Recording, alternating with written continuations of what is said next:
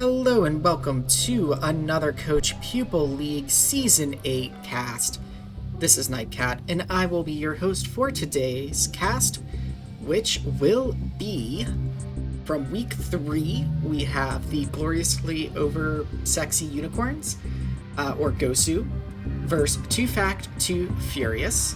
And this will be their Tier 2 going at it. So if you're not familiar with the Coach-Pupil League, which is abbreviated CPL, the players are split off into teams and further divided into tiers based on skill level. So Tier 3 is the lowest level, and then Tier 0 is the highest. So this is Tier 2, which is like the lower middle tier. So today we've got SirGlinG playing as Protoss going up against FuzzyBranch, playing as Terran, OttoRemmer playing as Protoss going up against Bagelpirate playing as Protoss, so PvP there. Then we've got Aszriel playing as Terran going up against lanaishot playing as Protoss. And finally, we had a bit of an interesting situation with the races being played, but we have iRk-ocoini going up against Deathstar. So we'll get into that when we get to their match.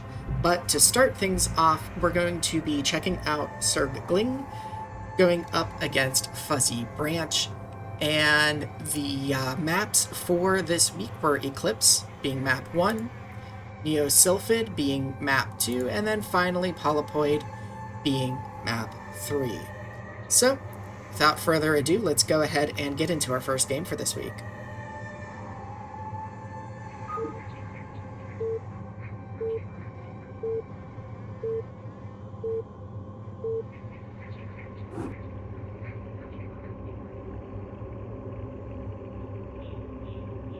Game 1 here, we have SirGlinG spawning as the red Protoss up at the top right of Eclipse, playing under the AKA Leaf BW per Sun.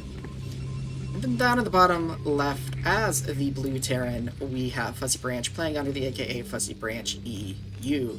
So I'm guessing this was probably played on the EU server based on that screen name there. So Eclipse, something that we see a lot, I think, on ladder is gas steal from the Protoss. So getting like an early gate, well, not necessarily an early, but getting that first gateway, going for gas steal, going for some type of zealot harass. You can even do that gas steal into, say, like with proxy gates and going with an attack based on that. So looks like we are seeing the pylon scout probe, so I'm thinking we probably will see a gas steal here by SirGlinG. Which I think that name is like meant to be a play on ZerGling, but it's SirGlinG, like SirGlinG, like with S's instead of Z's. Or, well, with a S instead of Z, I guess, but anyway, we have the probe scout coming in here to FuzzyBranch's base, and actually it's going up pretty wide. Oh, okay. So it wanted to take a wide path to stay out of the vision of FuzzyBranch, because something that a Terran player can do to try to avoid this gas steal here is to actually cancel P12 SCV and just, or sorry, the 13th SCV I think it would be, or basically you cancel the SCV that you have queued when you see the probe, and then you immediately, that gives you the minerals to immediately throw down the refinery. So you end up throwing it down like one supply early. So yeah, I think that would be the 12th SCV that you go ahead and cancel. But by going up and around, the Protoss really doesn't give the Terran much option to do that. So we do have the gateway down here. Nothing being produced out of it yet. The assimilator is down now, or has just finished. And we do have the cybernetics core warping in here for SirGlinG. And this is something that I've heard can be a typical response from Terran, is to throw down this engineering bay at the natural to just sort of block any sort of fast expansion. But it seems like that's not really going to do much here. Oh, we do have the probe even stole gas there from the assimilator. But looks like that's really not going to do a whole lot, as SirGlinG doesn't really seem interested in taking that natural right now. Instead is going for one base play. We have a second pylon coming down here. Cybernetics core just finished up. We'll see if range and dragoon start up. Okay, so we have a probe and a dragoon starting up instead. And this looks like the right amount of SCVs to pull to try and take out this assimilator. Go ahead and get the 3 SCVs, and going ahead and expanding as well. I think I'd like to see maybe the bunker come down, but there is an SCV here that has not seen anything. Went ahead and canceled the engineering bay here, given that nothing came down to actually expand. So FuzzyBranch knows that, okay, this is going to be some type of one-base play. It's just keeping the SCV out there to see when something comes down. Now, the gas deal does make the factory really late, and there's only 2 Marines here. So I am a little bit worried. Typically, you would want to get the 3 Marines, because 3 Marines can take on 1 Dragoon, even without a bunker, whereas 2 is not quite going to be able to do it. But the bunker is going to... excuse me. The bunker is going to be down in time here, and we've got a little bit of a SimCity here with a supply depot being made at the front as well. FuzzyBranch also has not seen anything come out of that natural yet, and is actually now going ahead and just checking to see if anything's being proxied, because it's always suspicious to a Terran player when Protoss is just like, no, I'm not going to let you in, I'm not going to let you scout. We do have a robotics facility finishing up here, so we'll see if we... Yeah, that's a pylon. Shuttle is started, so it looks like this will be Reaver-based play. The support bay just needs to be made still. And typically you would want to get the shuttle first. Engineering bay coming down for FuzzyBranch at a good time as well, which I think is a great response. It's a bit of a vulnerable position though. If this Dragoon really wants to harass this and pick off that SCV, it is entirely possible to get up into this spot and do that safely without the bunker. Going ahead and hounding them. 2 factories coming down now for FuzzyBranch because they do have the resources with the factory being so late, and it looks like SirGlinG is going to want to expand behind the shuttle harass play, which I think is a good move here. The robotic support base started maybe a little bit late, like the timing could have maybe been a little bit crisper, but I mean really it's only a matter of a few seconds, and typically at the tier 2 level, like being a little bit off with your build is not necessarily going to be what wins or loses the game for a player. This probe though is hiding out in this main, a little bit cheeky there. See if it manages to do anything or come into play. We do have FuzzyBranch still suspicious that something is up, going ahead and scouting. Again, has this engineering bay floating to throw off any goon pressure at the bunker, throw off their AI, because Dragoons don't really like to target in any sort of intelligent way. We still have the shuttle here. The Reaver is done, so we'll probably see Scarabs get queued up in that Reaver, and then the shuttle, yep, it's going to go ahead and load it up and head out with it, picking up a Dragoon as well. Nope, deciding to go for a Zealot instead. Typically you will see some unit paired in the shuttle, so that way the other unit can take any shots from siege tanks and leave the Reaver unscathed and able to fire the Scarab shots where they wanted to, whether it's the units or at the workers. But there's no army outside of the few Marines, the 3 now, that FuzzyBranch has in the bunker. Now these 2 tanks do pop before this army reaches, so it's a little less scary now, but it's just 2 tanks, right? And we've got mines and speed. I didn't see if siege mode actually got researched, and there's nothing down here to defend. The Zealot actually goes running off to the bunker, and that Reaver shot still goes off. Man, Reaver shots are just crazy unpredictable, right?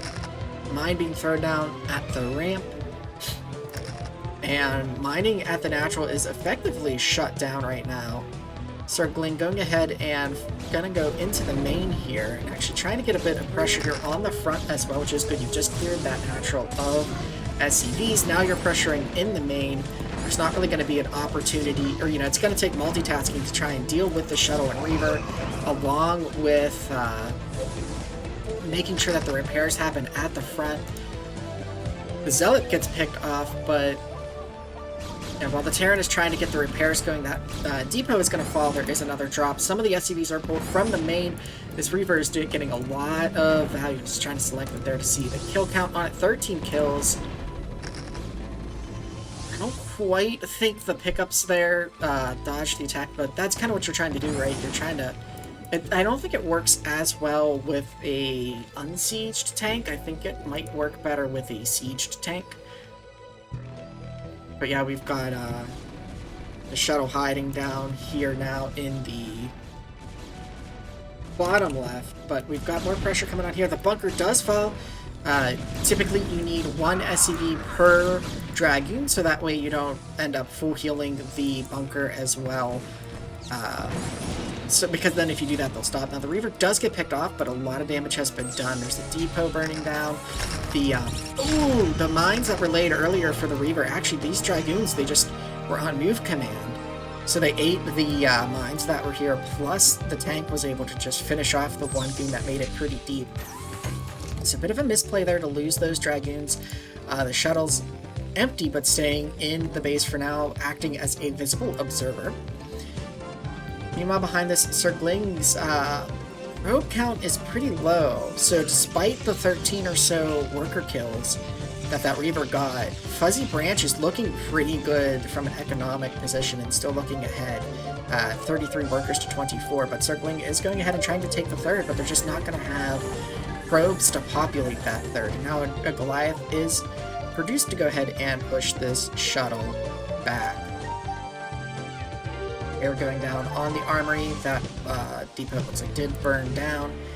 Shuttle's still going to hang out, though. Can watch for the third again, working as that visible observer of sorts.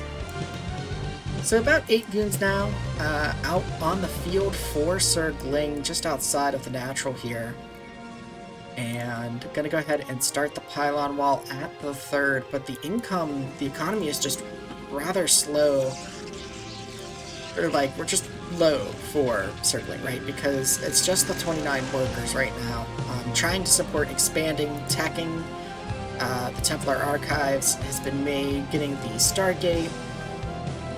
We're getting observers as well. We've got 4 gateways, so there's just a lot trying to be supported by the 30 probes. But worker production has resumed, so that worker count will be able to climb, and if Terran really doesn't punish while they have the economic advantage there, or, you know, if they let SirGlinG basically, like, kind of fix that advantage for long enough, or disadvantage, I guess, then, you know, in the end, it's probably not going to impact the game too harshly. But yeah, worker production, very, very important in this game, and it's very easy to lose sight of it too, and just sort of like, you know, just tunnel vision narrowed down into some little thing that you're doing in your build, and then you go back home and you're like, wait, I should be able to, you know, support what I'm doing right now, and I just don't have money to build what I want to build. And then you realize, oh, I've not been building workers. So I like this pylon wall here with the workers, just in case there's any sort of vulture run by. There's just the one vulture that's running around the map right now, doesn't have any mines that it could lay, but scouting around for bases, sees that Protoss is up on 3 bases right now, and there's a vulture that was checking out the bottom right. Merrick spotting at this third to see if there's anything going to prevent FuzzyBranch from taking a third, but there doesn't seem to be a command center started or anything at the moment to float over.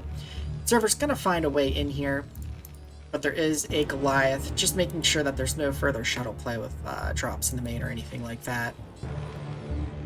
Starport is done. Terran is at 1-0 right now, so I don't see a science facility just yet, so +2 weapons can't be started. And we do have arbiters on the way.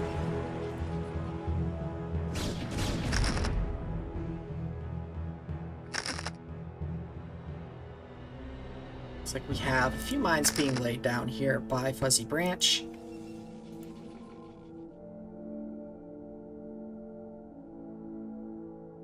Another observer coming out here to position and check out the front. But right now, FuzzyBranch, I think, is looking pretty good.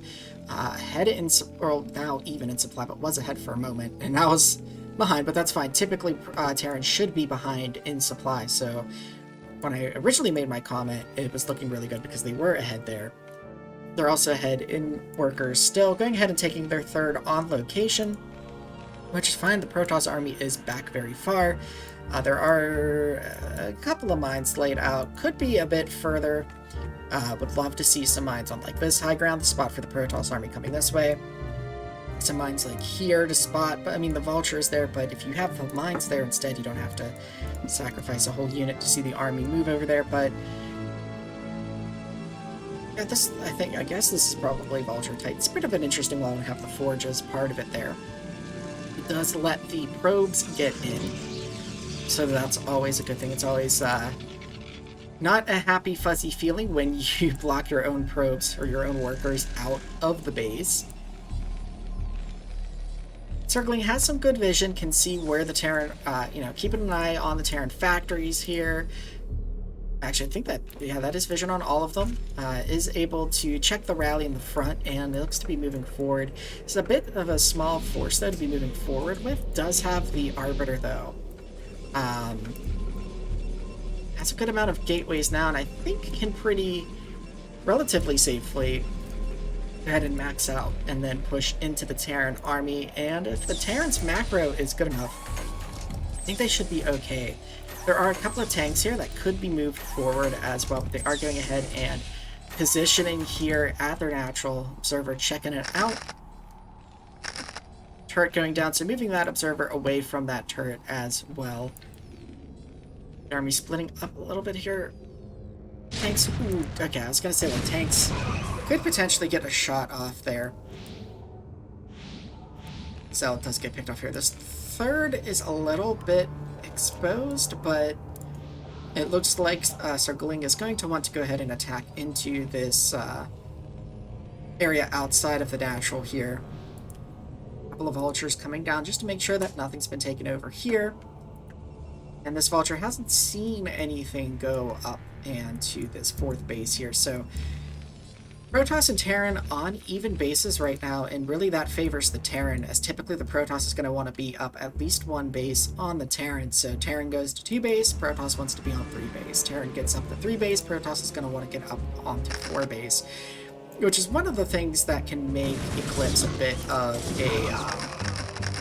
a tense matchup between these two, because it is kind of limited in the number of bases here. Now, FuzzyBranch sees the Arbiter tech. One thing they don't have scans. There's no comstat at all, so they have no... Their vessel is coming out here. They do have +2 weapons on the way. No armor currently. It looks like SirGlinG has decided to actually reposition the army and come after the third, which is going to force FuzzyBranch to move some army over here, but there's a lot of Zealots there just on move command. There's no scans, there's no vessel. Mines are still going to trigger, but that cloak from the Arbiter doing a lot of work here. The vessel does come over now, but if that gets picked off, okay, Comsat is just finishing now. But I think this third gonna go down. There's Zealots that managed to get in there, running amok. The Dragoons, though, getting lost. Really wanted to save those. But forcing this third to lift, I think all of the workers got killed there. SirGlinG taking the worker lead here right now. SirGlinG pulling those Zealots back to go ahead and try to pick off the command center. Now the Zealots running after the tanks. Ooh, nice Reaver shot there. Again goes off. Yeah, the tanks are just getting pulled apart here by their own splash damage plus the Zealots. How is that Zealot able to, or that tank able to shell the Zealot from up there? Being forced to lift, and that was the one comsat that got built was at the third. Didn't even get the scan. It's about to burn down. The command center had to be lifted, but the Arbiter did get picked off. We don't have another Arbiter in production. Detection is really like FuzzyBranch's weak point right here. Like, they have the one vessel, but if that gets picked off, then you know, like, that's gonna be it. Oh wait, there is one Arbiter out on the field. There could be like a second Arbiter being produced though, but looks like they were going to switch into Storm with High Templars, which can be a pretty powerful move here. And we've got a couple of Zealots coming down to check these bottom right bases. The one Zealot's going to be met by a couple of Vultures here, and the other Zealot's going to be met by some Mines. So he tries to survive, and it survives with 6 life, so it is pretty helpful there. 4th base now being taken by SirGlinG here, up on the high ground. And now we've got a few Zealots, or a Zealot and a Dragon moving down here to clear this base out. So it looks like SirGlinG just wanting to make sure that Terran doesn't take these bases, and actually SirGlinG now going ahead and taking the 5th base, so going ahead and double expanding after that attack. Meanwhile, FuzzyBranch is going ahead and taking a risky expansion here with nothing to defend this. If SirGlinG wanted to, they could just take that out with this army that's sitting here. Probe transfer over to the 4th base. Just more being produced. SirGlinG is almost maxed out here. Actually, yeah. So SirGlinG notices this and goes ahead and tries to move in. Gets pulled into a bit of a fight with the army. And will engage while a Reaver cleans up that base. Actually, he's not going to pull back. There were some SCVs being transferred. They're going to be picked off, and that command center is going to get picked off as well.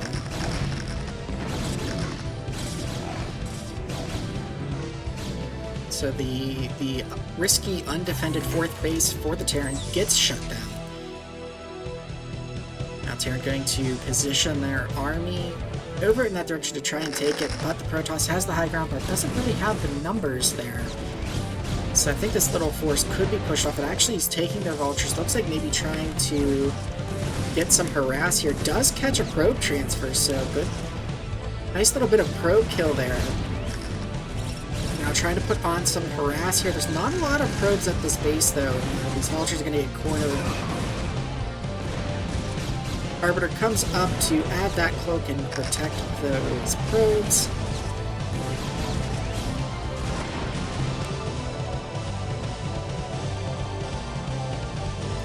Vulture harass is cleaned up by SirGlinG, but there are no probes at the 5th because that probe transfer did get caught. How many probes are here at the main, I wonder? Okay, there's not too many, so producing more probes out of the next eye though. There's like about 14 here, transferring out of the natural now to one of the new bases. And I'm trying to see like where SirGlinG's army is. It looks like it's a bit spread out. Like we've got group here, there's an Arbiter up here, there's a few units spread out here. It looks like there's a probe, so probably looking to expand on this way next. Going ahead and making sure that the Terran can't take this 4th, again repositioning the army there. There's a fair bit of army here at the natural, because like they're almost maxed out, right? But it's like their army doesn't look that big because it's so spread, but I think they're going to move into trying to attack this position from 2 locations. Storm going down on the tank. One Storm doesn't quite kill a tank, but it does severely injure it. Mine's getting pulled out. Now the army coming from both sides. The Terran army failing to fight up that hill. Few defense matrix going down, but these Storms doing massive damage here to the Terran army. FuzzyBranch being forced to pull back here. Okay, there are some units in the shuttle. There's some more Storms going down on the clustered tanks here. Vulture's trying to pick them off, but this 3rd now exposed. Feel like the High Templar could have been loaded up and retreated. Ooh, Mine's cleaning that up a bit. So the 3rd actually manages to stay alive here. And the supplies pretty much even out, but Terran is not producing anything right now. They go ahead back now and get their macro going. But it's going to, I think this game come down to each player's macro, right? Like, SirGlinG is really putting themselves in a good position here, making sure that Terran is stuck on the 3 bases and continuing to expand themselves. They maybe have room for more gateways like here, but Eclipse can be a tricky map with the gateways count because there's only one main for you to use, right? And so it's not like a 4-player map or even a 3-player map where you can take another main and throw down another base's worth of gateways there. An attempt to run into the third there by FuzzyBranch. Gets blocked off by the SimCity, but they missed their opportunity to go ahead and get into the natural main. But there's really not going to be... Not mind taking out that Zealot. There's really not going to be a lot of probes at the main and natural, so getting a run by into those bases really isn't going to do a whole lot of value. Now, I don't know if FuzzyBranch actually knows that the top left is taken, because they've been trying to get into this, or get their 4th base up. There's a lot of juicy probes there that a Vulture Harass could have been for, but really, like, they just need to get their army count up, and they're running low on resource right now, right? Like, the main's almost mined out, the natural is mined out, so they essentially have one mining base. It looks like there's just 2 workers on the gas at the third after that last attack. So, Terran is really on a clock right now. They need to get a 4th desperately here, so that way they can have 2 mining bases. Now, they are floating their command center over there. There's nothing spotting this for SirGlinG, so they do have the opportunity here to go ahead and set up some defenses and try to take this. But you always have to watch for Protoss to decide, you know, I'm just going to dive in on your factories. And we do see... Actually, no, that's just Arbiter Energy. I was going to say, do we see Recall being researched? I'm not sure if it has been researched or not. We have the shuttles with Zealots and High Templar, so Zealots, High Templar, Zealots, which those Zealot bombs are always dangerous when they land up against your tanks if you don't focus fire your tanks onto things like Dragoons. But we have, I think, a... Actually, well, no, I was going to say we have a very Zealot-heavy army, but there's just Zealot-heavy here because of the recent production. And there's a fair number of Dragoons here, so I'm liking the Protoss army composition. There's an Arbiter just kind of chilling over here, so I think Recall maybe has been researched. And I think we're going to see one of these 2 armies get recalled here. Looks like it's actually going to go ahead and bypass the 4th and try to get into the 3rd here. There's the recall as the energy spent, and then the recall happened.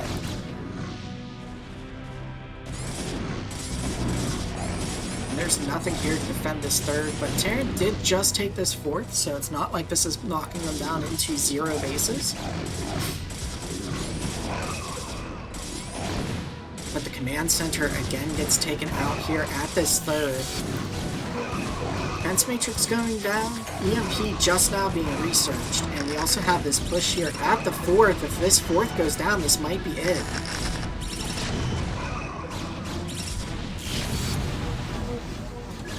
With these shuttles here.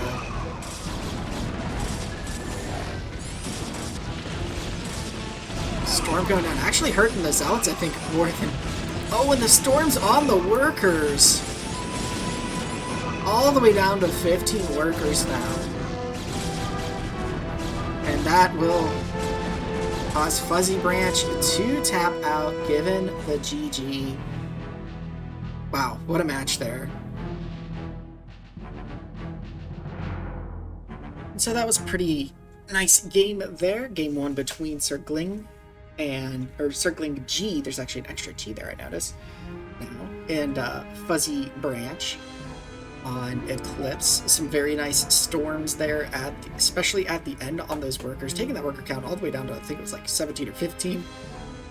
A good Arbiter play, a nice recall there on the Terran 3rd, and just good, basically 4th base denial there by SirGlinG, where FuzzyBranch tried to do some stuff with some Vulture Harass, but like it just wasn't quite there, and they didn't quite get their position, or their army rather, into position on time. So let's go ahead and, on time at the 4th to defend it rather. My brain's kind of like going faster than I'm speaking. Let's go ahead and get into our second game so we can go ahead and get that started here.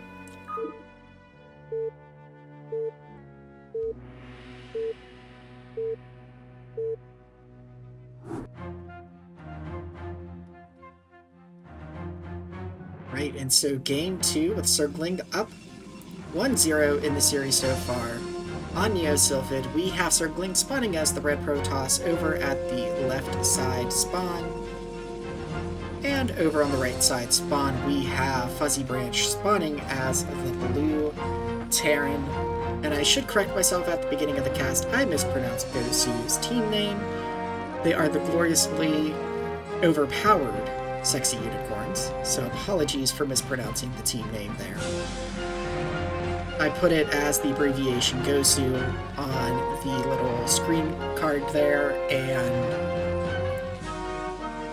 just from there my brain blanked out when it was time to say the name, so again, sorry about that. Looks like no Pylon Scout this time since we are on a 3-player map instead of being on a 2-player map. And we've got the depot positioned, since the minerals are on the right, such that the SCVs, when they spawn out of the command center, will be a little bit closer to the mineral patches. Just a little optimization that can be done to speed up things just a little bit. Gateway coming down for SirGlinG, so nothing out of the unusual here. There is no scout though from SirGlinG, so wanting to keep all of those workers at home for now. See, this is going to be a second gateway. Looks like something's going to come out with this probe here. Nope, it will be gas. And still not scouting, so SirGling's figuring, I guess, that their strategy that they don't really need to go see what the Terran is doing early. That's not going to change their game plan, so they are just sticking with all of their probes to sort of just get that a little bit of a boost of economy. FuzzyBranch is going out here with the scout. Looks like they will scout in the proper direction, and okay, now we have a scout coming out from SirGlinG, which will get a last scout on the Terran. Watch to see if the Terran goes ahead and takes workers out of the gas or not. Barracks is done, so second depot should be starting up here. Marine not being started yet, so maybe trying to squeak out that factory a little bit faster. Looks like guys are being left on the gas for right now, so maybe we'll see a 2-factory early aggression play come out. FuzzyBranch, the cybernetics core is done. Our Dragoon production being started. Still just 1 factory on the way for FuzzyBranch. Maybe those guys are still in the gas, so we may still see yet a second factory, but this probe's going to come down.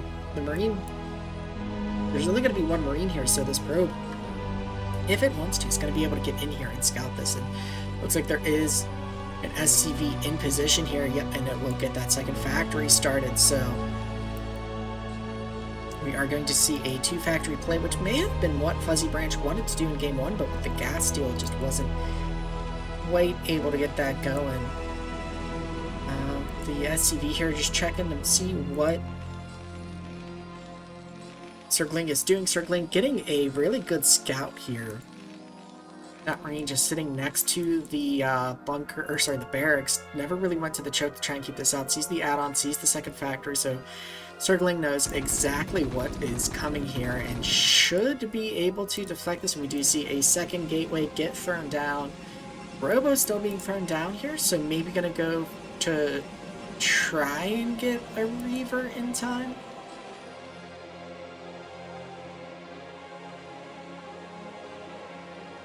This SCV here.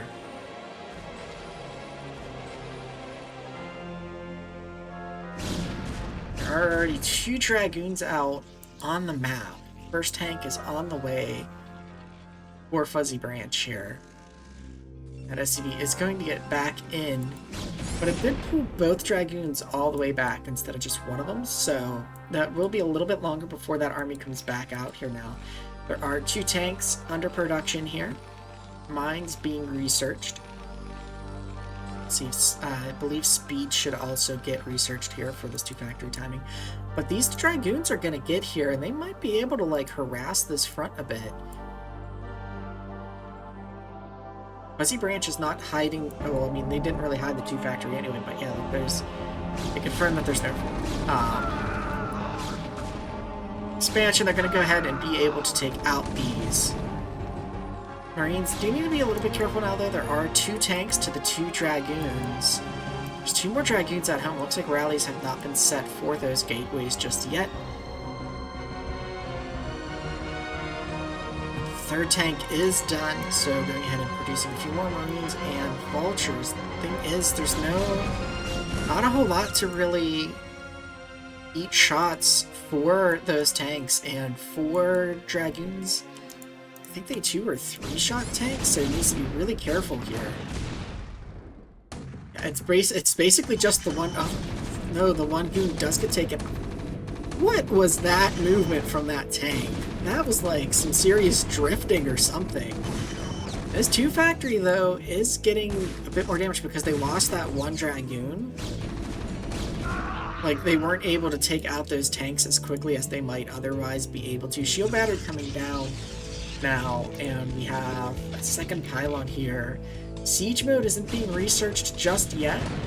A couple of mines being laid, though. There's nothing to repair the tanks either, so any damage to these tanks... Did that shot miss? Jeez.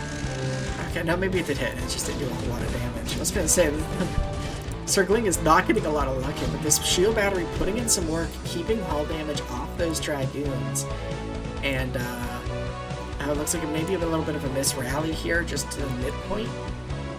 Slowing down those Vultures, but actually, yeah, getting that, reflexively, I didn't even think about it, because usually with a 2 factory, you're going to be getting mines, so getting that Robo off the 2 gates allows you to go ahead and get the observatory so that the mines won't be as big of a deal. Trying to poke in here, but there really aren't any probes at the natural just yet to go ahead and take out. In this game, SirGlinG being on top of the probe production at the 29 right now.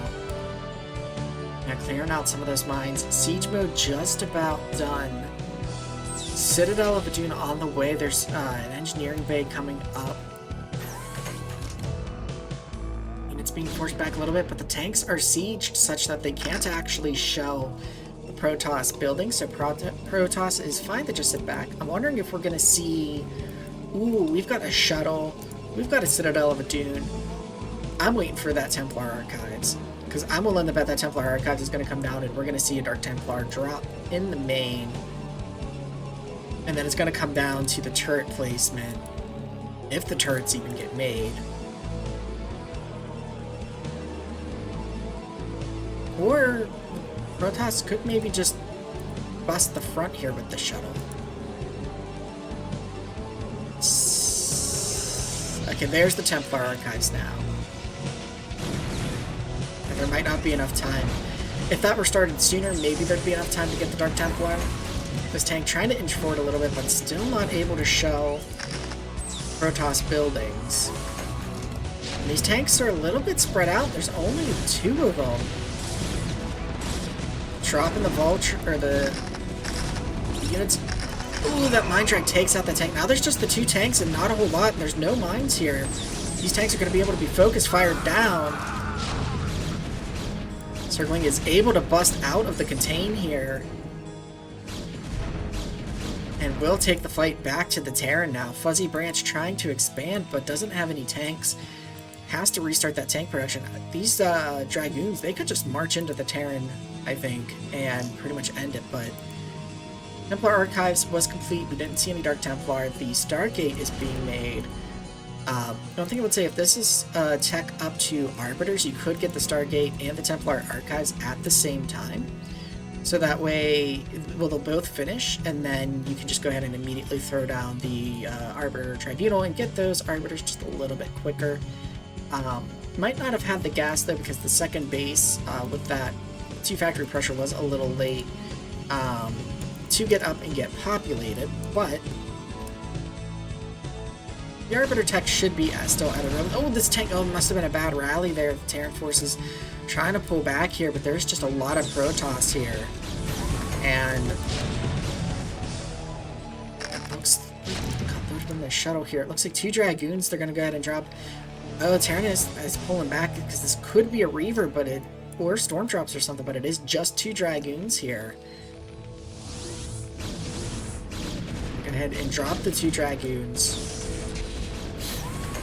2 Terran trying to get tanks set up here. Protoss taking a third base behind this aggression. I like it, but gonna go ahead and dive in here.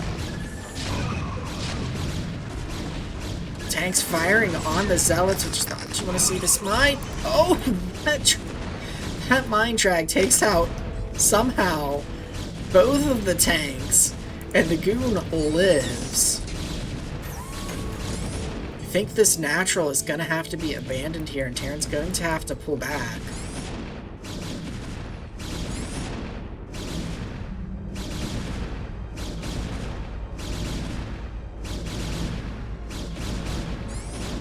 Producing an SCV instead of lifting the command center and just pulling it back to the safety.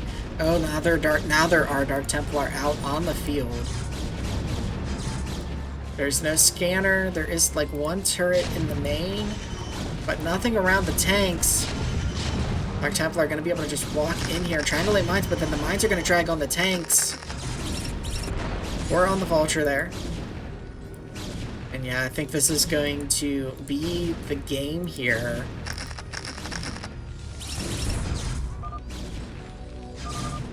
With that, FuzzyBranch is going to have to GG with the Invisible Man running through the base here. Very well played game by SirGlinG to break out of that contain. And we'll take the series 2-0, putting GOSU up 1-0 up against 2 Fat 2 Furious so far in the Tier 2. And up next, we will be taking a look at OttoRemmer versus Bagelpirate. I really should add the series scorer somewhere on the screen, but I'm not exactly sure with how I've laid things out where I can exactly do that, but I'll try and think about that while we're in the next game. Let's go ahead and get that loaded.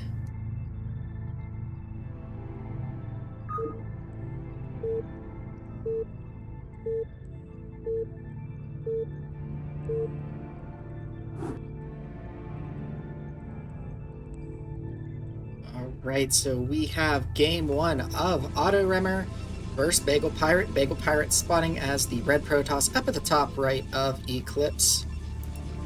And down in the bottom left in the blue Protoss, we have OttoRemmer. It is Protoss versus Protoss, which I find to be a pretty interesting matchup.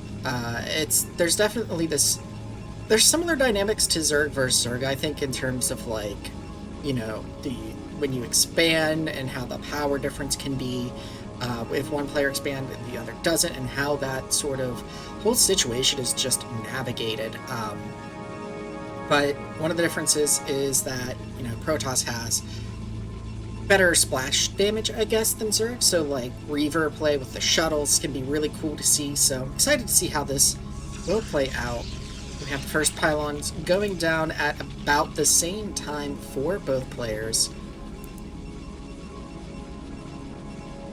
So we'll see where their builds will deviate. Also, if you notice, I have added the tier score up to the top while we are in match. So I think that's where I'm going to do the score for this cast. And then we'll figure something out a little bit better, perhaps, for future casts. Looks like we have a check for proxies here. Whoops, that turned around before the screen here. And we have a gas coming down for Bagelpirate that is not going down for OttoRemmer. So it looks like OttoRemmer is going to be going for a 2-gate pressure here. I think this is going to be a gate. Yep, it is indeed a second gateway. So I think we're going to see some Zealot aggression out of OttoRemmer, whereas we're going to see a Tech 2 Dragoons here from Bagelpirate, which with proper micro, goons can clean up Zealots, but Zealots in enough numbers and in the right situation could be difficult to deal with here. I don't see a pylon down for OttoRemmer, so OttoRemmer's actually gonna supply block for a little bit here. The second gateway is done, and they're not going to be able to produce out of it for a little bit, but they are going to go ahead and throw down the the assimilator. And Bagelpirate, having seen the 2-gate, is going to block. Didn't use hold position, though, so the probe is actually able to get out because the zealot wasn't on hold position, so it went ahead and approached the probe that was trying to come in and scout. So both players actually get a full scout pretty much of their opponent's plans. But it looks like, okay, so OttoRemmer is now producing out of both gates. And we'll very quickly supply block here. Okay, no, they do have a pylon, so there will be a little bit of a supply block. Where right now, if they wanted to, they could produce out of one gate, but not the other. They are going to go ahead across with their 3 zealots. I'm going to go ahead and get their core started. And it looks like in response to seeing the 2-gate, Bagelpirate actually went ahead and threw down a second gateway as well and delayed their core. But their core still is about half a core's speed of production faster. At the moment, 3 zealots coming across the map, but with the defender's advantage, Bagelpirate, I think, should be okay. Gonna go ahead and send a zealot chasing after that probe. Might need that back at the front, but actually should be okay. OttoRemmer gonna go ahead and back off, and I apologize if I've got a little bit of sniffles going on right now. For some reason, one of my nostrils is just feeling a little irritated at the moment, so might have a little bit of sniffling going on here. So the probe for OttoRemmer gets cleaned up from Bagelpirate. Bagelpirate gets their first 2 Dragoons out. And now we see a bit of a deviation again, where OttoRemmer is getting range, but Bagelpirate is going for the robotics facilities. So what I'm interested to see out of Bagelpirate is that facility for observers, or is it going to be for Reavers? I'm thinking there's a good chance that it could be for Reavers, given that this scout probe has been in this main for a really long time, and pretty much has seen that there is no like tech to Dark Templar happening, and actually the robotics facility for OttoRemmer on the way as well, I think. Yeah, down here in the bottom left. So OttoRemmer, or I believe Bagelpirate has seen that because the probe was like in this mineral line here for a little bit. So they are going for an observatory though, playing it safe. But I don't know if that's needed. You know what I mean? Because like obviously like we have complete information, right? So we can see that there's no cloaked thing there. But I believe that Bagelpirate has seen that a robotics facility was on the way, unless they're afraid of like a proxy play or something. But I don't know that you would expect a proxy play in this situation. We have about equal armies here, maybe a little bit more. There's 3 zealots, 4 goons, and 3 goons and 3 zealots for Bagelpirates. Bagelpirate gonna go ahead and retreat as they have 2 goons back at home. But they're retreating all the way, and OttoRemmer is not giving chase, so maybe giving up some ground that they really didn't need to. Maybe could have stopped at the high ground or something. So that way they could watch for when OttoRemmer wants to give chase, but OttoRemmer is going to go ahead and move out here now. But Bagelpirate's army is kind of just in a clump right now. OttoRemmer was just checking to see if there was anything on that high ground. I'm going to go ahead and pull back, so looks like we won't have a fight just yet. But yeah, with ranged units, concaves tend to be your friend. And we have a few more gateways going down. Observer is out on the field for Bagelpirate. Observatory is out for OttoRemmer, but we don't have an observer under construction just yet. It's actually OttoRemmer was supply blocked for a little bit there. As soon as that pylon finishes, we get a couple of Dragoons on the way, another gateway, so we're going to go up to 4 gates, which is what Bagelpirate's going up to here. Observers past the Knights. Actually, there was one that was made while OttoRemmer was supply blocked, and I missed that. Or before the supply block, rather. And so both players are going to get to see what the other is up to. And they pass over the armies at about the same time. So it's like they sent their first observer just straight to each other.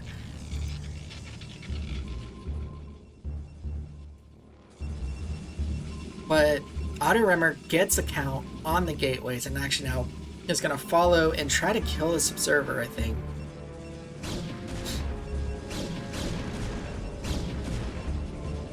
Observer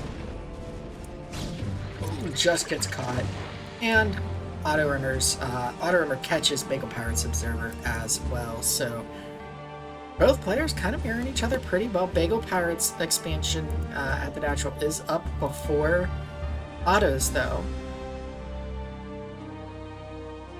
Bagelpirate with the supply and the worker lead. Now Bagelpirate checking the high ground with the Zealots and checking over by the third with the Dragoons. Sees that the ground is clear there. So we'll see if they send probe over there to take it or what, because they've gone and checked to make sure it's clear. There's an observer going to see if the third has been taken or not. And it's going to just miss the army being there. And the probe transfer a little bit early for OttoRemmer there, as the probes from the natural go ahead and return the minerals that they've mined to the main, but they'll get back there to the natural and then be mining it all right. Third is being taken, and I don't know. Okay, yeah, that observer did see it and get sniped by Otto. Another observer coming down here to check this bottom right. Observer being... okay. Let's go say this observer being left on the high ground, but actually it's going to go ahead and scout over to the right. The Zealot's being pulled back to rejoin the army here.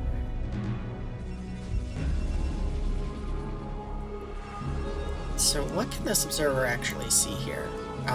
It can see that this base is taken, because it can see this patch being mined. And this patch being mined. It can see the forge start to spin, but outside of that, this observer position is not really telling much. But it is a little bit safer, I guess, because it's not going to get spotted by an enemy observer.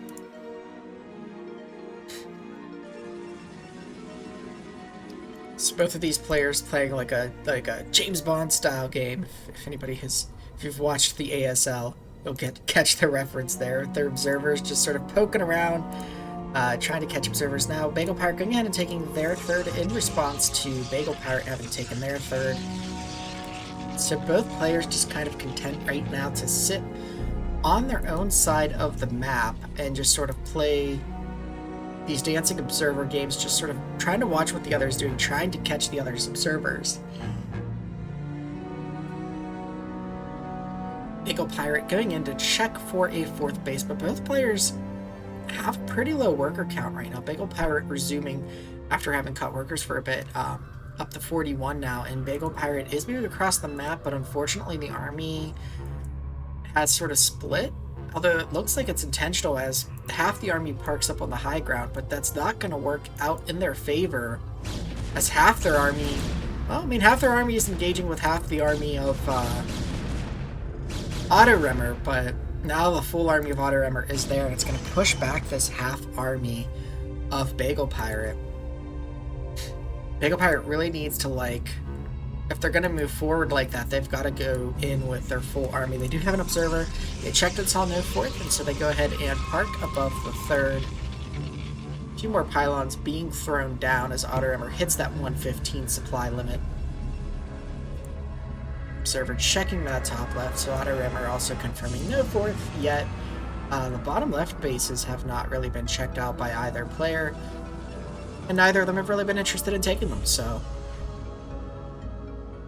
Observer passing by the army here on this high ground. And gonna go ahead and now check those bottom right bases that I was just talking about. Make sure that those are not taken. Another observer coming out here. Actually, somehow bumped that one. It looked like it was nowhere near it. But did kind of make a turn a little bit. Sees that army there. Sees that both these bases are open, so... it is even bases right now. Nice probe transfer there from Bagelpirate. OttoRemmer are also kicked back in to make a few more probes.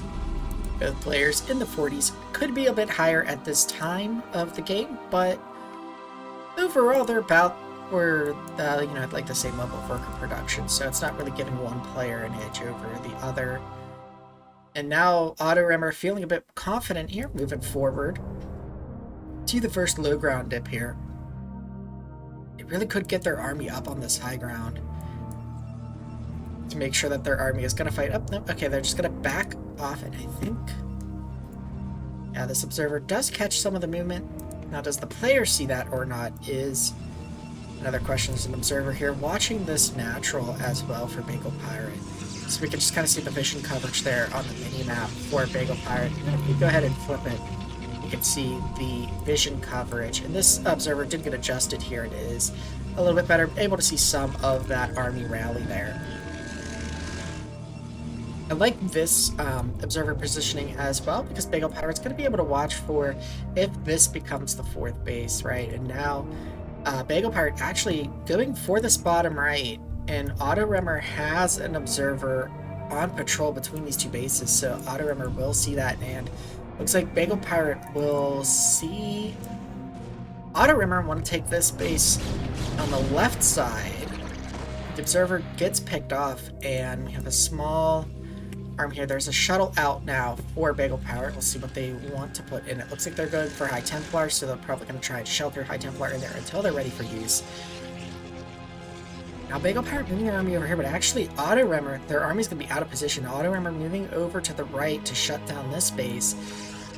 They haven't placed any structures here yet, and I like that because they're throwing their whole army over here expecting Bagelpirate to come in. Bagelpirate's going to go ahead and cancel those buildings. And Bagelpirate would be free to sort of just dive in on this left side here. Bagelpirate's probe count now actually a good healthy 62 to OttoRemmer's 43. But that means that the supplies in army is actually about the same, or a little bit favored for OttoRemmer right now, because they're at about the same supply. Now OttoRemmer's ahead and has about 20, or well, it's 19, now it's 20 less supply in workers. So OttoRemmer has the larger army, that observer getting caught, but neither player really has anything to worry about. Right now 1-0, 1-1, so OttoRemmer ahead on the upgrades a little bit. This dragon wandering a little too far forward. Oh, looks like we've got a High Templar drop gonna happen here. It might get caught by the observer here. Oh, and the observer does see it for a moment. The question is, does Otto see it? And it looks like they do, as they're pulling back some units from the army to station here. There are 2 cannons already. There are some rallied units, so I think OttoRemmer will be okay. Bagelpirate's minerals and gas are kind of banking at this point, and that's due to, I think, to the increase in workers. Or not the increase, but the larger worker count that Bagelpirate has in comparison to OttoRemmer. And now they're both kind of expanding on this left side, right? So the nexus is here. Bagelpirate, or OttoRemmer rather, is a little bit ahead because they have, this did get denied and have to get canceled, and so this was able to be set up. And then Bagelpirate had to kind of transition into over here. This shuttle has advanced a little bit more, but has not actually gone into land. There's so much here that I don't know how much damage a drop can really do. Looks like OttoRemmer is getting the bulk of their force here at the 4th, and is actually going to advance on the 4th, and the majority of OttoRemmer's army is actually back at their natural. So I think... Oh, Archon's actually being morphed, and not, instead of going for storms here. These little units are going to get picked off, but it will slow down the reinforcements. And this 4th for Bagelpirate is going to fall, so good denial of the base here by OttoRemmer.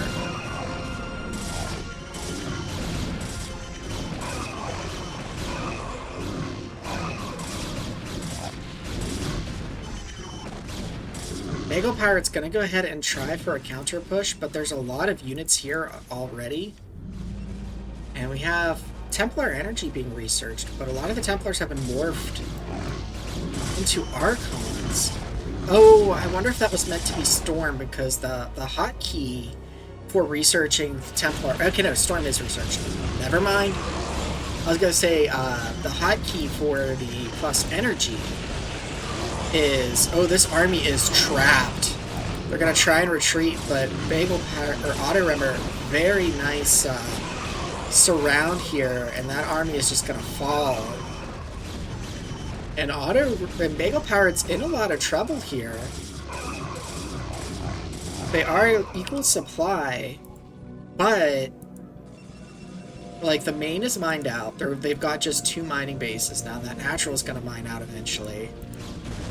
The storm drop happens here, but the shuttle gets caught. I think just 1 or 2 Templar got dropped, and the cannon's able to clear it up along with the the rally point army that's there.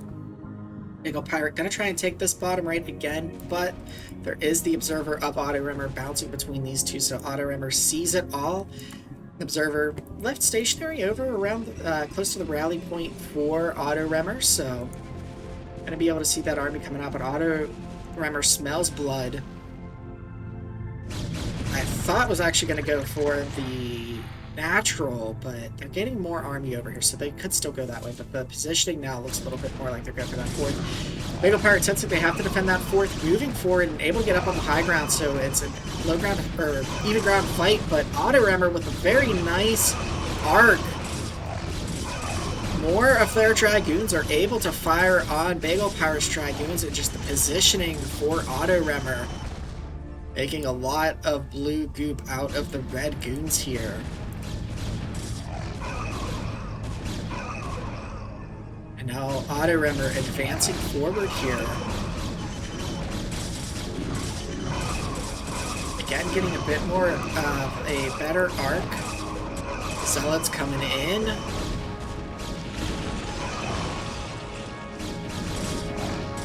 Storms going down, and just checking the upgrades real quick. 2-1 and 2-2. Bagelpirate losing the army again, going to have to GG. There were also Zealots tearing apart the 4th here, so nicely played by both players really in this game, but OttoRemmer taking the win in game 1.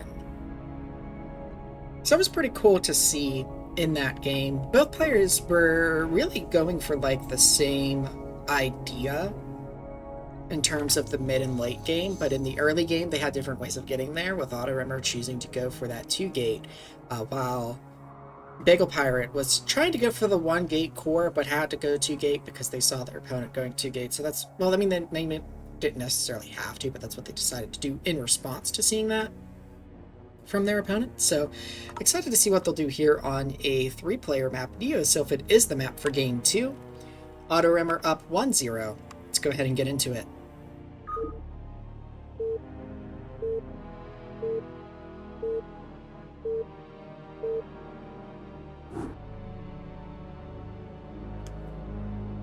Alright, spawning on the left side of Neo-Sylphid. In the blue Protoss, it is OttoRemmer. And over on the right side of the map, in the red Protoss, we have Bagelpirate. Now, these are the same spawns we had last time. I think the RNG in StarCraft is broken. We had left side, right side, but that's all good. So keep an eye on what they decide to do. Neo-Sylphid being a 3-player map, the other spawn is up at the top of the map. And I apologize if you can hear a lawnmower in the background. Looks like some yard work is being done with the screaming. The hallucinated screaming bird popping into view for a moment. Will it grace Bagelpirate by running out of energy while in vision? No, it will not. It has decided to not grace Bagelpirate with that blessing.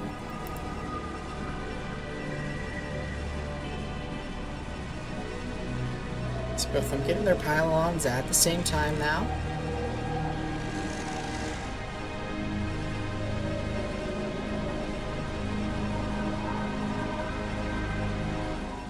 And OttoRemmer, let's head and first on their gateway a little bit after Bagelpirate here.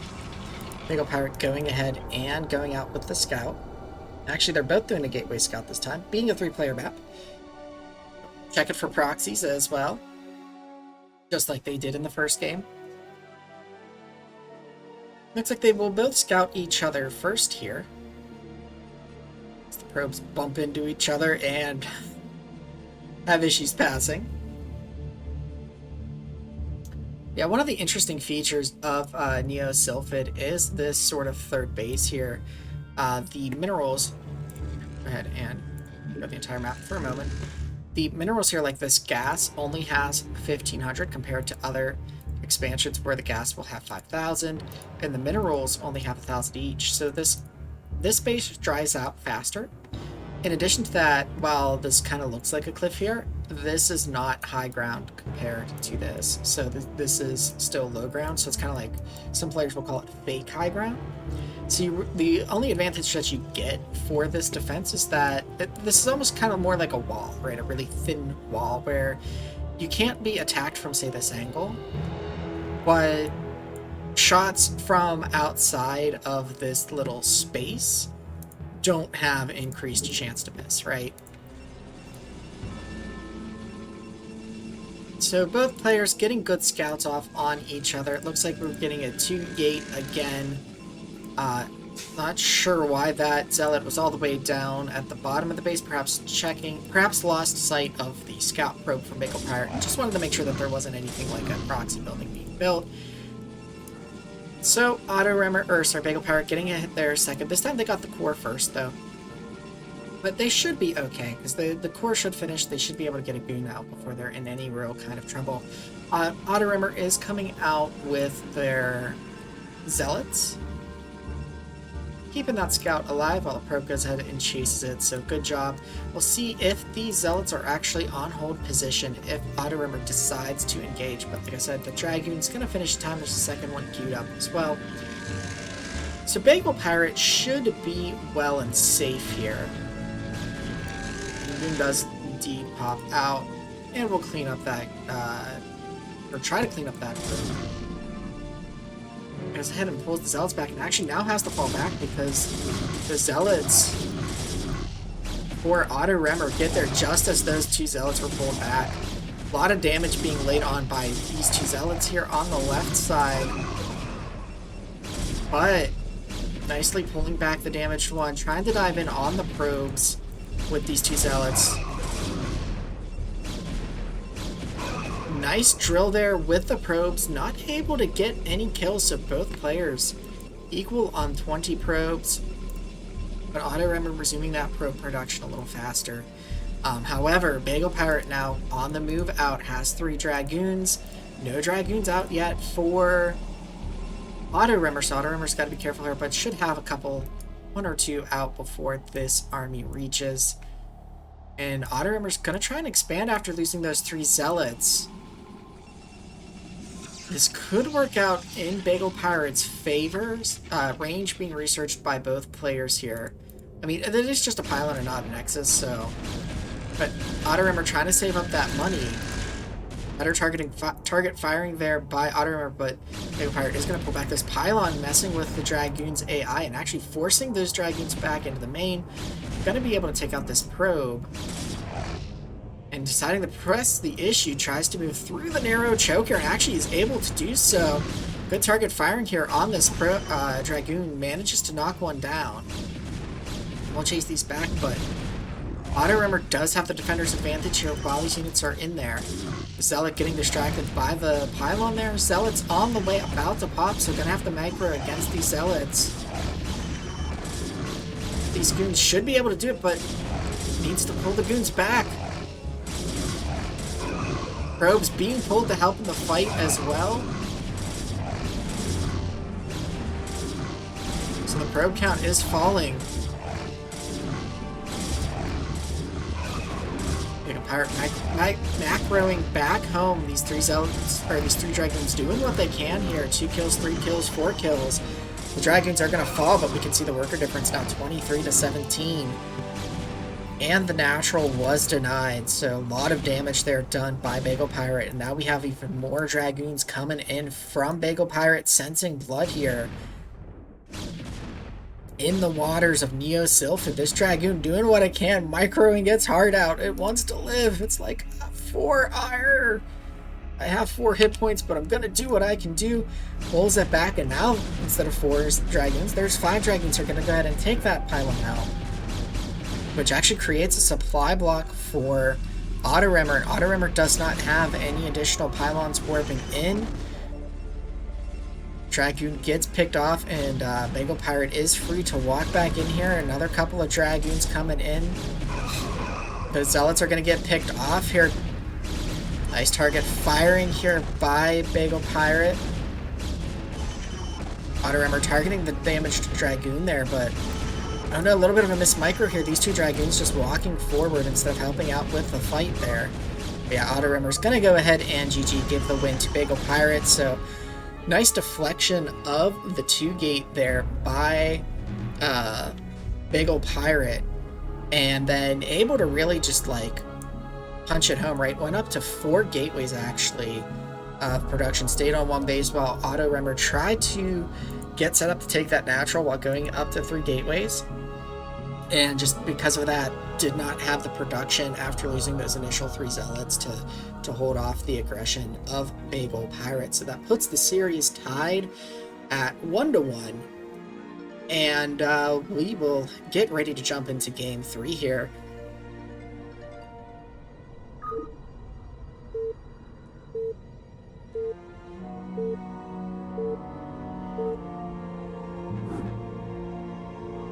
Game 3 takes place on Bagelpirate.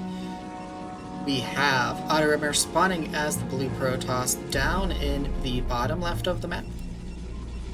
And then up at the top left, we have Bagelpirate spawning as the red Protoss. So we've seen 2-gate out of OttoRemmer twice now. I'm wondering if we will see it again. We've also, the week 3's map progression has been pretty interesting because we go from a 2-player map to a 3-player map to a 4-player map. So with each successive game in a series, there is an additional spawn location added. So kind of neat. A little bit of trivia there. Bagelpirate, we saw a ton of it in the preseason as it was the map for one of the preseason weeks.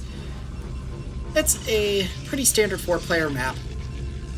To me, it feels like an improved fighting spirit.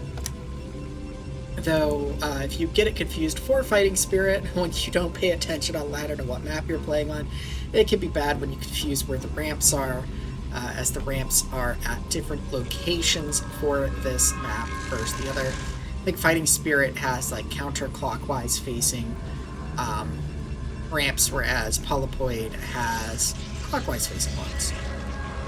So everything looking pretty much the same this game. I'm also interested to see how this will play out too, because Eclipse was a pretty long game, right? Bagelpirate, if they get into similar situation, I feel like if OttoRemmer doesn't commit with those Zealots and lose them from the 2-gate, if they indeed decide to go 2-gate, and it looks like actually both players going 2-gate here. OttoRemmer not getting the gas this time. Or sorry, Bagelpirate not getting the gas this time. OttoRemmer is going to scout this. Getting the probe in there. I'm actually going to try and manor pylon, but it doesn't quite block anything, so I'm going to go ahead and cancel it right away. A bit unfortunate as that is 25 minerals. Now, okay, gets one down. Yeah, when you cancel a building for a refund, you don't get the full amount back. You lose like 25% of the cost. So pylon costs 100 minerals, you only get back 75. Bagelpirate is continuing to try and scout here. We'll get the last scout off, but I don't know how bad a manor pylon really is in Protoss versus Protoss, especially like that pylon is going to get destroyed before a Zealot can get in there. Like, it could help in that, you know, there's nothing blocking this ramp right now. But, so, like, you could get up on the high ground kind of easy there, right? However, yeah, like, the Zealot just wasn't able to get there in time. So, I'm going to go ahead and just fall back and block. It may have been better if this were a 1-gate gas, maybe. But OttoRemmer's actually going to go out aggressive here with their 2-gate. They've got their 3 Zealots. They're going to head out now. Only 2 Zealots for OttoRemmer, so OttoRemmer deciding instead to now go back and get the core, which has not been started yet for Bagelpirate. But Bagelpirate's at a slight mineral advantage in a way because in essence, like, you know, Bagelpirate hasn't spent any money on a pylon, so that's 125 minerals that OttoRemmer invested into that Manor pylon play, and they'll still have a probe that's kind of snuck into this corner here. It's like Bagelpirate is getting their army ready here. Might try to push up this ramp. There is just the 2 zealots, but Dragoons will finish soon, and if microed properly, the Dragoons would shut down this zealot aggression. The way the zealot legs look kind of interesting, like, because they've got like a knee here, and then like there's a bend here. They've got like 2 knee joints or something, and there's this little like circle thing here. I don't know. This is kind of interesting to see, but it looks like Bagelpirate is going to try and move now with these zealots, and will force them back, but the Dragoons pop just in time. Now they're going to go ahead and try and chase that dragon down. And they're actually... Oh, okay. It looked like they thought about splitting, but now they're just going to dive in on the probes as the army of Otto just kind of sat back there and let them dive onto it. And probes are going down. At least 2 have fallen. 3, 4... But they do pull up on the gas. This does stop the mineral mining, though one of the zealots falls. About 4 probes have been killed. Split off of the probe from the zealots, trying to hide in the corner there. I'm just going to go ahead and pull the zealots back. Try and keep as many of them alive as possible. Could catch that probe that's gone down to the natural... Okay, no, just going to go ahead and fight. Unfortunately, another couple zealots were coming down. Possibly rallied or just, like, joined in. Thinking maybe they could make some magic happen, but they are going to have to retreat. And now Bagelpirate jumping up to 4 gateways here compared to just the 2 still from OttoRemmer, but OttoRemmer is the larger army at the moment. A couple of cannons going down to help defend as well, which is a pretty big mineral investment from Bagelpirate, right, to get those cannons. Because that's 300 minerals. That's essentially the mineral cost of 2 gateways and almost 2 Dragoons, right? Because Dragoons are 125 minerals each.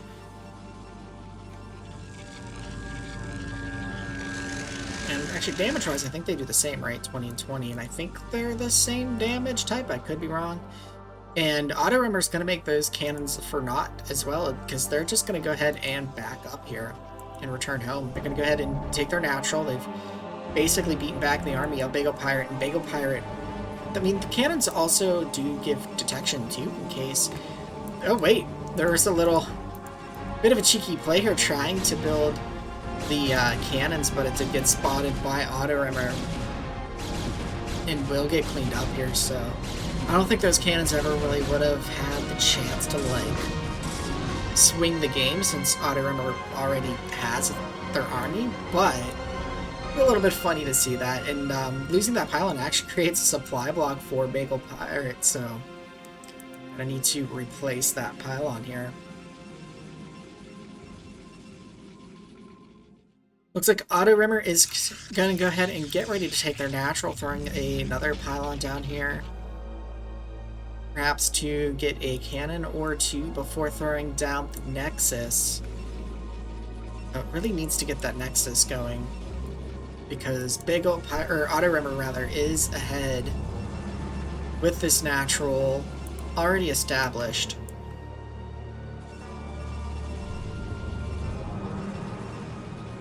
Both players content to just sit back at home and safely get their plans off the ground here. Citadel of Adun on the way for Bagelpirate, while OttoRemmer is going ahead and getting the robotics facility, and actually is getting the +1 ahead of, I think, ahead of Bagelpirate this game, whereas Bagelpirate was, OttoRemmer was ahead in game 1 on the upgrade, so. Leg speed, though, on the way. I don't know why it's like, that's an upgrade that's just like, these upgrades are just like, no, we're not showing you the name up at the top left. No, we don't do that. We're mystery upgrades. You won't know that this is singularity charge or whatever it's called. No. You are not to know that information. It's classified Protoss information. Terran player is not allowed to know it. Here we have a move out from Bagelpirate here. Leg speed not quite done, so the Zealots are going to move at about the same speed as the Dragoons here. And, you know, Bagelpirate does have the larger army right now, so moving in here into the fight, if they can get a good concave, might actually work in their favor. They are going to wait for their army to group up a bit here, though. They get a good concave. They've got 8 Dragoons to just the 4 Dragoons, and then it's 8 Zealots to 8 Zealots. So they have the advantage in numbers right now, but the defender's advantage is OttoRemmer's favor, where their reinforcements will arrive quicker than Bagelpirate's reinforcements. In addition to that, the +1 upgrade closer to finishing for OttoRemmer. So I feel like there was an opportunity for some aggression there, but at this point it's kind of past, right? Because now Bagelpirate, with the +1 upgrade, actually hasn't finished just yet. Legs finished this, so Bagelpirate is diving in here. Actually got nice concave from both players here. The Zealots evaporating quickly for OttoRemmer. +1 still not quite done. Probes having to be pulled. And Bagelpirate's actually going to pull back. Or maybe there was a misclick as the Dragoons... Or, you know what, Dragoons might have just been trying to Dragoon there. And they loved the cliff. They thought they were on vacation. They were sightseeing. Either way, very unfortunate that happened, because I feel like Bagelpirate could have got some more damage in there, especially with that probe pull. Really could have picked off some workers and got a bit more even in that push. And actually, the natural's still not up yet for Bagelpirate. So with that nice defense there, and I think +1 weapons finished in the middle of that fight. So OttoRemmer is looking very well positioned here. Observers out for Bagelpirate. Don't think an observer is out just yet for OttoRemmer. But neither player have really gone for the Dark Templar type play. So they've been doing a really good job with their observers, though, of just getting information on base counts, army locations, and that bottom right on Eclipse. OttoRemmer did a really good job with that patrol observer, just checking both of those, and was able to pounce whenever Bagelpirate tried to take that bottom right on their side of the map. Observer will get into the main here. Will get spotted by OttoRemmer's observer. And it looks like OttoRemmer's observer does pull back to try and be able to pick off this observer. The observer's actually going to go all the way into the bottom left corner, though, so it will get picked off here, but it does see all of the tech. It sees the Citadel of the Dune just now morphing.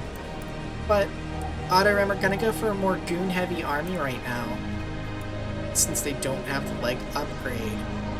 Bagelpirate going for about an even mix of Dragoon Zealot, maybe a little bit Zealot heavy, with the 4 Zealots that are about to pop here. Legs started for OttoRemmer. Looks like Bagelpirate looking to take a third, but OttoRemmer is fully aware of it and is positioning to go ahead and take their third as well. They actually have the resources for taking it. They have thrown down a couple of additional gateways here in the Templar Archives. I'd love to see even more gateways get thrown down as that mineral only gets taken, because they just have the resources for it. They need to be a little bit careful with this in City. Hopefully they don't throw pylons up here, because then, or if they do, they leave at least enough of a gap that Dragoons from this gateway can spawn on this side and can actually path out.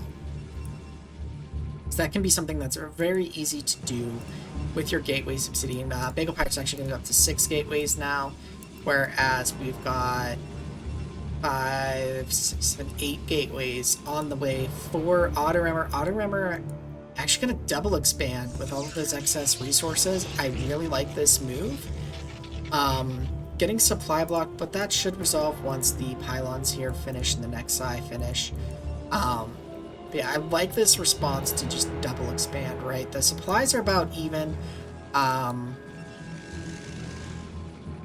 Upgrade wise, we've got 1-1, we've got 1-0. I don't know, though, that... Actually, wait, do workers get armor upgrades?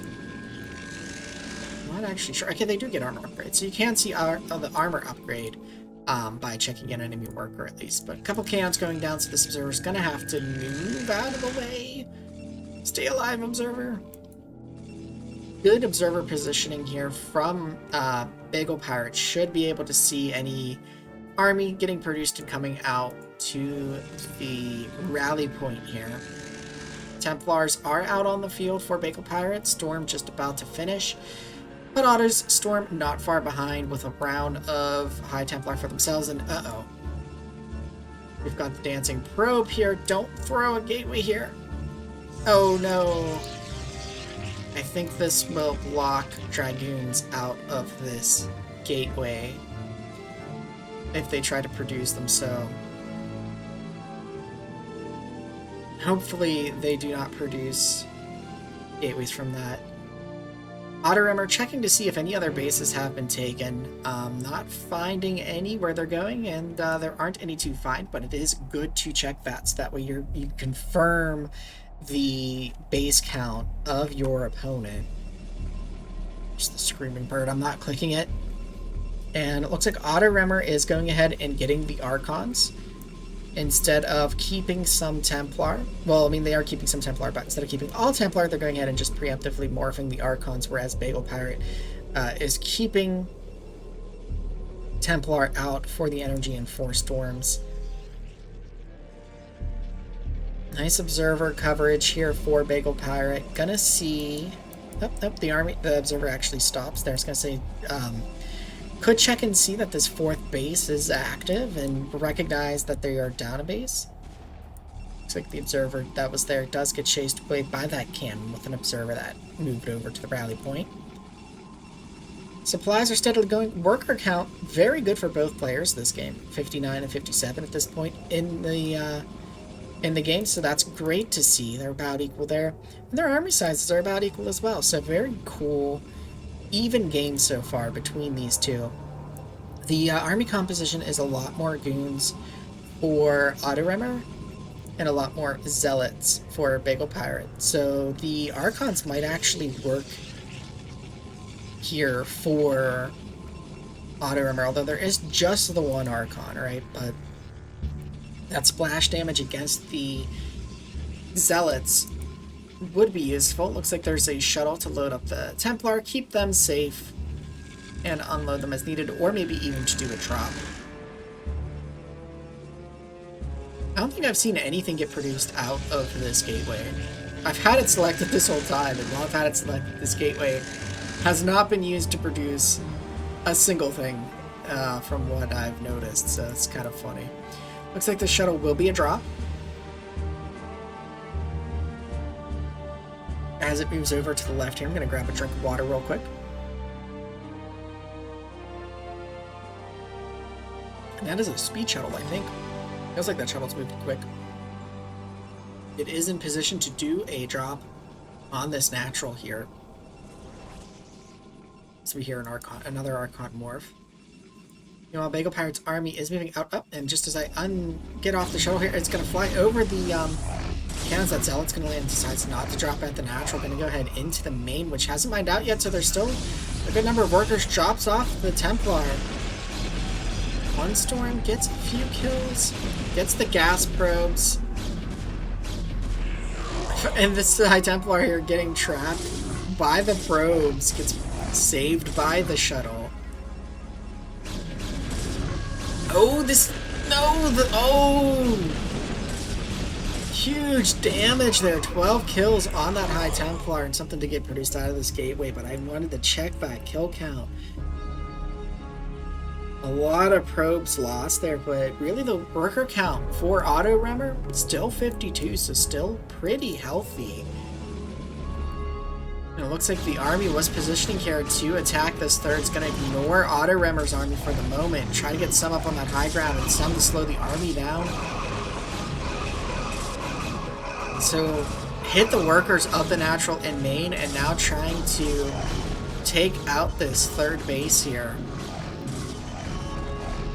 Gonna get a bit more worker damage, but OttoRemmer being good on top of their worker production here.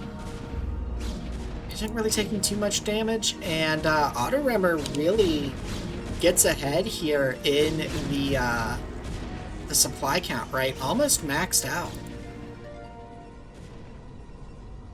Bagelpirate is going ahead and taking base all the way in that top right, and I think it's been seen by OttoRemmer. Yep, and OttoRemmer is beelining it to that top right base, also taking the bottom right base for themselves, which Bagelpirate finds. We could maybe see Bagelpirate go for the bottom. No, they're actually just going to go ahead and take the mineral only.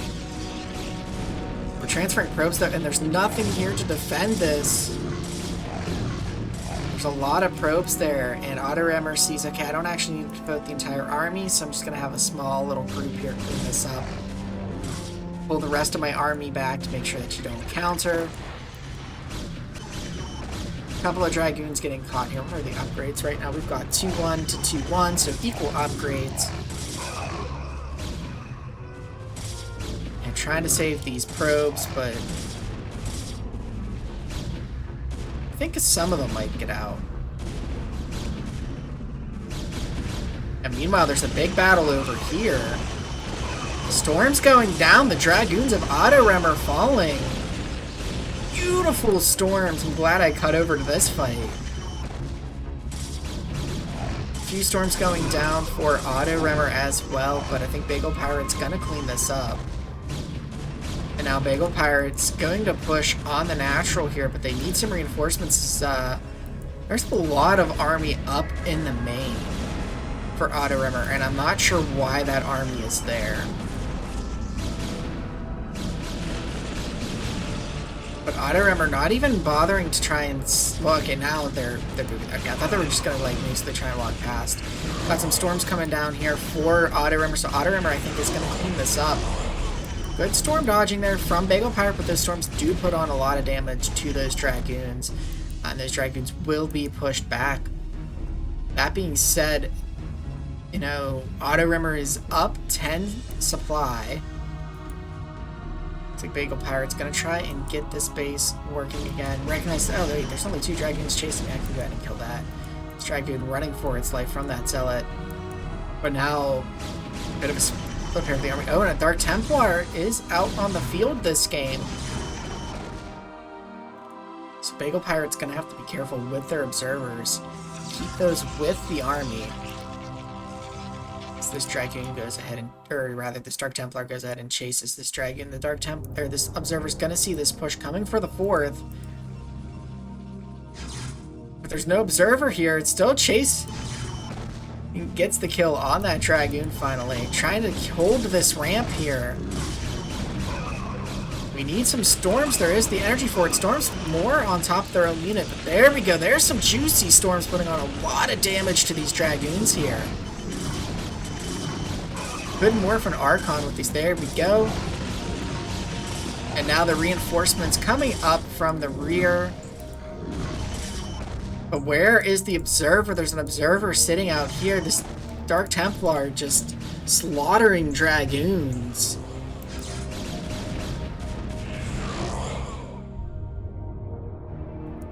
No observer in sight. We'll toss down a cannon now.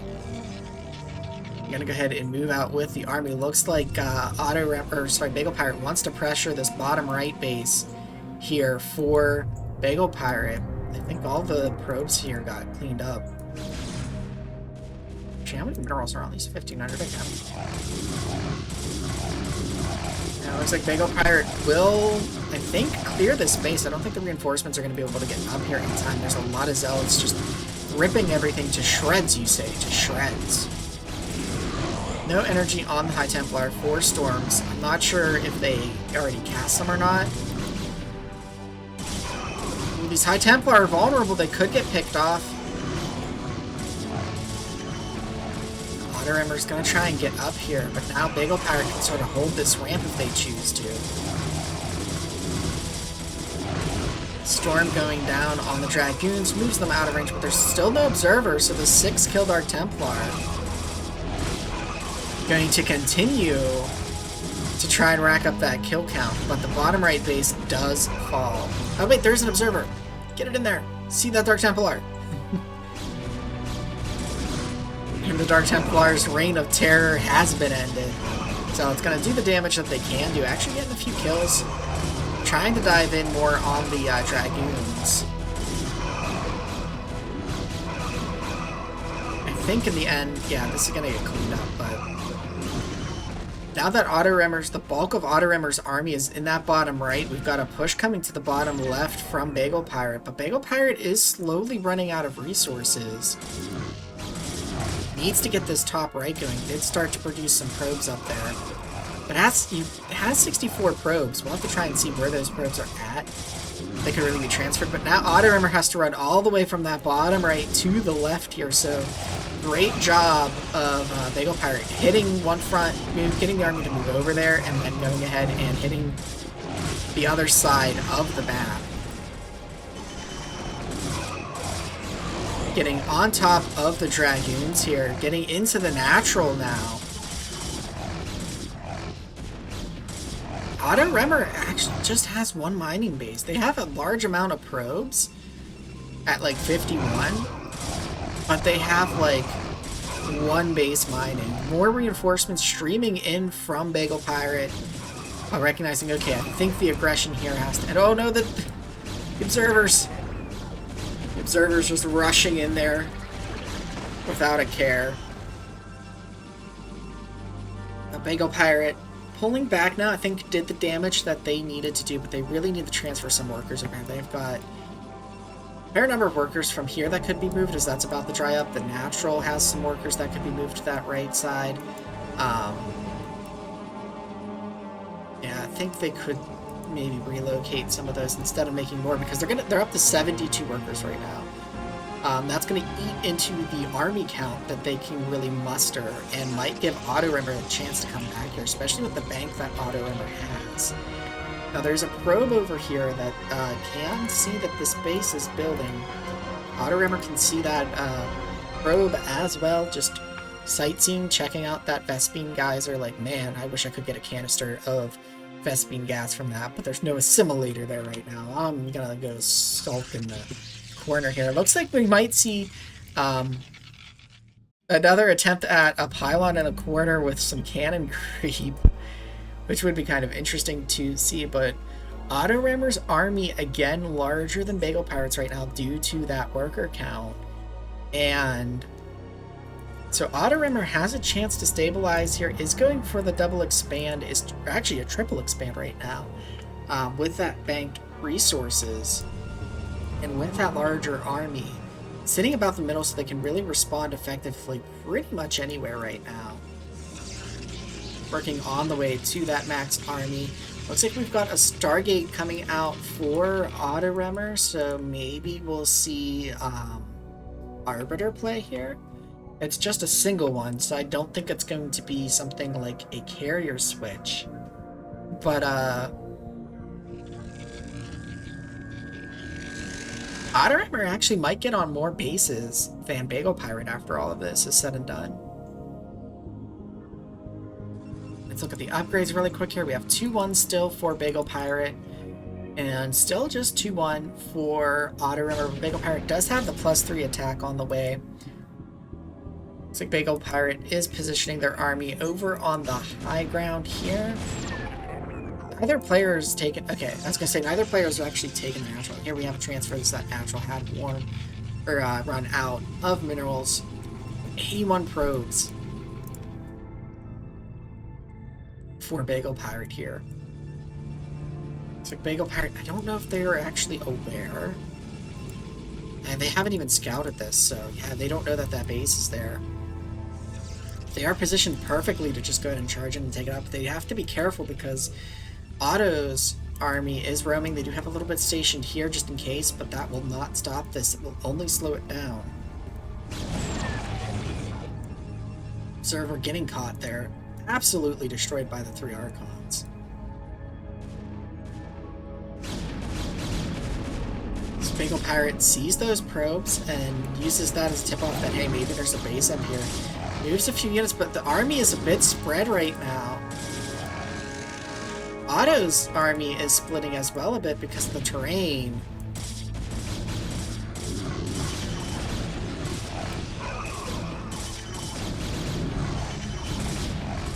I'll see where Otto decides to dive up into this top right base. Bagelpirate's going to figure this out. Bagelpirate needs to keep this alive, though. They're only going to have that mineral only, I think. Yeah, that the 12 o'clock is mined out. So they really need to get in there quickly and save this base. They do take this 3 o'clock base out. The gateway's up here just getting destroyed. Also, this got found out at some point or canceled. I think it got found out at some point because the turns out some nice juicy storms going down for OttoRemmer. I don't really see any storms for Bagelpirate.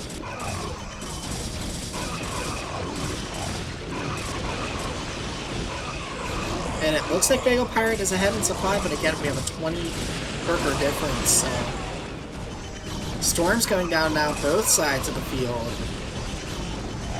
Looks like Bagelpirate will just hold this. Didn't lose, I don't think they lost any workers in that, but they did lose a little bit of infrastructure up there. So Bagelpirate's still in it. They managed to save the base that they needed to here, I think, although maybe not. Oh, now the Archon's diving on the probes. Oh, 11, 13, 10. From 70 probes down to 53. That was like 20 probes. Or they were at 78. That was 25 probes just destroyed by those Archons. And they're still rampaging here. Storm going down on the Archon. The Zealot here going to try and clean this up. Manages to kill one more High Templar before being erased from existence by the High Templar, but man. There, we've selected, I didn't click on it, I box selected the Screaming Bird, but it's not going to scream, unfortunately, because it is a replay. So it is a silent bird. Background bird. Got Shuttle Play coming back in here, so maybe a drop, but where is it going to go? Because if it's going on that left side, there's nothing to drop there. There's no minerals.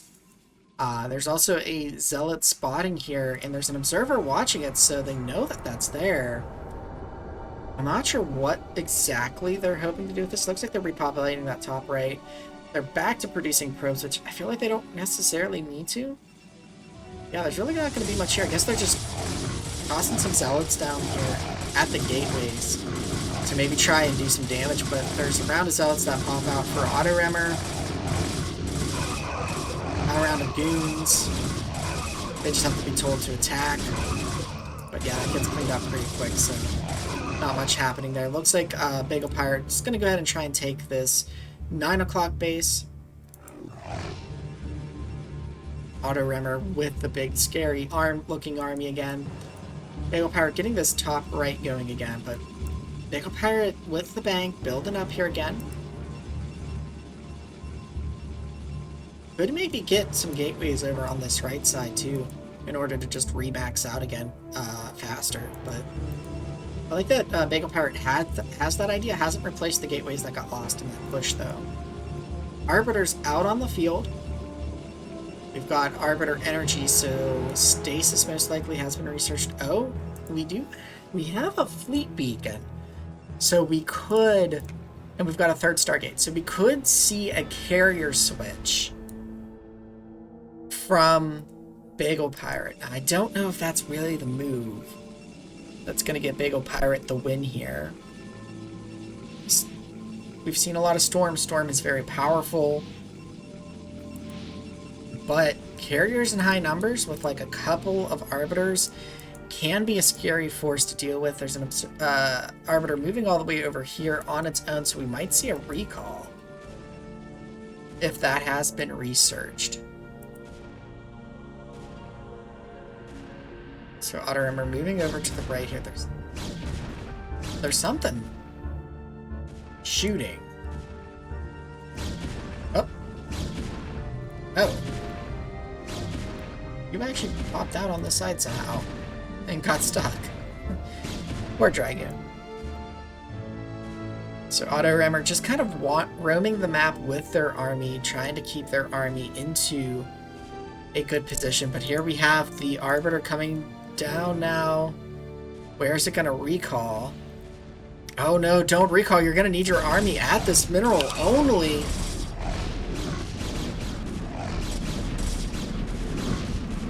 Bagelpirate really can't afford the trade bases right now, does? A small recall. All of the Arbiters, though, get pulled down here. Well, okay, not all. There's one more here.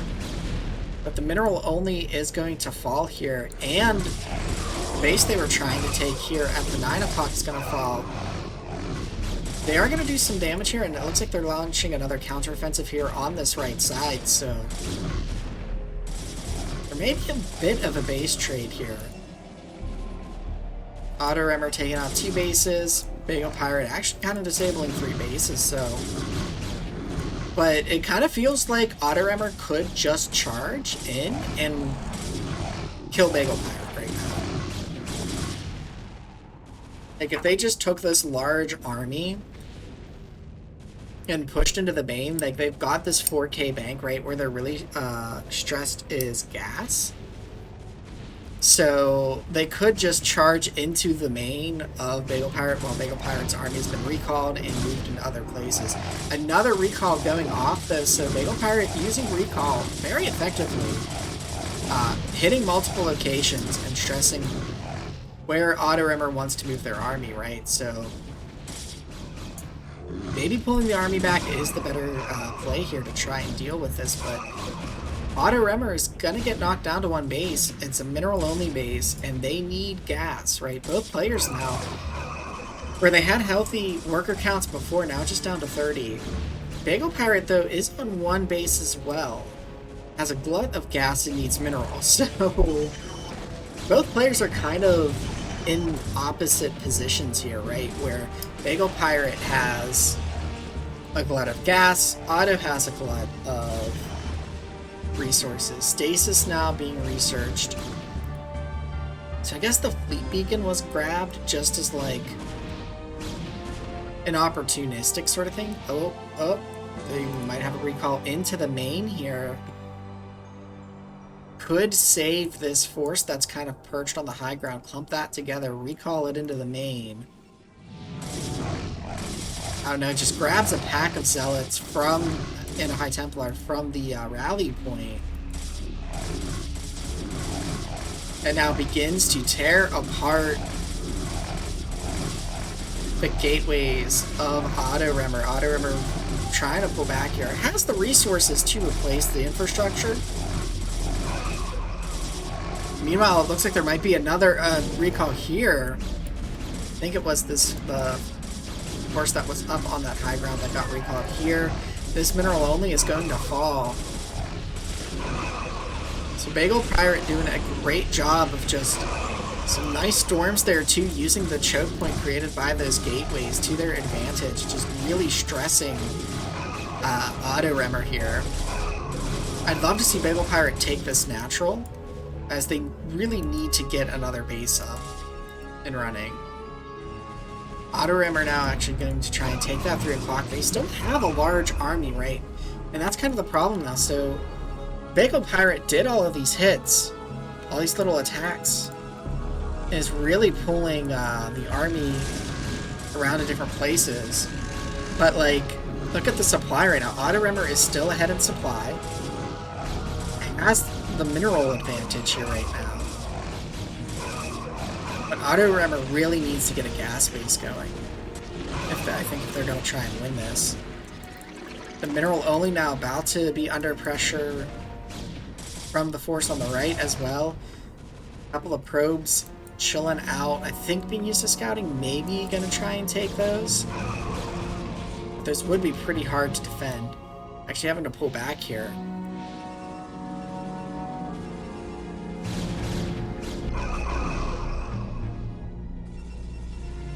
So OttoRemmer's army count's still so much higher, like the supply and everything too. Bagelpirate needs to take a base here. Maybe gonna take this natural with this probe? What? Oh, another recall happens. In the main, OttoRemmer had sent some army over to the right to try and clear that, I guess to retake it, but recall in the main. This is the pain of like a Terran unit, or a Terran against Protoss where they keep recalling everywhere. Except Protoss doesn't have EMP to try and deal with it. Some more damage being thrown down here, and there's another attempt on the base up here. No army to defend. The cannons get torn apart by the Zealots. So Bagelpirate keeping the pressure on OttoRemmer here. A large chunk of OttoRemmer's army out of position in that far bottom right. Zealots being sent up to try and save this base down to 26 workers right now. OttoRemmer hasn't taken this gas yet, though. And then there's still an Arbiter down there, so another recall can happen, but I think Bagelpirate senses that if they can take this base offline, OttoRemmer down to just 14 workers right now.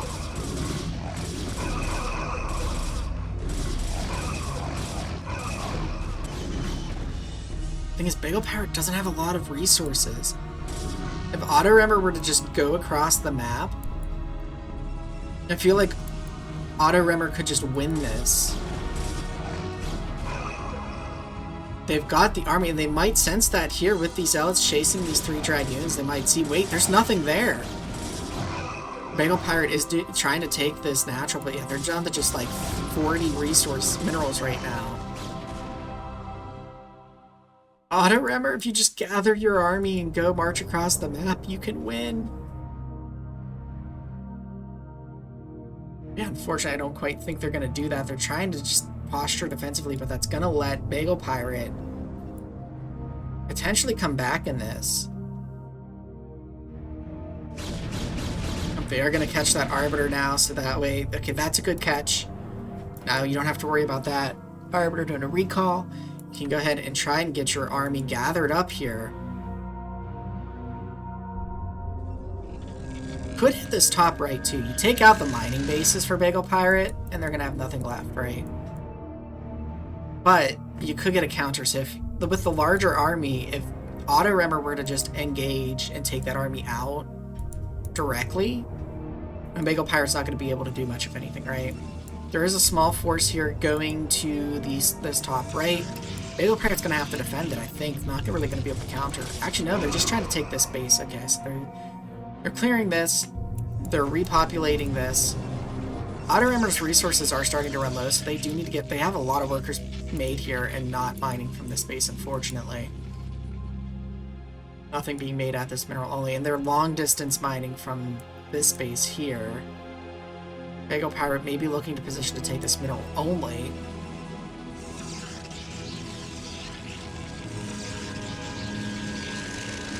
And yeah, I think the window where OttoRemmer could have ended it is somewhat quickly closing.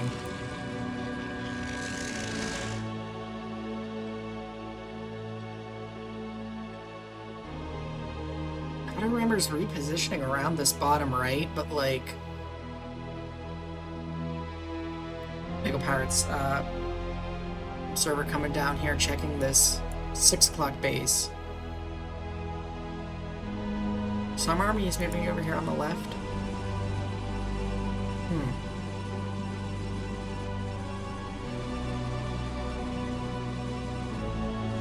It's going to be interesting to see how this plays out, because OttoRemmer wants to get this bottom right reestablished. This main is about to run out, so Bagelpirate getting this natural puts them back on 1 mining base.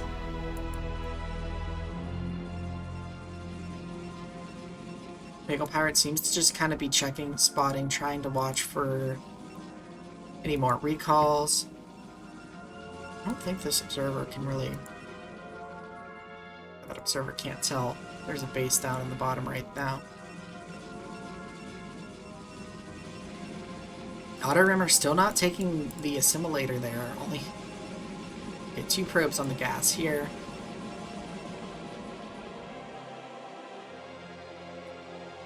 Now the mineral only being taken by Bagelpirate. So Bagelpirate could get up on the 2 bases. I'd say OttoRemmer's on like 2.5 really with this mineral only. Could use some more workers here. Decent amount of workers here and taking this bottom right. So OttoRemmer's going to be up on mining bases at this rate. And still has a much larger army compared to Bagelpirate. So Bagelpirate was doing a lot of really good spread the forces of Otto thin with the little bit of forces I have with those recalls, but now things have kind of quieted down, and I think OttoRemmer is kind of just ahead.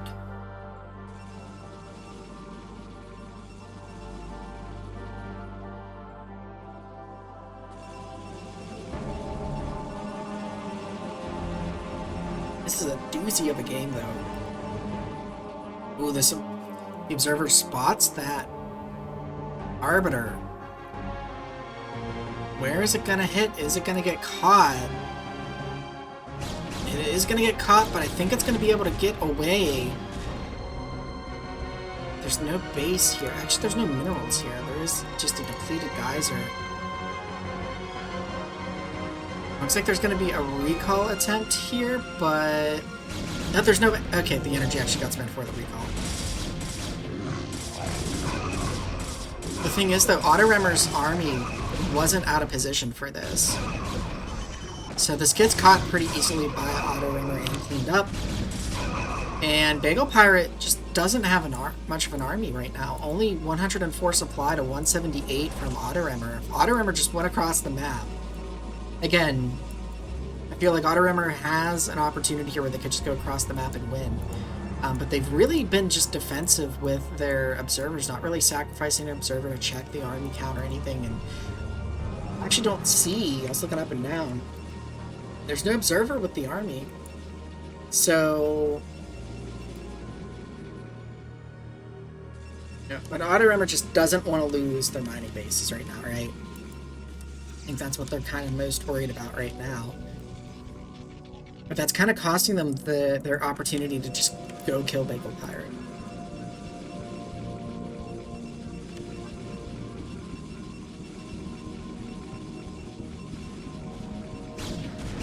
Arbiter with a recall here. Move as the army was all down in this bottom right, out of position. Gonna have to abandon this, but they do have the bottom right bases still. And so, yeah, and this is kind of a problem too with just sitting back. They're allowing this sort of recall play to work. It looks like maybe they're going to counter instead of going up. They should just pull all of their army up and just march into Bagelpirate. So Bagelpirate clears this base. And sure, this could go and recall somewhere else, but like, there we go. We've got some good storms coming out, but there's just so much stuff from OttoRemmer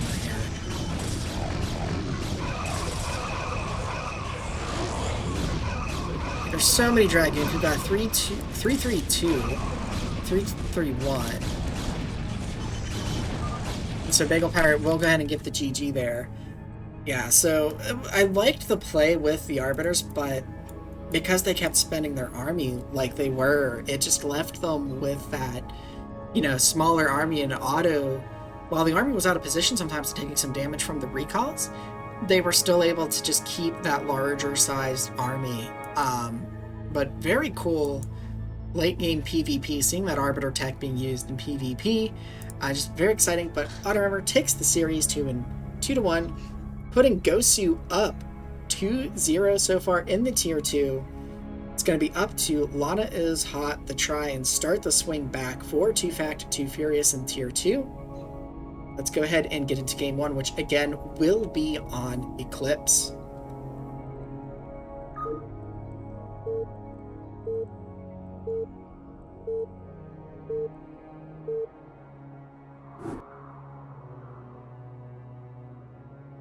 Game 1, we have lanaishot spawning as the brown Protoss up in the top right of Eclipse, and Aszriel spawning as the Olive Terran down in the bottom left. This game not played in top versus bottom, so go with the players, or the colors that the players chose, rather. So we've got a second Terran versus Protoss, Protoss versus Terran, depending on the perspective you want to put on the magic name, with the same spawns from before on Eclipse. So it should be interesting to see how this one plays out. I've played with both of these players, but probably lanaishot more recently than Aszriel. Both these players are pretty good for Tier 2, so excited to see these two players go at it here. And lanaishot going ahead with Pylon.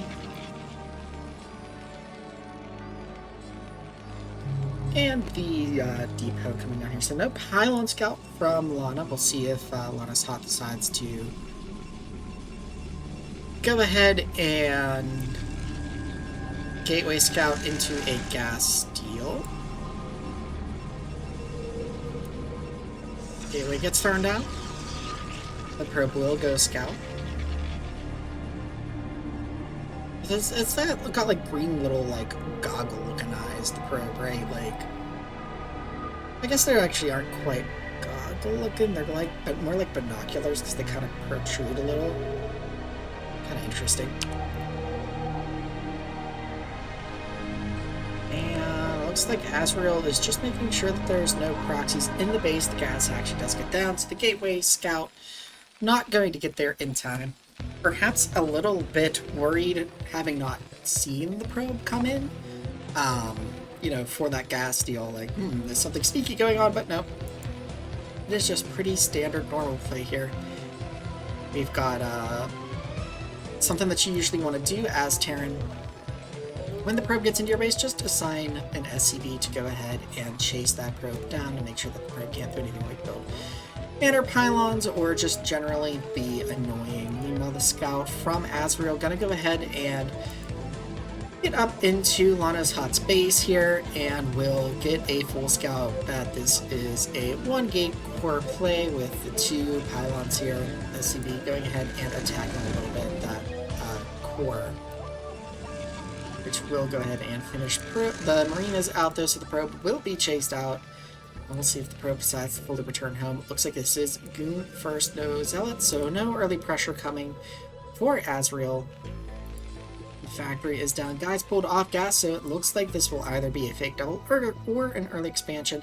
It's like Aszriel actually wants to get the a bunker here based on the SCV placement, but it feels like with Goon first, you should be able to get the command center down and then go ahead and get the bunker. Okay, that is indeed what's going to happen here. It looks like the SCV is pulled back a bit. The Dragoon finds the SCV scout trying to come back in, pushes it back, then decides to go ahead to the front. And the command center will go down for Aszriel, so we do have the one factory fast expand here. Question is, are they going to go for Vulture play, or are they going to go tank? So they did build a Vulture, which leads me to think they're going to go for tank and siege mode. SCV does get back in there, confirms the spinning core, sees 3 gateways, so should be safe and confirms the natural juicer. So definitely no proxy play to worry about here. And getting a 3rd Marine.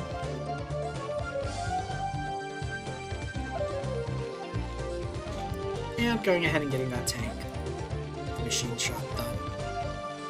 As soon as we have the 150 minerals, since the siege mode is so expensive to research, 150 minerals and gas. Actually, oh, wait, what? Okay. You're getting a tank, but then getting mines. I guess you could use the tank to try and push the goons back to make space for... And you can unload the bunker too, so you can use the tank to push the goons back to make space for the vulture to get out on the map. So yeah, actually, I don't dislike that, but that feels unusual to me. And not going ahead and pushing back before that vulture really is able to come out on the map. The goons do have to respect it in the numbers that they are, but there's 3 dragoons. Once the 4th one comes out onto the field, gonna be able to snipe that tank And actually, with the positioning, getting some damage off on the Vulture and pushing the Terran back, manages to pick off 2 of the Marines. Has to be careful that they don't lose the tank. The mines, though. And lanaishot able to keep the Vulture in, so the Vulture play with the mines. Oh no, but there's nothing repairing. There's 3 smacking. The bunker, can they repair? Get there in time. The Vulture buys a bit of time, but there's still just 2 Marines, or 2 SCVs. And they do get the 3 on there just in time, so that Vulture sacrifices their life to save the bunker. They're gonna go ahead and dive on the tank. They lose a goon, but they do snipe a tank, so I think that might be well worth the trade. Siege mode just getting started now. The only thing with that dive is now there could have been 4 Dragoons here, but now instead there are just 3. So, could have had the opportunity for 2-shotting tanks. But things have pretty much... I'm actually not sure... Is this SCV repairing? It looks kind of like this... Okay, yeah. I think it wasn't? And I don't know. That was weird. Really hard to tell if this SCV was actually repairing or not. I think it was, though. But now there's 5 Dragoons up at the front. And siege mode is almost done, though. I'm going to go ahead and clear that mine just to make sure things stay safe. So Aszriel should be okay. 3rd base coming up online for lanaishot, so there isn't going to be a Bulldog or anything like that coming out of Lana.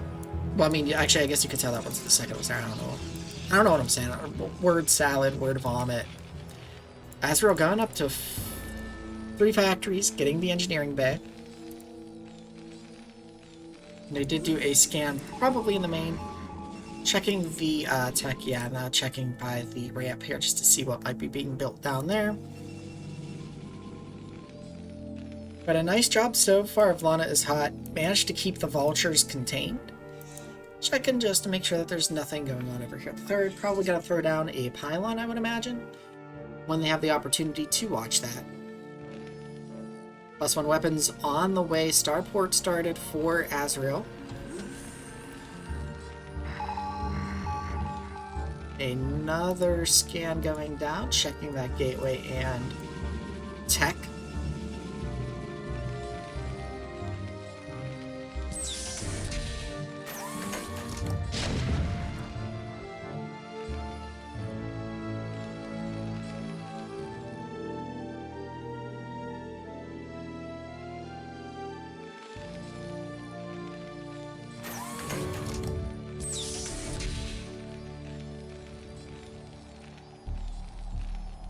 Positioning the tanks a little bit. Sees that there is a pylon there. Wonder if that pylon might be a little too far down in the tank.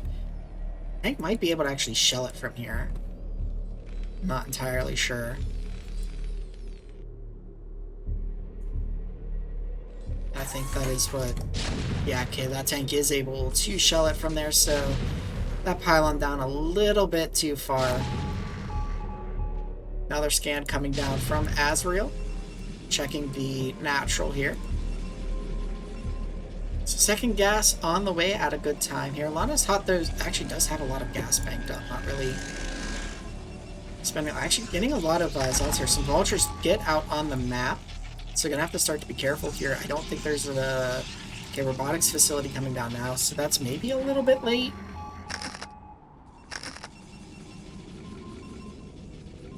Some mines being laid, so... Lana's gonna have to be careful.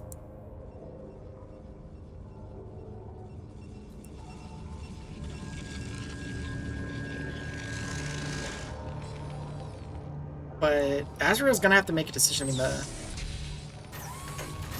getting a 4th factory here. Like, Aszriel's gonna have to decide, like, am I gonna go for a 2-base push? Science facility a bit late, as +1 weapons finishes now, and the +2 weapons can't get started. But yeah, because like the question is right now, like, okay, what are we gonna do as Terran, right? Are we gonna try and take a 3rd base? Are we going to push? fourth factory is done, so we're at 4 factories right now. Getting a dropship, so it looks like we're going to go for a bit of a dropship play. Bottom right being taken here. I don't think that's actually going to block off vultures, but if dropship comes out, the Protoss army would be able to get in position to defend. Dragoons having to back up onto the high ground a little bit. Would have been interesting to see some mines laid like on this high ground here behind the Dragoons, so that way if reinforcements try to join in, then they would run into those mines, or if you know, the Dragoons were forced to run backwards, they would run into the mines, right? It looks like the play is going to be to try and take this third off of 4 factories, so the command center is started for Aszriel.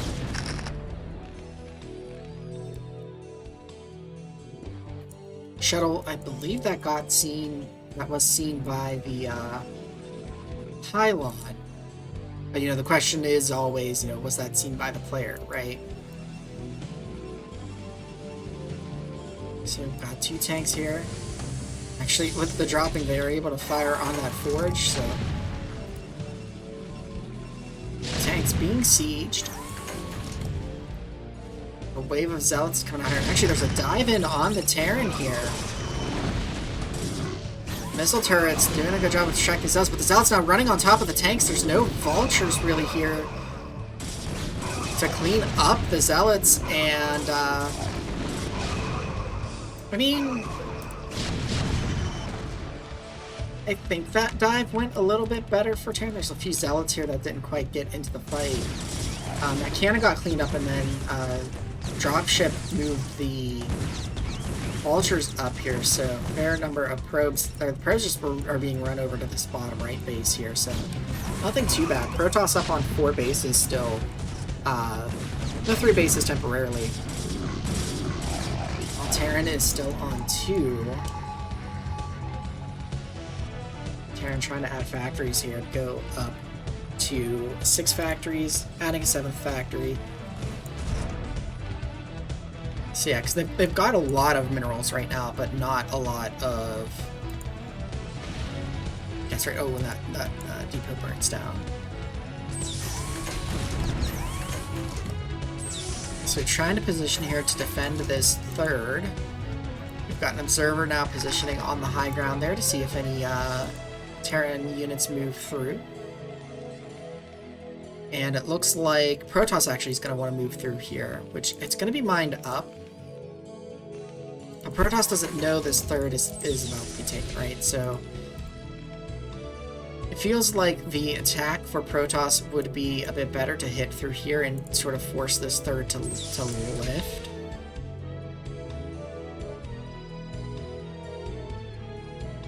I don't know.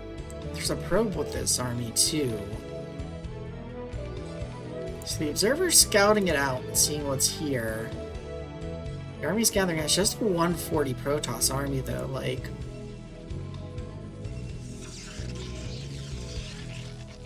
I feel like at this point the better play for Protoss, like, you're on 4 base, so Terran just got their 3rd. You're still ahead. Would probably be to try and max out here. They've got a large number of gateways. They've got 4, 8.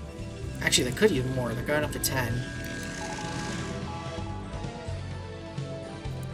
So that might be why they're not, like, maxed out yet, I'm guessing. It's just due to the gateway count.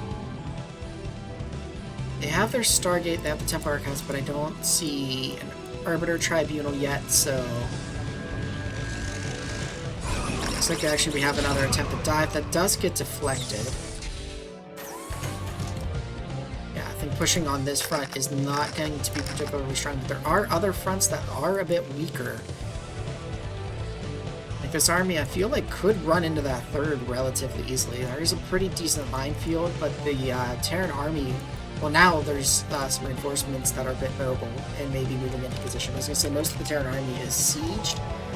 So, like, these tanks, for instance, if an attack were to come through this way, or even from here down, right? Like, they're not going to be any part of that fight unless they unsiege and then resiege. Unsiege, move, resiege. And it looks like lanaishot is coming around to this side here, looking to keep Terran on 3 bases. But with these reinforcements here and the dropship, they were able to spot, Aszriel was able to spot the army movement. Current upgrades 100 for the Protoss, 10 for Terran. 2 weapons just finished, but there is no armor upgrade, and it looks like there is just 1 armory still for Terran. Decent factory count it looks like here right now. 3 with shots, and then what, 5, 6 without, so 9 factories on the field for Terran. Protoss clearing out some of the mines here. It needs to pull back before these Dragoons take too much damage from the siege mines. 2-1 finishing for Protoss. So good upgrades, keeping up with the Terran here in that regard. We've got a small contingent of Protoss trying to come down here to deal with the vultures. Protoss deciding to expand down to the bottom right. Eating a bit of damage with those mines. But realistically, I don't know that this is doing much damage. 77 probes for lanaishot. Building up a bank, 191 supply.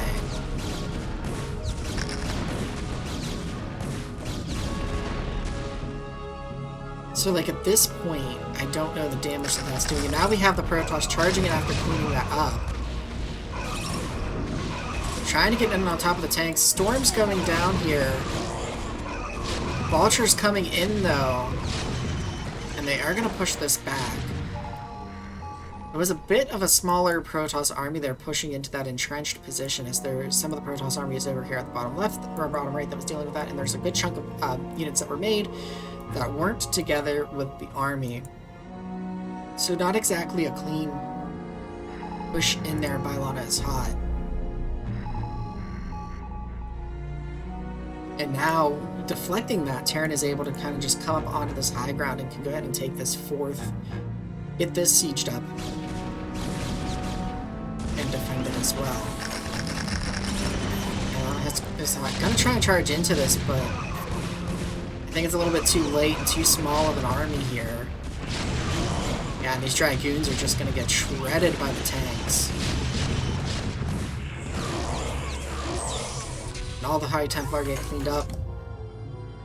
And now Aszriel is way ahead in terms of supply, and we'll just go ahead and take this 4th base here.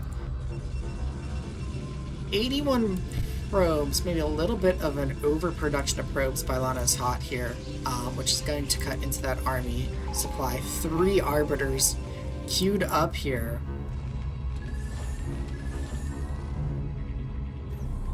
See where Terran decides to go with their army. They do need to leave something here to defend this. Scans going down for Aszriel, checking the gateway count and tech. Can't see the Arbiter Tribunal with that scan. So we'll see if we start to see some vessel productions. More scans going down, checking, it looks like, for army positioning here, checking that middle lane, seeing if it is free to push or not. Zealot running down here to the 4th. Okay, there's a fair bit of tanks. Maybe a bit more than is needed if push is going to be coming out here. But lanaishot actually now positioning over this middle lane here, which Aszriel has just vacated, so this might actually deal some damage. But the observer sees the Terran army moving, decides to pull back here. But there's the Arbor cloaking units. Okay, so I hear an Arbor cloaking stuff. There's not going to be energy floor stasis at the start of this fight.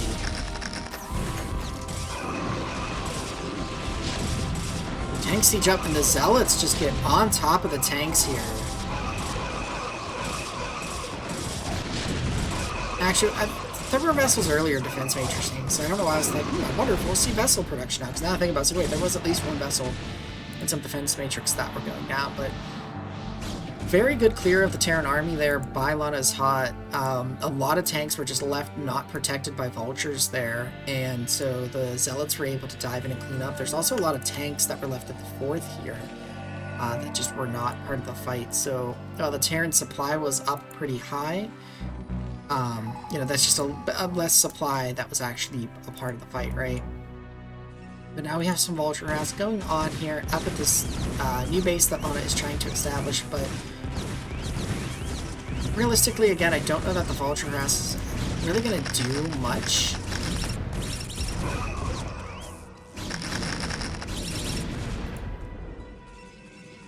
Lana is going to push that away. The Army of the Vulture is going to go ahead and run back.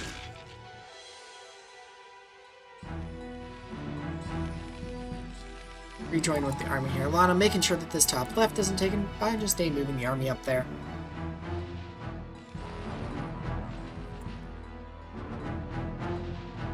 What is this art? Stasis is just being researched. So I'm not sure if maybe recall was researched or not. Oh, that poor observer. Oh, okay. Storm ended before that observer went into it. Scan going down here sees the army moving over to the left. I think Aszriel is trying to sort of ascertain, okay, where should I push? Where should I hit, right?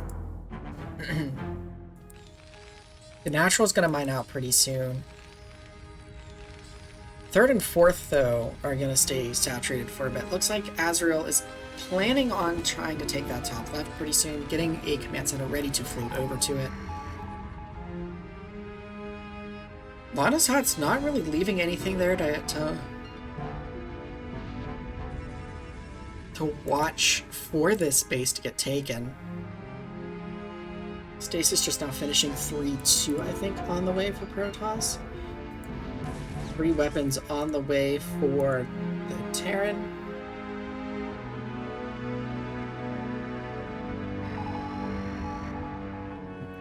Getting the shield upgrades as well. Oh, and here we have a recall in the natural. And Stasis on a single tank probably could have done more. And that recall not really going to do much.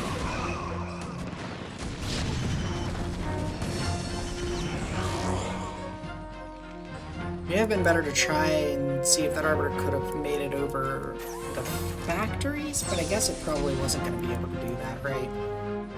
Got another Arbiter coming over here to the left. Will we see a recall on the 4th now? It's going to get spotted, though, and as we're going to go ahead and get the EMP off. So the shields and the energy for that Arbiter are going to go away. Now the Terran looking to push, but I'm not sure how this push is going to do. Server gets picked off. There are a couple of Arbiters here out on the field.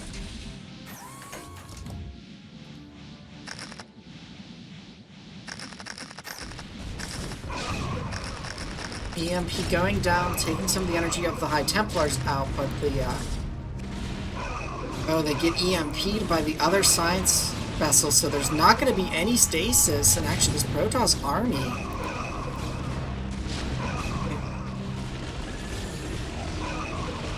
Storm's going down. The Storm's really turning the tide there at the end, I think, and the Terran army just kind of gets crushed again by Protoss in that same spot, so Terran just not able to really push down. These Dragoons getting caught a little bit forward.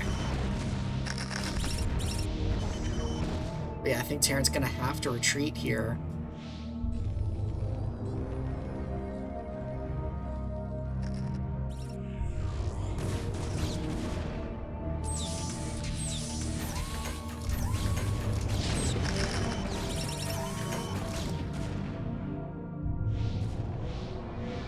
Protoss almost maxed back up, but again, I think that 80 worker count.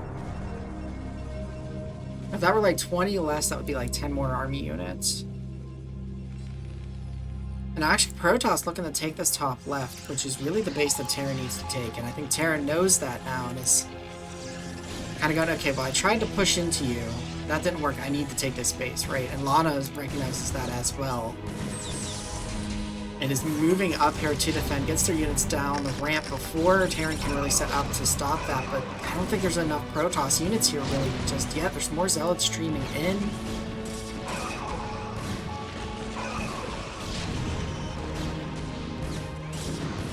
The Zealots getting clumped up there on the ramp, though. Exil's diving in. I think these reinforcements, nice stasis there on those vultures, and I think these 3 reinforcements now are going to be able to clean this up.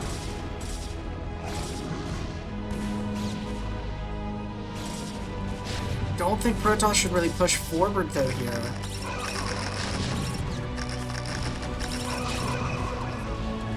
Some nice mine drags there, but Protoss force being pushed back. There's a nice army here that could be moved over.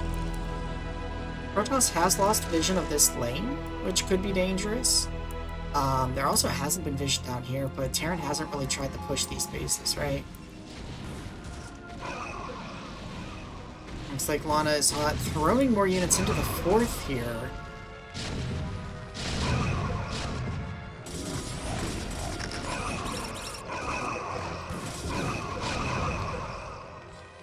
Pushing that back a bit, but like this. They were pushing over here more, and now they're getting ready to push from this middle, right? Granted, it is right where the reinforcements are, but look at the forces that Terran is dedicating, right? The only problem is, like, you can't defend this round, right?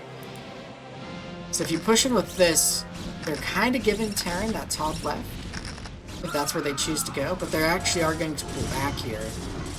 Because it's just where the rally is, right? If their units get choked out, or get stuck in behind the choke, then there's not going to be much that they can do. With that, yeah, Aszriel is going to go ahead and give the game to lanaishot. Is not going to be able to really defend this, and wow, just very nice game there from the 2 players. lanaishot going up 1-0, and maybe going to make this tier 2 not a sweep in favor of GOSU. I really like that big macro game from both players. Terran stumbled a fair bit, trying to push up that middle low ground lane.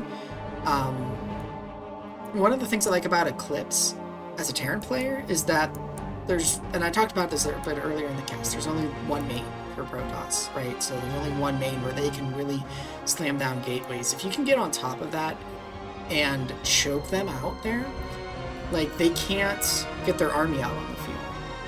So I get the idea of trying to go for, like, the 3rd and or trying to kind of cut off that top left, but I don't know, maybe the Terran army could have fought a bit more effectively from, like, the high ground, trying to get into that position, or maybe not, because, you know, lanaishot had some pretty strong armies there that engaged with the Terran. But match 2 between these 2 is going to be on Neo-Sylphid, so we'll go ahead and get that started.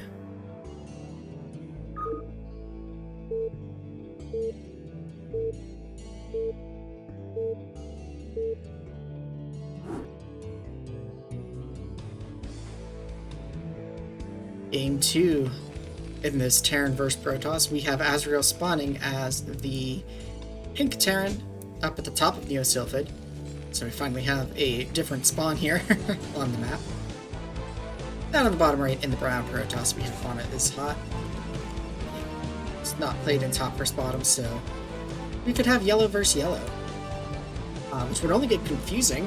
Well, I mean, it wouldn't be confusing anyway, but I was going to say, it would only get confusing if lanaishot with Dark Archon, mind controls an SCV, and then, you know, starts to build a Terran army up. Which is something I would love to see in a CPL match at some point. A worker gets stolen, and then Protoss player playing with like a dual race army would be really cool to see, but I don't think it's very practical, so probably not going to see it. But we saw in the last game a nice big macro style from both of these players here, so we'll see if that continues, or if either of the players will deviate in their game plan for this game 2 here. It is a 3-player map, so you're not quite as able to evenly split the map on 3-player maps, I think, because there is, you know, one main, and one of the players would be able to claim that main, and mains are not created equal to expanded bases, so it's a lot harder to split in an even way a 3-player map here. Looks like Lana will get the first scout off with this gateway scout. It's going to come up and find the refinery barracks. On the way, meets the SCV scout there. And we'll start poking at the barracks SCV, which miraculously actually decided to hide on top of the building in a safe spot.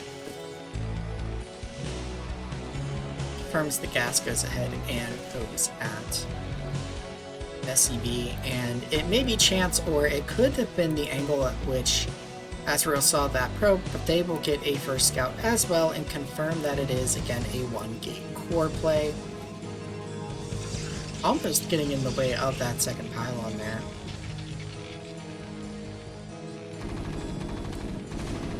Green comes out and the probe ends up getting picked off,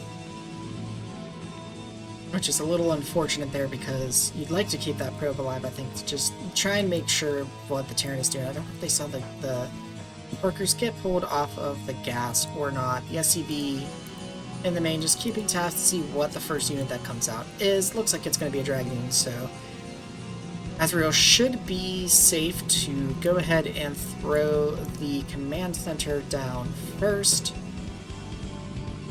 and then get the bunker, and it looks like that's what we're going to see here. It looks like, yeah, the SCV's got itself into position here, just waiting for that 400 minerals. And any second now, boom, as the SCV in the main is going to get, the command center goes down. Yeah, the SCV scout goes ahead and gets cleaned up. And the bunker will now be started. So, machine shop on the way. I'm wondering if we're going to see the same sort of tank first. Mine opener.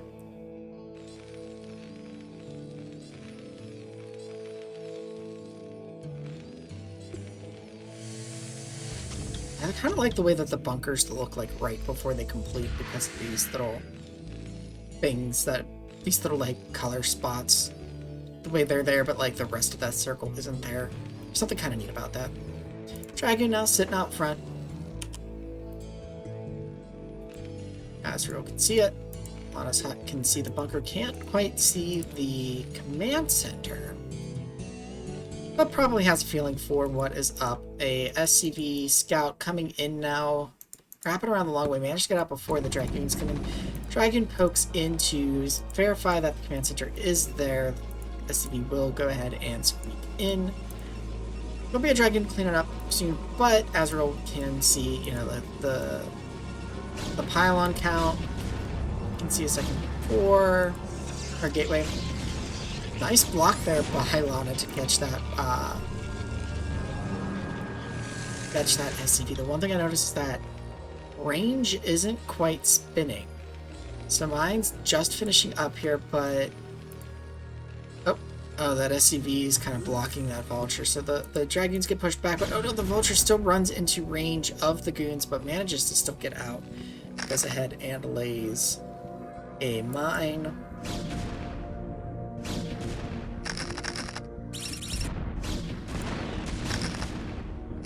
The vulture gets cleaned up though. So like loses that Dragoon, but all of the mines are now cleaned up. So the map is still pretty safe for Protoss player here. Siege mode on the way, no more vultures being made. And I must have missed range. Is this spinning? I think this was spinning, right?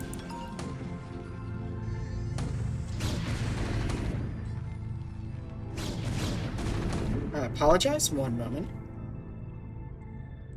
Alright, and we are back with the magic of editing. That little interruption was a bit quicker than it was in real life, so we'll go ahead and resume the game here. So the Dragoons get pushed back. Oh, this one catches these tanks from behind a little bit, but they're going to be able to fall back.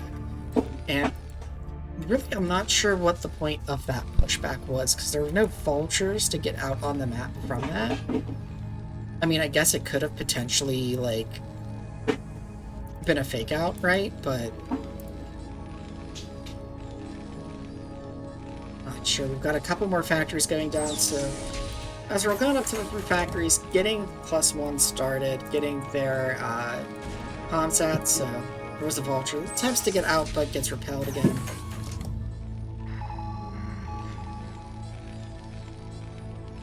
We'll have to pull it back and prepare. Simulator on the way at the natural. And I'm not actually I think there might be a diagonal wall you can do. Looks like Lana is going for a horizontal wall there. Vulture tries to get out again, gets repelled again, comes back home. Gets the loving embrace of an SCV repair. Kind of funny to see that. This is like same thing happening as Vulture. Like, dang it, I'm just trying to get out of the base. It just can't do it. Vulture's speed is on the way though, so... Oh, and a second machine shop.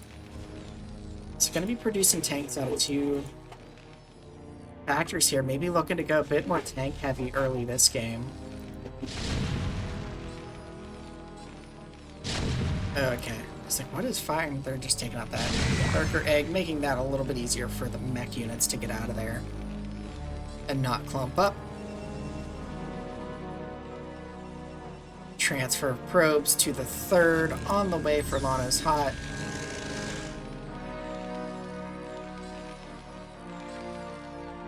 And maybe gonna throw down a pylon here to check for if Terran tries to take that, but this would be an odd 3rd to take. It could work as a 4th if you take this base as your 3rd, and then you can just kind of position up and defend this, but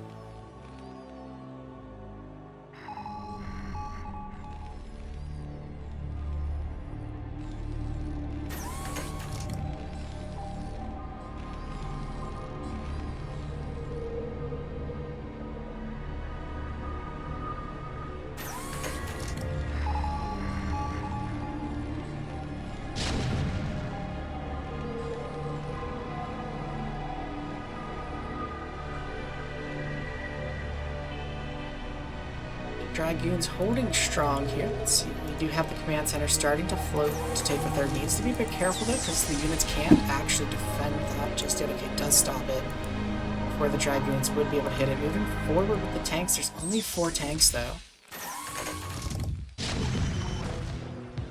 One Dragoon goes down. lanaishot choosing to not engage just yet. I'm gonna go ahead and give this a bit of space. I like the mines here to make this avenue a little bit harder to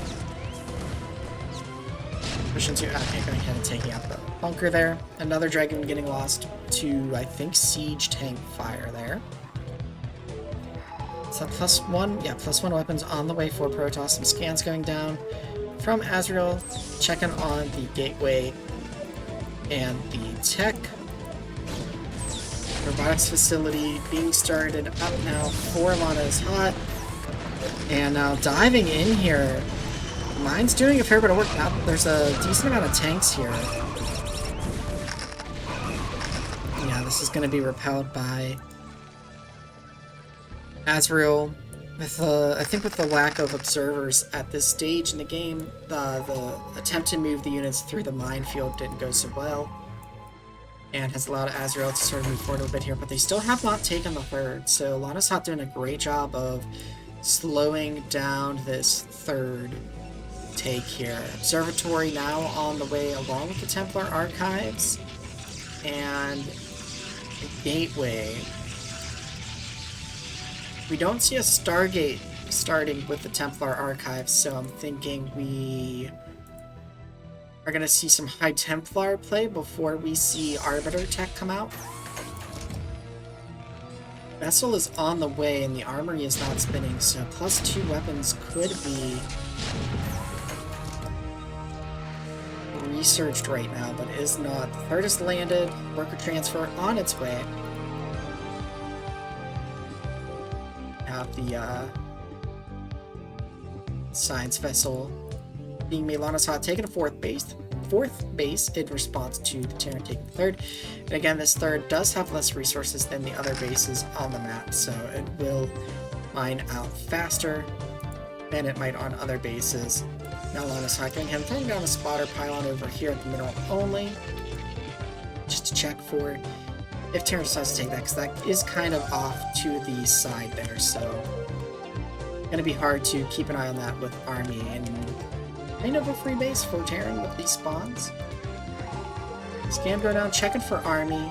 Moving forward a little bit, I think Terran's actually maybe gonna want to take this base here. It's like trying to find maybe a spot for some vulture harassment. Protoss army is there to shut that down quickly. Yes, he does get caught. Vulture's gonna return home, not finding much over on this left side of the map. This actually is a little bit exposed. There is a cannon here, but Vulture's gonna run through here. Maybe not wanting to fully close this base off though, in case like there's a drop or something and you need to get units up there. Servers are out now on the field. We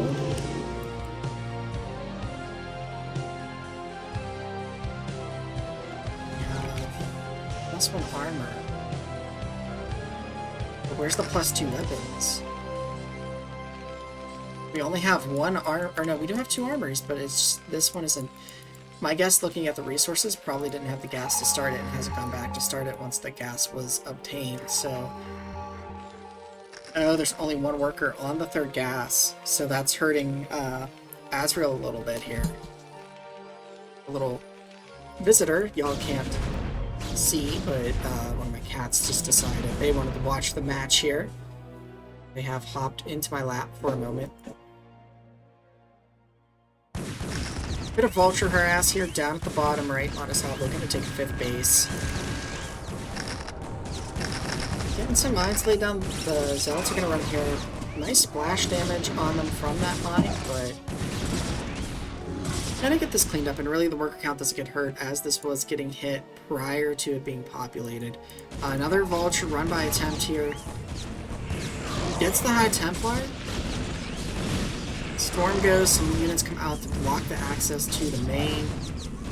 We'll get some probe kills, but not a whole lot. I mean, Protoss still at like 57 workers. So Protoss still looking pretty strong here. Supply gap isn't really that large though for the 2 players, so Terran still has a pretty decent army comparatively, and +2 weapons just now getting started for Aszriel, which is pretty late, right? The Protoss here at 1-0 are going to be at 2-1 pretty soon, and then 2-1-1 not long after that. So the upgrade's looking very nice for lanaishot. Aszriel looking to take this base over here on the right side of the map only.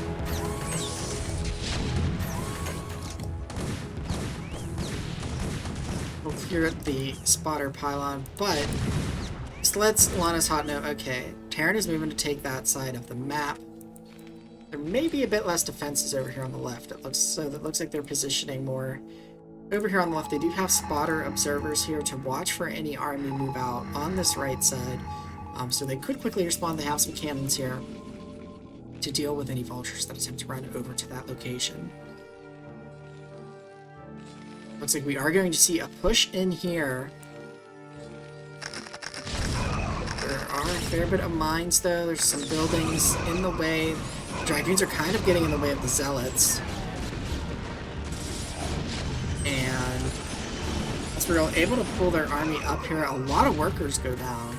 Actually, all the workers at this location. There's still 50 workers for Aszriel, so pretty decent damage there in terms of the worker count, but the worker count's still pretty healthy overall. What's the gateway count looking like here? Got 8, 9 arbiters on the way, 10, 11, 12. So we've got 12 gateways, pretty healthy gateway count for Protoss. Would love to see this second main get taken and some gateways start to get flooded there. Looks like Protoss is pivoting over to this right side here now after hitting the left. Terran throwing down some supply depots here at the last minute, trying to create a bigger choke here. Which it does save these tanks from the mine drag. Storm coming down here. Does some damage, but I think this is going to be repelled as well. Terran able to just sort of move their army over to that right side. So well played there. And the supplies, again, looking pretty even. So looking in Terran's favor here. But the upgrades are definitely in lanaishot's favor. I would like to see lanaishot start the next set of upgrades and sort of just get up to 200. I don't even know, but it looks like we might have a recall.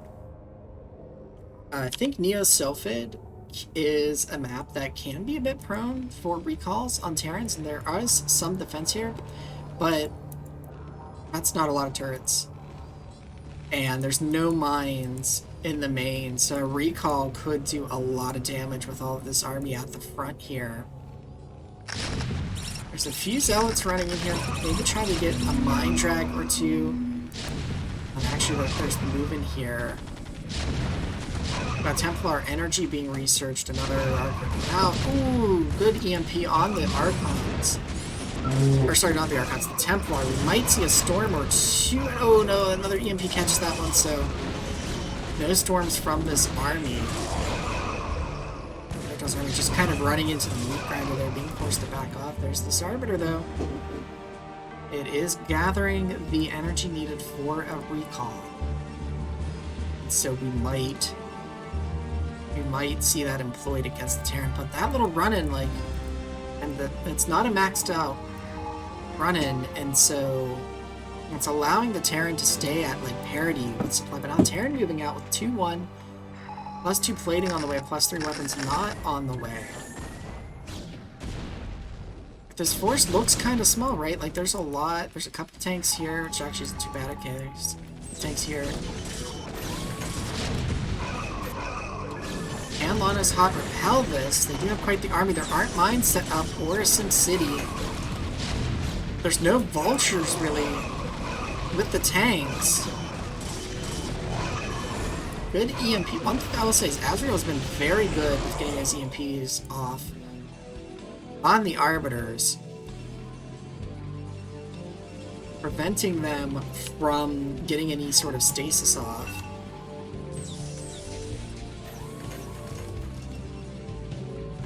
Some Dark Templar being added to the mix, but there are science vessels in the Terran army. This second main now being taken for Protoss here.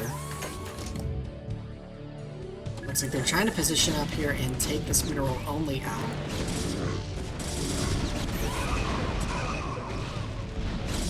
Was that the recall, or did the army just move forward? I think the army just moved forward there. Yeah, they're just...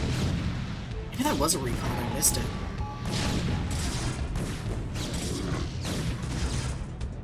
But it looks like this will be cleaned up, though the push just kind of petered out, and Aszriel's supply is just really low.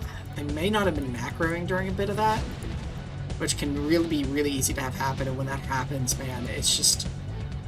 Protoss then just has so much stuff compared to you after you miss a couple of rounds, because tanks just take forever to make.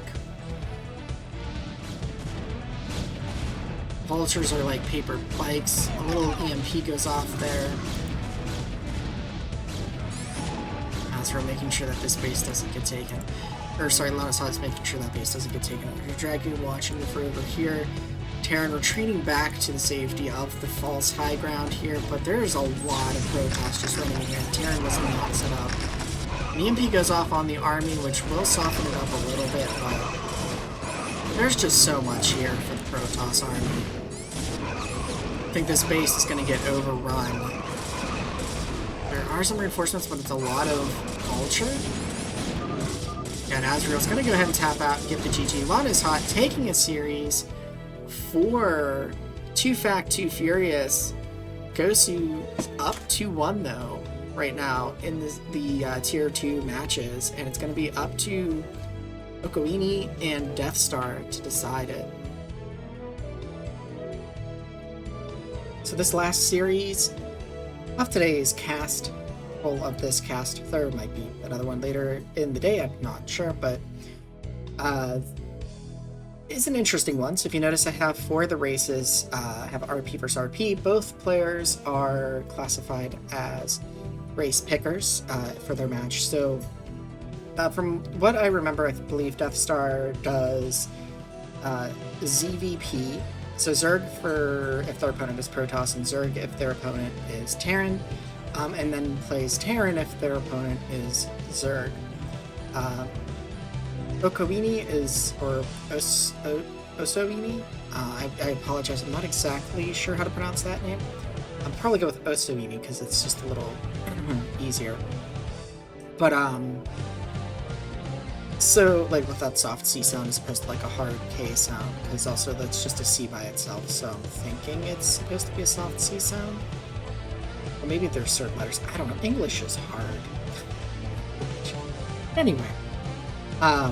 So they're also a race picker. I don't know exactly the matchups they do, but we have a bit of an interesting situation. Typically, when you have somebody who is a race picker or a declare weekly, or you just play one race throughout the whole best of 3.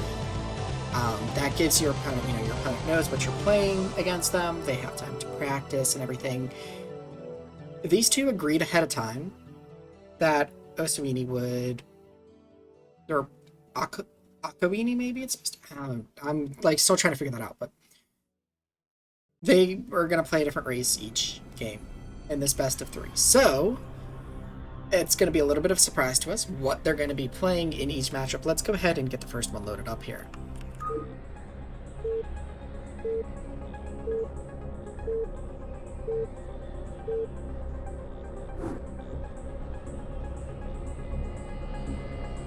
In the top right, we have on Eclipse, which is map 1, Okoini spawning as the brown Protoss here up at the top right, and down at the bottom left, in the gray Zerg, we have Deathstar. Now, okay, this was not played in top versus bottom, so we get the lovely colors that the players have chosen. And yeah, so our first matchup here is going to be a PvZ. And so it looks like we are going to have either a Forge or Gateway first here, but probably some sort of fast expand play. And we'll see what Deathstar chooses to go for here.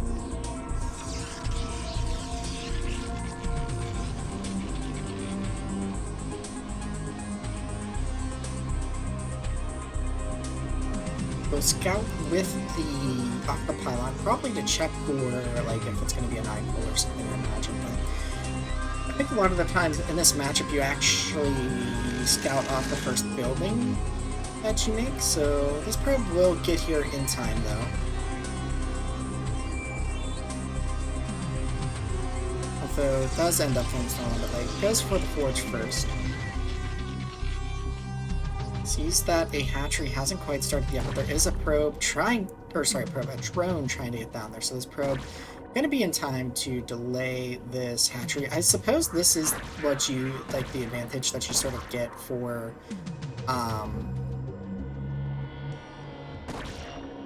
doing the scout off of the pylon is that you do get to block this hatchery, and Deathstar opting to go ahead and throw down a spawning pool in the main, which is not being scouted yet, so it's going to be interesting. This could backfire if, okay, going for the cannon anyway, and the probe now that the hatchery is down will come up here and see the spawning pole ended up being put down first, so essentially a 12 pool with a 12 hatch as well. And now the drone's going to go ahead and chase that probe for a little bit, go up and scout, do the natural here to confirm what is going on the Protoss side. We also have a second drone, looks like going to come out and go for the third base, and there was the probe scouting to check that third base location. We'll see the drone going to the third. Looks like it will turn around, so I believe the player did see that. The drone here confirms the cannon, so everybody seems to know what is up. So we have 3 hatchery play here from Deathstar, going with the 3 different bases, which I think is a pretty standard CVP build. to go for. Maybe a little bit funky how it got here, given the probe block, and it looks like there was a cannon, or a probe here, looks to be blocking these Zerglings. I'd love to see the Zerglings get down here, though, because a cannon can be placed here. But, oh wait, Deathstar can't see that. Oh, Deathstar can't see that, so there's going to be like a cannon rush at the third. Because the morphing hatchery just does not have the vision. Oh, man. Sneaky, sneaky. And it's going to go down. These two Zerglings are going to go up to the front to watch and see what's going on there. There's just one cannon, so the two Zerglings aren't necessarily going to get by. Deathstar droning up here. Oh, man, with this cannon, it's going to finish, and it's going to start firing on that hatchery. Meanwhile, everything else is looking rather normal from Protoss here. And now, oh, the cannon finished actually at the same time as the hatchery, and so Deathstar goes and starts morphing a drone there while the cannon starts firing on it, and the hatchery starts to bleed. Now, two Zerglings are not going to be enough to take out a cannon, so there's not a lot of larvae available at the moment, and Deathstar's just going to let this cannon fire on this hatchery. He needs to be careful, though, because the hatchery could fall. Getting more drones, not even bothering to get Zerglings to try and deal with this. I'm getting a little bit worried for that hatchery's safety. Hydralisk is on the way now. Maybe Deathstar's going to decide, you know what, alright, I won't go for the third. Or, oh, you know what? There's another hatchery coming down here, so it looks like gonna go ahead and just abandon that base and essentially get up a different third. There is a Zealot moving across the map here. There are no Sunkens or any sort of SimCity at the natural. Having to relocate this base does hurt the income. Well, not the income, but the minerals available to spend on military and defenses. And now we have a Zealot trudging its way across the map, and this Hydralisk just walks by it as well. And now this Zealot is going to dive in here. A little bit of a drone drill there. How many kills will this Hydralisk... Oh, Zealot does get one probe. Or sorry, drone. Gets a second drone. So 2 drones. And a little bit of damage on a third one. So not too bad for that Zealot there. 100 minerals for a 100 minerals. But also there's the lost income from those. And I never really noticed how, like, Hydralisk just kind of scoots along. Ground. It looks kind of... Never really looked at that much. That's kind of silly looking. But, looks like,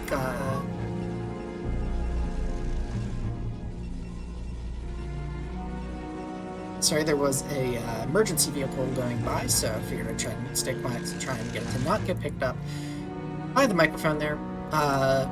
So a couple of Hydralisks going up to the front. Looks like we're going straight into a Lurker contain.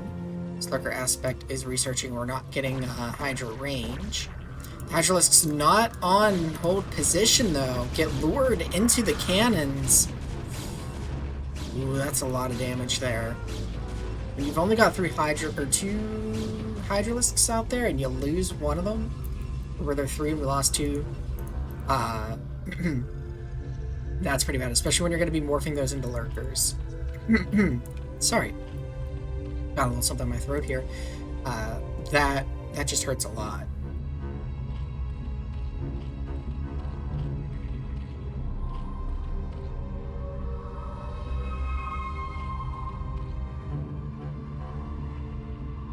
I had to grab a little drink there and clear my throat, but there is a Corsair on the map. But with the Hydralisk tech chosen, I don't think this Corsair is going to get a lot of damage done, but it will get a good scout off. There is a second Corsair coming down now to this bottom right, which will be discovered.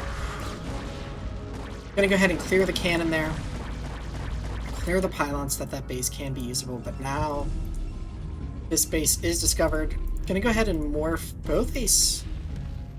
I don't know why the Spore is necessarily being morphed at this point. I mean, I guess a Dark Templar could wander in here, but I feel like 2 Sunken would have been a bit better, as there just is an army here, and 3 Zealots I think should be able to clean this up here. 2 are going to dive in on... Okay, now all 3 are just going to go ahead and try and take the Sunken out. Lurker aspect is done, so we do have a Lurker on the way here. No Lurkers out of these forward ones. This probe's going to try and squeak out there. The drones are going to run away, so not a whole lot of damage taken as these Zealots go ahead and chase. The base will remain up for now. Hydralisk's trying to intercept those. This probe manages to kind of sneak out past there. And for some reason there's a shuttle with 3 Zealots that just kind of float by these Hydralisks.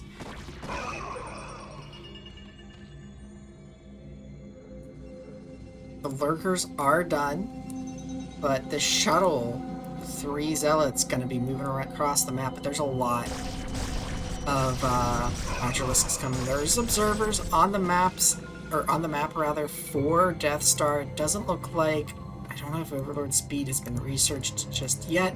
Storm on the way, so can't really pick off the observer.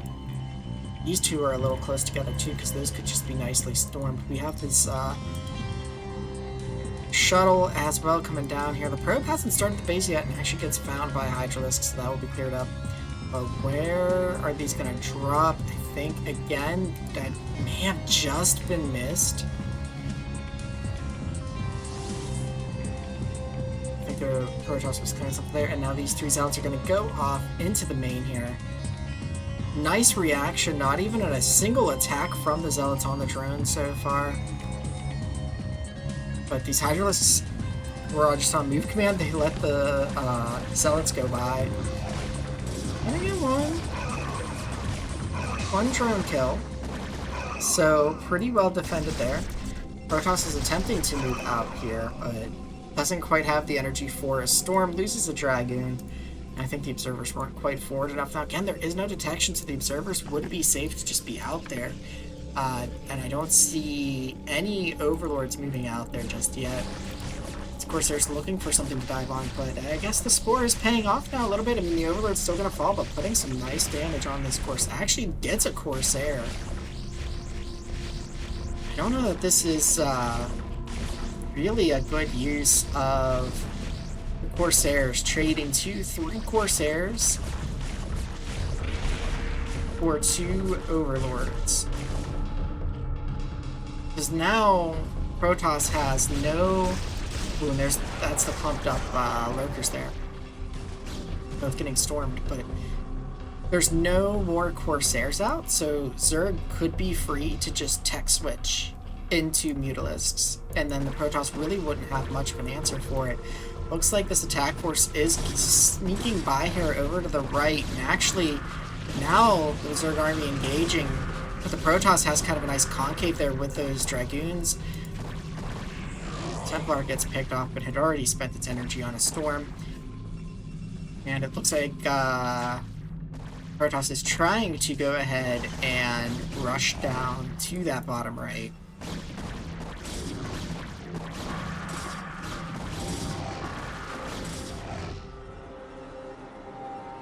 Hydralisks realize they can't quite take that army, going to go ahead and retreat back to in front of the choke, but a large group of Zealots now just streaming out. There's a lot of gateways on the field for Protoss here. Needs to be careful with this Observer, can't let it get in range of the Spore, like the perfect stopping point. Allowed that Lurker to get picked off, and that one too, just staying out of range of that Spore. Very nice play there.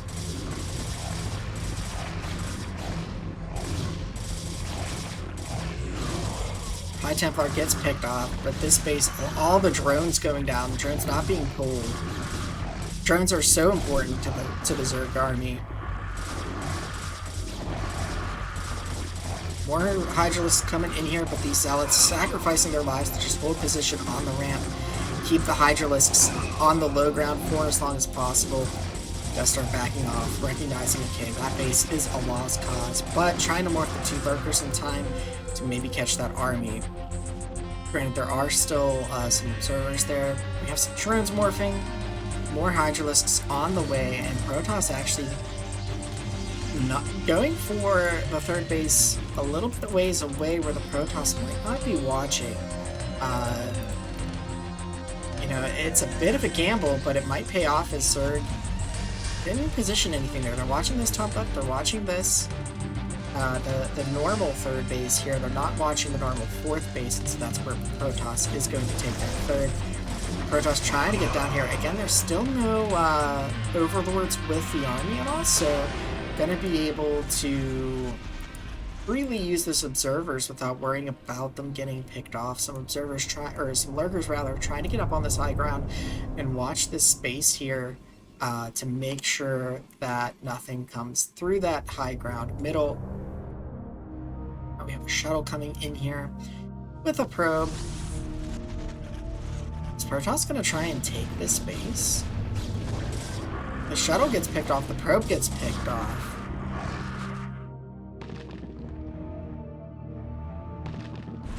It seems a bit weird to move forward with these lurkers too, because the observer is there and Protoss could engage if they choose to. Now Protoss does clear out that Hydralisk, so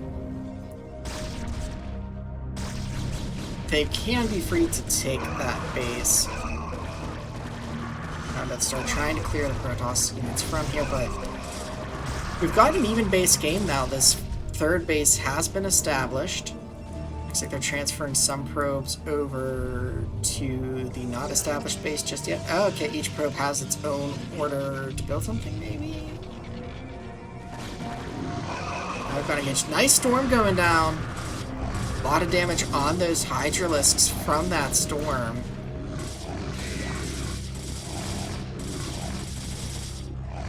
A couple of Zealots getting a little overly excited, but now this third looking a bit vulnerable.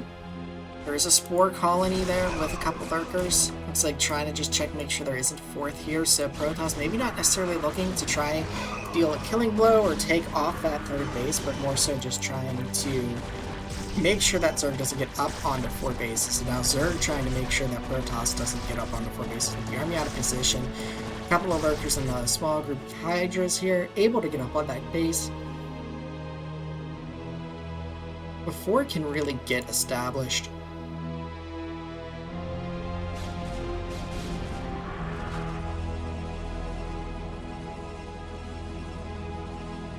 Hydralisk runs in there, gets taken out by the cannons. I'm not sure if Zerg is... Okay, it looks like Zerg is moving more to press this base than take a base of their own, which I don't think that's the right move, but Protoss's army is going to be out of position here. Charging forward, now Zerg's going to charge forward. So those lings are going to get cleaned up, and now Protoss is going to probably lose this base. Oh! Devastating storm there on the Zerg army. So many units lost. The lurkers are going to just be a little bit too much for the defenses, though. But even still, the army now able to pull back and go and take care of this. The base not quite lost. And Zerg still only on 3 bases, but I'd love to see Zerg expand behind this. Zerg up 3,000 minerals banked right now, 700 gas. But Protoss, meanwhile, is banking a lot themselves. Looks like the Hydralisk from the high ground here at the normal third did come down to try and engage in the fight, but Protoss able to repel that in the end. There isn't an observer nearby, so Storm going down to clean up that last lurker, and things are stabilizing a bit here for a Protoss player who's going to go ahead and check and make sure that there's no fourth here. So they have good eyes on this. There's a Zealot knocking away at an egg. They're going ahead and taking this base for themselves. So Zerg's gonna be repelled here for now, but that lurker will hatch. And until an observer comes down, or a Storm Templar with 200 energy, we'll be able to hold this ramp. Trying to save this drone here, trying to pull it Down the lurker getting some shots on this zealot. Can't quite lay the unburrows the lurker. I'm not sure why they're burrowing and unburrowing. They do lose the drone in the end when a dragoon comes over. That was a bit strange to see that burrow and unburrow, but we have a fourth base being denied again for the Zerg. Looks like we have another drone coming out here to try and take a base. Looks like it's going to be that same bottom right. A few Hydralisks coming in to try and handle Zealot that's there, but our Protoss player here sees this. Originally looked like they were going to pull more of their army to try and deny this, but instead they might just be charging ahead into the Zerg army. The supply difference is pretty large here. A lot of High Templars coming out. Protoss player does have a lot of gas compared to their minerals, so Templar are a gas-heavy costing unit and are a great investment when you don't have a lot of minerals, but you have a lot of SP and gas banked up. This base could be broken with some really good storms, along with some zealots and observers. But it looks like a pylon and a cannon being placed probably just to watch to make sure that these bases don't get taken. Zerg, though, taking this bottom right base, looks to be on the move, but there's an observer that sees it. Again, there's still no Overlord with the Zerg army. The Protoss army sees this. It actually moves to take up position where that Zerg army was. I think Zerg caught wind of this as they do pull some of their units back. Some nice storms there. The Zerg army just gets shredded and they get maybe a Zealot. They attempt to maybe do a push, but there's a lot there. Oh, there's Dark Templar now. And they don't have that for detection. Actually, still slow Overlords. So I think this is, going to be a make or break fight here for Zerg. Getting caught, not able to get this army home. There's no detection, but the DTs seem to have given up their pursuit. A lot of storms going down, dealing a lot of damage to the Zerg army.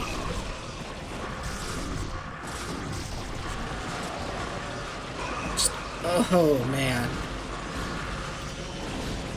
Zerg coming in from the left side now as well, but these storms have just done massive damage. And even if these Templar run out of energy here, another storm going down, heavily damaging these lurkers. Like, that's just still so much damage.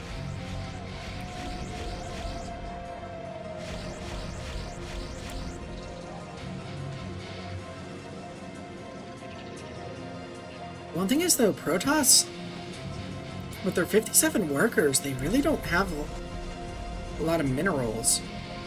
I mean, they just spent 800 on some zealots and... and they spent a lot on dragoons, so I think they did have a bit of a bank, and then they spent it on a couple mac runs, but they really weren't macroing during that. Now, they do have to be careful, because the lurkers could still, and their own storms could still hurt the Dark Templar here. We've got storm eggs happening, it looks like.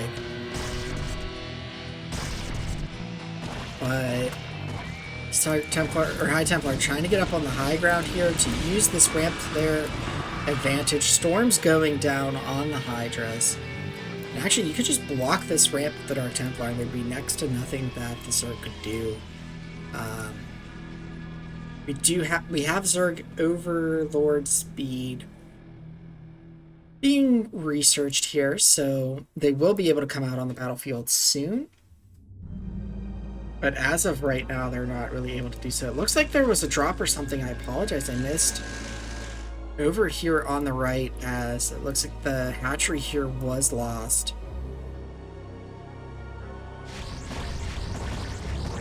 Corsairs back out on the field trying to pick off some of the Overlords.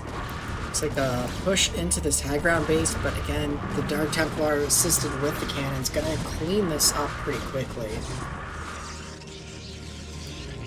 Start deciding to back off of this. There's still these two slow Overlords trying their best to get here to help the Zerg deal with these Dark Templar. Oops, didn't mean to do that scroll there, but some couple of one or two probes there got caught with that lurker.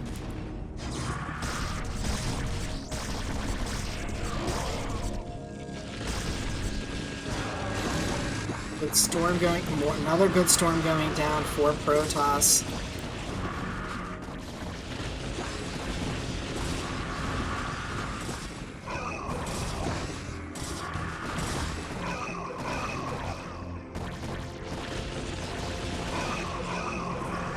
More and more nice storms.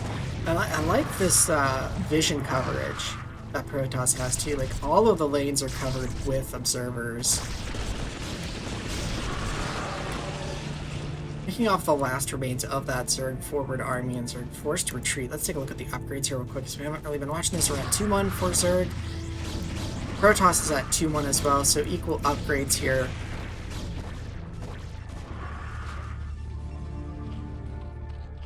Zerg trying to produce more of an army, but the main is mined out, the natural is mined out for the Zerg. They're down to just 2 mining bases, to Protoss 2 mining bases, so essentially, well, this one actually isn't mining at the moment, but there's still 50 probes. Oh, actually, wait, no. So it's 2 mining bases, but there's the third one that just needs to be populated with probes. So Protoss, I would say, is ahead right now.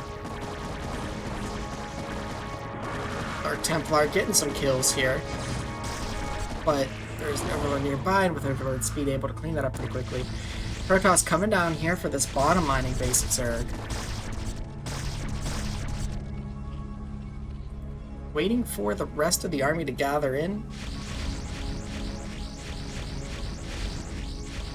Diving in on storms over their observer, but the 2 lurkers are gone now. Anyway, there is a lurker blocking the ramp. Trying to buy time as the Zerg army tries to come in here. There's a nice arc that's formable, but I don't think there's enough, especially with these beautiful storms going off for Protoss. Deathstar gonna go in GGS. The army gets up onto that high ground. Very good game from both of these players, but the Protoss player band just recognizing the win state, keeping Zerg on fewer bases for as much as possible. Very well executed there. We'll go ahead get game 2 loaded up between these two, which will be taking place on Neo Sylphid. And again, the matchup will be different, as these players agreed to play different matchups on each of their best of 3 games. But again, that's typically not the norm for the CPL.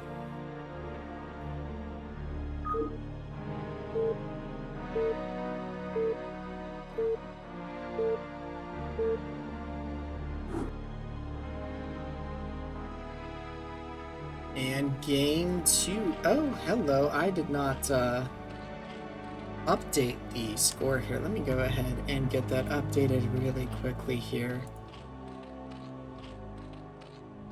Just realized I did not update the series score here.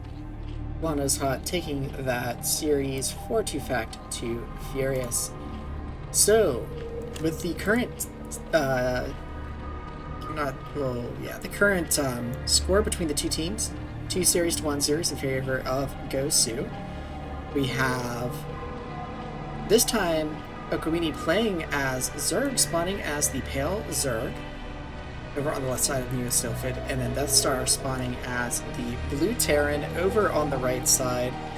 And, you know, I can't remember if I've seen Deathstar's Terran yet this season. I don't think they've had a matchup against Zerg, or maybe they have and I've missed it. I can't quite remember. So, if this is the first time we're seeing it, cool. If not, well, then I apologize, I missed it. But we do have a drone scout coming out here. That feels early to me, so we did the extractor trick to get an extra drone. We have an Overlord morphing, and then it's kind of weird. It was scouting down to the right and now is... Oh, maybe it was a misclick, or maybe... Oh, okay, that looks like that might have been a misclick, meaning to go into the main and just a little bit too high. The SCV coming out here, though, now for Deathstar, so the drone is going to find it in the end, so not the biggest deal, but so that drone feels very quick to come out. And actually, if the SCV had come out a little bit later, might have thrown Deathstar out. Looks like we're going to get bio play just based on the fact that or bio in which could transition into mech, but bio to start at the very least. But the two players find each other. Deathstar sees the pool first. Second depot on the way here.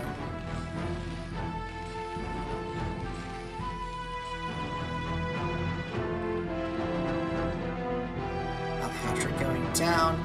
Looks like we're not really going to see any aggression with this early pull, so maybe it was just made in case it was needed, but bunker going down as well, which is also not needed. I mean, it's one of those things though where it's like, ooh, that's the image I like that I was talking about before with the bunker and the way it just looks right before it finishes.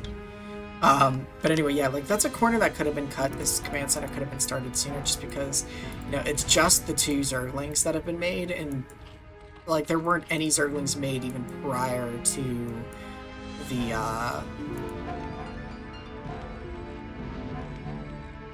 to that bunker being made. So I mean, I could see maybe because, I mean, but it was a first scout too, so it's not likely that there would have been ZerGlings on the map that were unaccounted for, unless it was like some kind of really early rush that was going on, but they were found. So like, yeah, I mean, the thing is though, if you play safe, like, you know, it's better to play safe and live sometimes than to cut a corner you can't cut and die. So if you feel more comfortable just always playing safe, you know, do that until you feel comfortable with cutting those corners, right? Oh, that little hiccup there on the ground puts a couple additional hits onto the SCV there. Also, this gas timing is a bit interesting. I think maybe not. You know, it is 3 hatch before there, so I don't think this would be a 2.5. This looks like a 3 hatch at 3 locations. Ah, the SCV not quite getting saved by pulling these towards taking a look down. Loses a Marine, which could be a big deal if Deathstar was looking to do any sort of early push once the academy is done and you get a medic or 2 out. But things are progressing along well for our Terran player. And for our Zerg player as well, transferring a few drones to that new third. It's actually kind of a forward third. It's an interesting place to take, because it's towards, not only is it closer to the Terran than like some other options, like, you know, there's a base up here that could be taken. You could take the other main, but the Terran has to kind of walk through this to get to your natural anyway.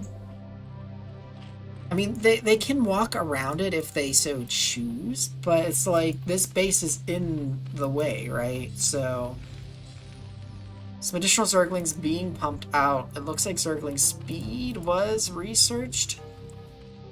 Lair on the way. 4th hatchery coming down. Hydra Den is out. Okay, lurkers are being... or lurker aspect is being researched, so it looks like we're going to see lurker play. Gotta run in with these lings, but okay, loses 2 and takes some damage on a few of the other ones, so kind of want to keep those lings alive if you're going to go for like a lurker ling bust. But Terran's going to move out here. Looks like it is the 2 racks academy rush here with a couple of fire bats and the 2 medics. Scan going down for Deathstar in the main to try and check the tech. But yeah, this is what I was talking about. Like, this third is just along the path. There's no defenses here.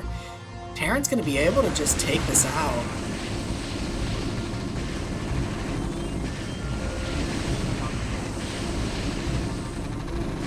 Marines rushing forward with the stem to take this Overlord out.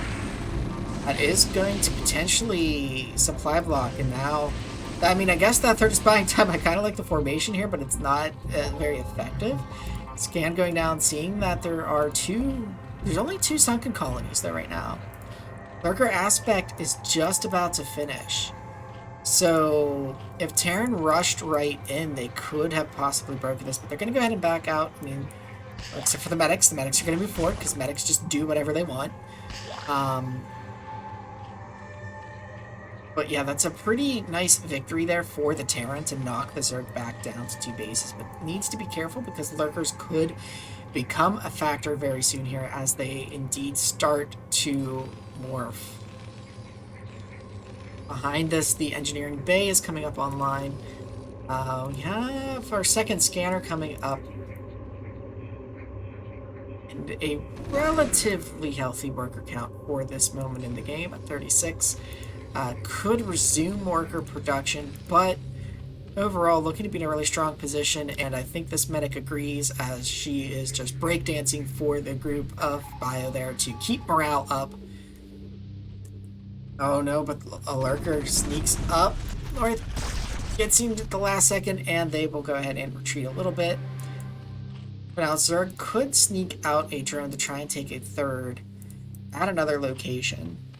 If they wanted to, but they're going to try and move forward with these lurkers. Needs to be careful. Terran pulls back in time, sees it on the minimap, pulls back, but now these lurkers are free to just kind of walk around. But there is a turret up front. There is the reinforcements here.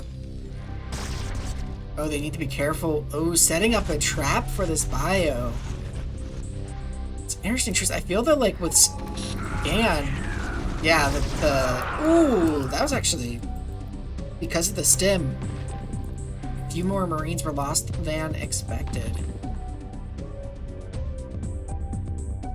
Looks like our Zerg player here repositioning these units, maybe not exactly sure where they want to put them. Okay, trying to advance in on the natural here, but SCV coming out sees it. There is a tank here, and tanks unsieged actually outrange lurkers, but we'll go ahead and siege it.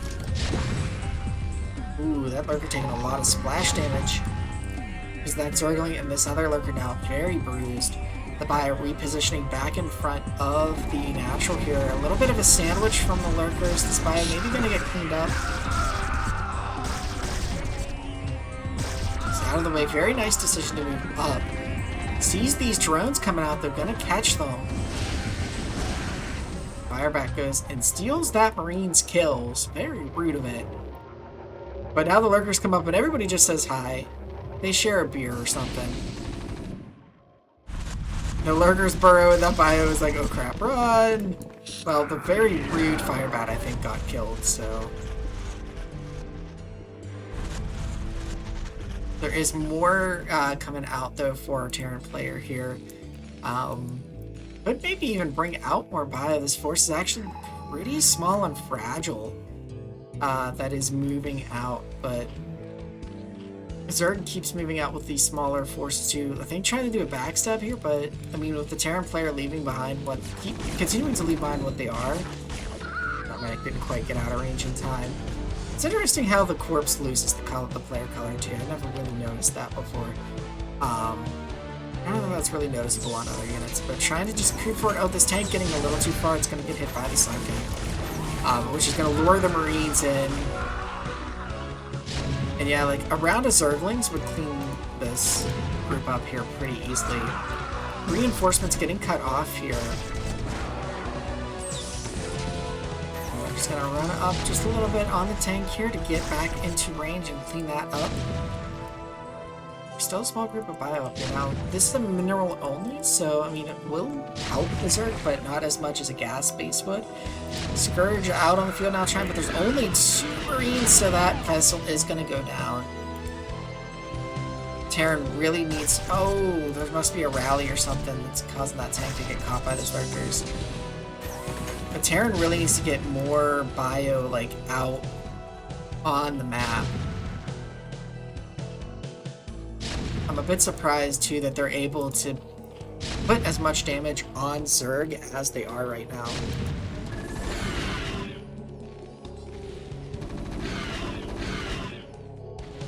Command Center is landed at a 3rd base, which is pretty safe with this force at the front. I mean, this force feels like it could be broken, like I said. There's just like a round of ZerGlings. This could have been cleaned up relatively easy. And here we go. Zerg now charging forward, burrowing lurkers.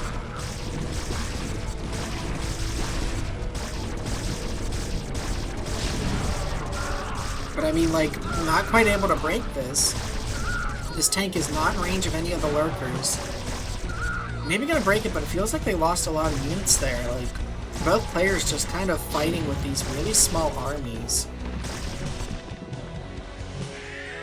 Radiate's beginning to go down. There aren't... Okay, Scourge are about to pop. So I think these science vessels...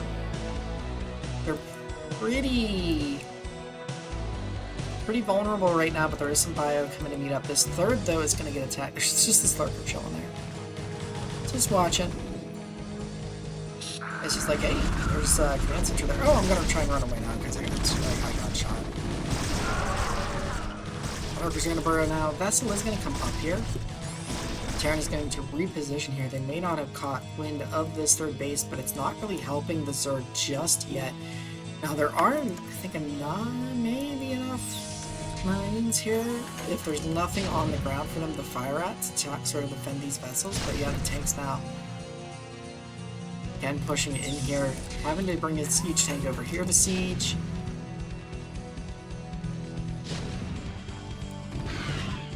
Scourge do dive in, take out one of the vessels. The other one is able to survive, and now with the scan, recognizing, okay, this base can be broken with the bio that's here.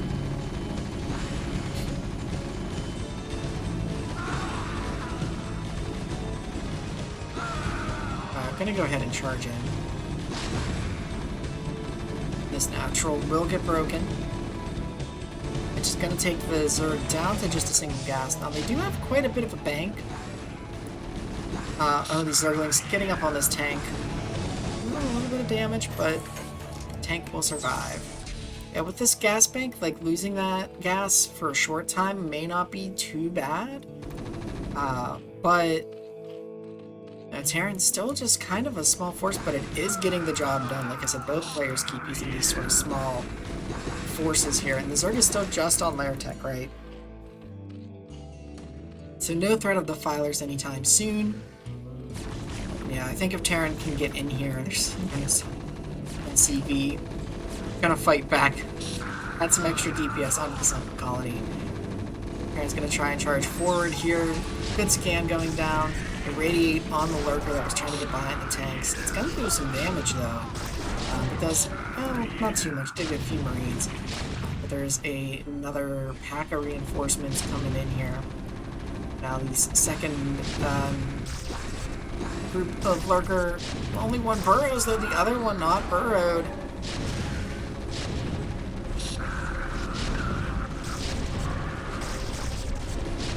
Start looking to tie the series up 1-1 here if they can break this main.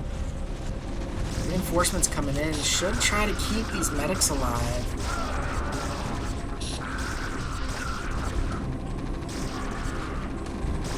This lurker's gonna fall here. There's this one way off to the side that's not really helping at the moment. And now the drones are being shelled. All of the gas that was built up has been spent by Zerg. I think this is going to be game here. I don't know what much more Zerg can do. They have a ton of money, but no gas. Didn't see Den go down. So, I guess, when the Den broke here, they probably didn't replace it right away, and so they weren't able to get lurkers, or Hydralisks for lurkers for a little bit there, so good game. Interesting that both sides were kind of fighting with these smaller armies, but I mean, because both sides were doing it, it ended up working out in the Terran's favor. With those tanks able to shell the sunken colonies of the Zerg and able to just barely keep a presence in front of the natural until it was able to be cracked. So, good job there by Deathstar tying up the series 1-1, where we'll be going into Game 3 on Polypoid to see if the Too Fact, Too Furious can tie up their Tier 2 score here.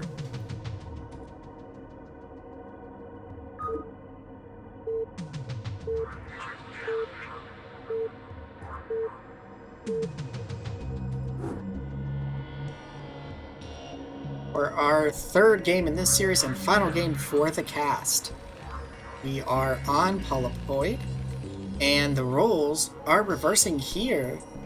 We have Ocoini, which is another potential pronunciation of the name. I was trying to ask around a little bit before starting this particular game. And somebody said maybe Ocoini, and I'm like, wait, that actually could be it because it's Ocoini, or it could be Ocoini as well. I'll go with Ocoini though, because I like that one, until I'm told otherwise. So, spawning as Terran, up at the top right, and then down in the bottom left, we have Deathstar as the Zerg, so second game as Zerg here. And it looks like Ocoini is going to want to wall the natural here, which I believe, I'm trying to remember my walls here, so Depot on top of Depot, I believe, is link tight. No, and I think Depot on top of Racks is link tight as well, so I believe this will give a link. Yeah, because on maps like Butter, you do the wall where you do Depot, Racks. So Depot on top of Racks is definitely link tight, and I believe that Depot on top of Depot is link tight as well. And also on this spot here, you can do Depot, Racks. So this, I believe, it might not be fully link tight though because of terrain. Like, I think this is maybe, it's really weird when you look at terrain and if something will be link tight or not. This is definitely not going to be link tight down here though, so something will have, like an SCB would have to be positioned there for that. Either way though, scouted, doing an end scout or not, a bit of a weird map. Something about the map right now just feels weird to me, but it looks right. Just taking a really weird path and maybe trying to catch shifts if like 9-pull is coming, maybe you could catch it by cutting across the middle there, but sees that it was indeed hatchery first. At least I think so, based on the HP values. The fact that the pool's not done yet. And then the SCB is just gonna kind of dance around a bit, put a little bit of hurt into that hatchery. Hey now, Mr. SCB, that hatchery is not a mineral patch for you to mine, despite how much you might think that it is.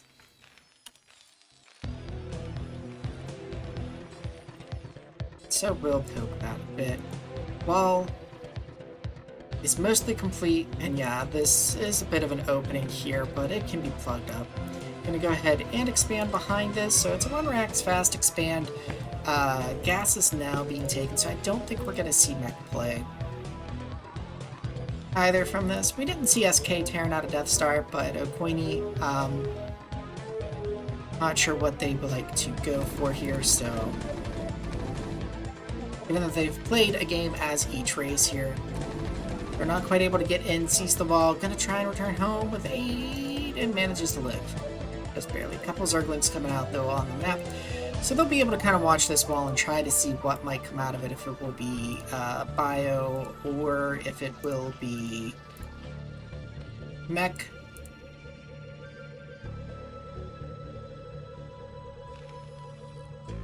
I'll see. I think, yeah, because my game was casted with Deathstar from week 2. And so, in that game, Deathstar went for Lurker Contain into Fast Hive with Defilers by like 12.5 minutes or 12 minutes or so. I'm wondering if we're going to see a similar build. It looks like it is 2.5 hatch though, I think. Didn't exactly see when this hatchery went down, but just based on the fact that the layer is already morphing. We'll watch to see if a Hydralisk Dent gets put down or not. We have a second barracks. The Academy is down. Stim started, so this will be Biopele. The next question is, would it be SK or will it be... okay, so there is Den coming down here. Nicely timed as well with that layer, I think. Actually, gonna finish maybe a little early, but should be okay. We have a medic done here. Scan goes down for OttoRemmer in the main. Sees an evolution chamber.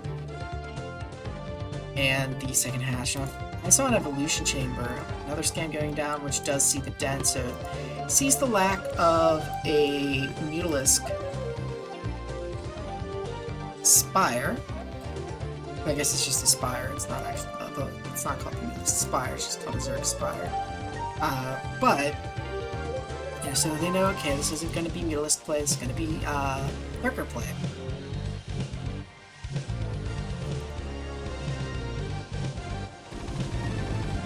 SirGlinG pokes the ball, sees the number of Marines, and that should confirm that it's going to be bio play for the Zerg player. Actually, a stim out so that they can quickly kill the Zerglings that are there before Deathstar can really react. Trying to chase down those Zerglings, but they are going to have to take a break to let the medics heal them at some point here. Zergling's trying to sort of misdirection a little bit to get away. These Hydralisks, though, walking very forward. They just stay out of the vision range of OttoRemmer. And now stimming ahead, seeing that these are just creep colonies here. Gonna try and focus fire these down. Gonna morph into lurkers. I think these are gonna be able to follow, but I don't know if OttoRemmer is going to have these scans. A couple of Zerglings do run by, but yeah, not going to have the scans to really fight these lurkers. Needs to run in here, I think, though, and get some drone kills. Maybe even run up to the main would be a good plan. Although could take out a lurker maybe if they were focused firing right when they hatch, but then they'd have to run back, right? Okay, the lurkers are trying to run up onto the ramp, which is going to give some play into this natural for OttoRemmer here. Taking out a good number of drones, down to 16 drones.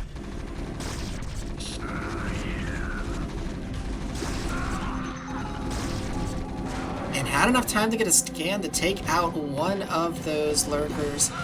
Now the Marines are kind of bunched up here, and the Zerglings, actually even without that lurker, they're able to clean this out. But nicely done by OttoRemmer there, dude, putting some good damage on Deathstar there.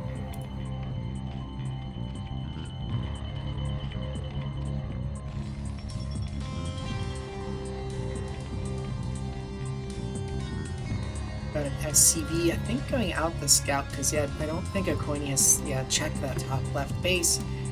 Gonna go ahead and check that bottom right. Scan in the main, checking out what's going on there. See, still just the lair. Always good to confirm what tech the Zerg is still on.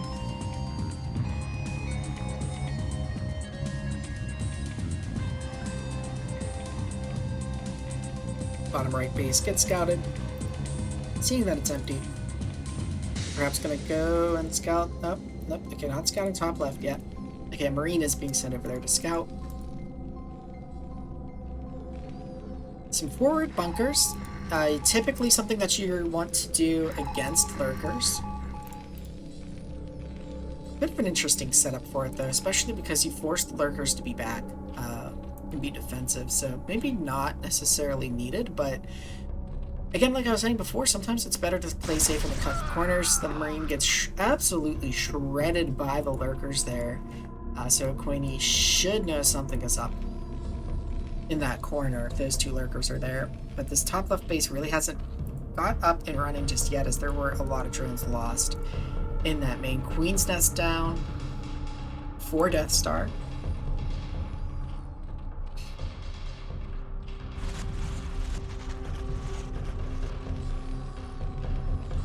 When you're getting the tanks, getting the where's the science facility?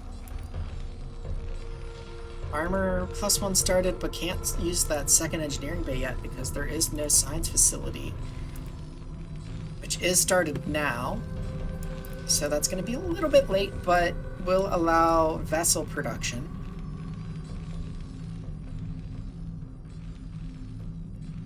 CV getting ready to take this third base here. And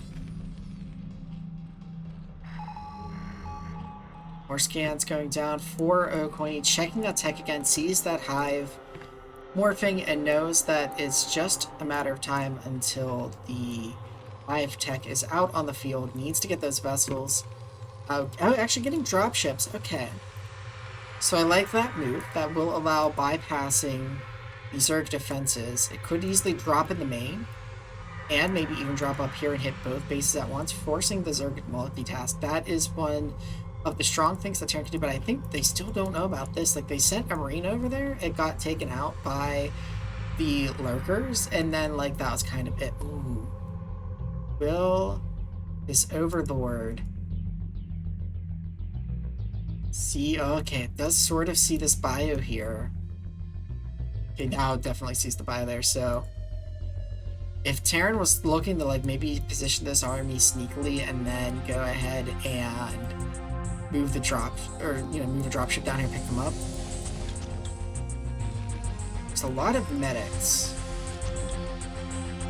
in this group, so, but I mean, Zerg could think too, like, oh, okay, well, Terran is just thinking that, like, oh, you know, I've got base here, and so they're just trying to knock me down base, right? We've got a hatchery, now we've got the third gas going up, so Zerg's technically still just on 2 gas.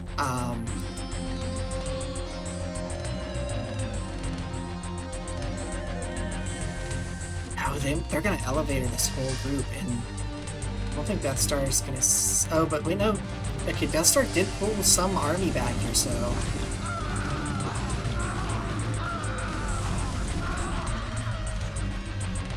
Just went with the one dropship at a time. If they had gone with both, maybe that could have worked out a little bit better.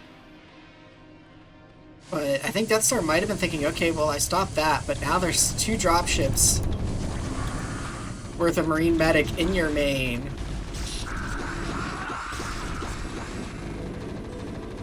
Which is not going to be the easiest to deal with. I like the Lurker positioning, though.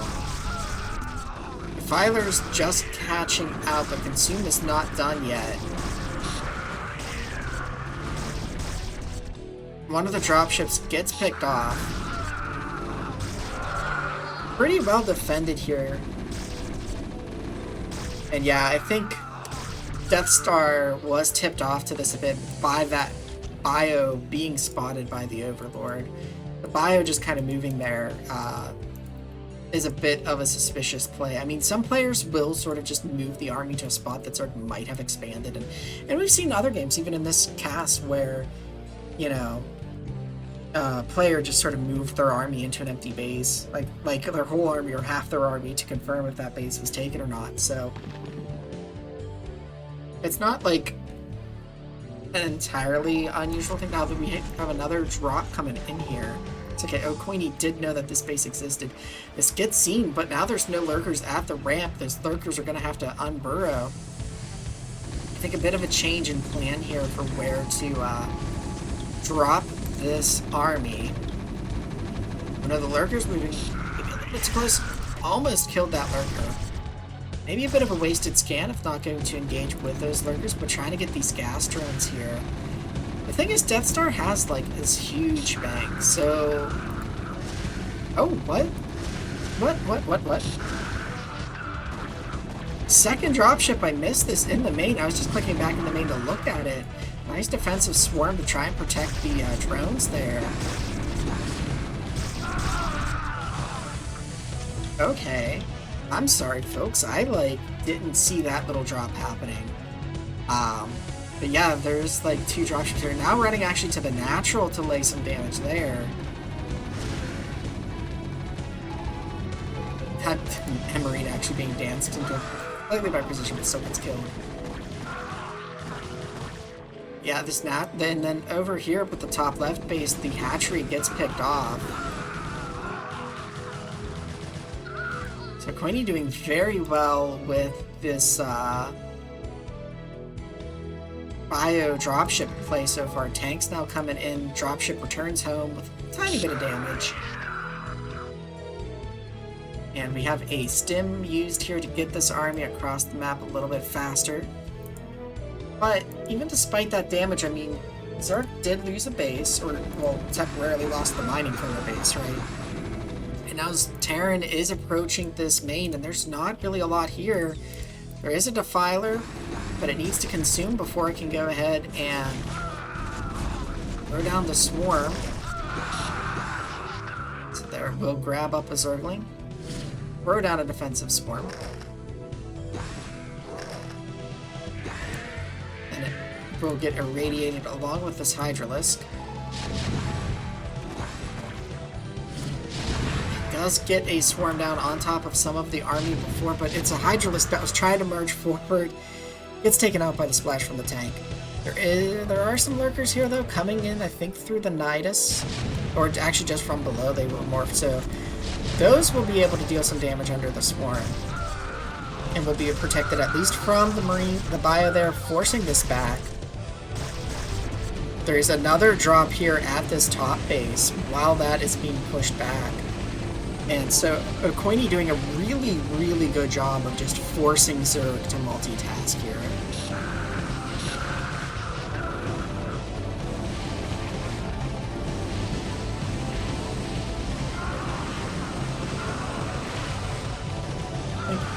This might not get cleaned up because those fire bats with the medic take out those Zerglings, and the 3 Defilers come over, but they're not really going to... Swarm's not going to help against fire bats.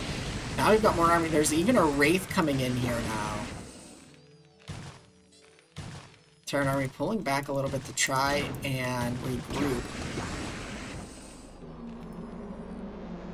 Looks like maybe a small counterattack trying to happen here. Group of Scourge and Zerglings, but I think this actually needs to be used for defense.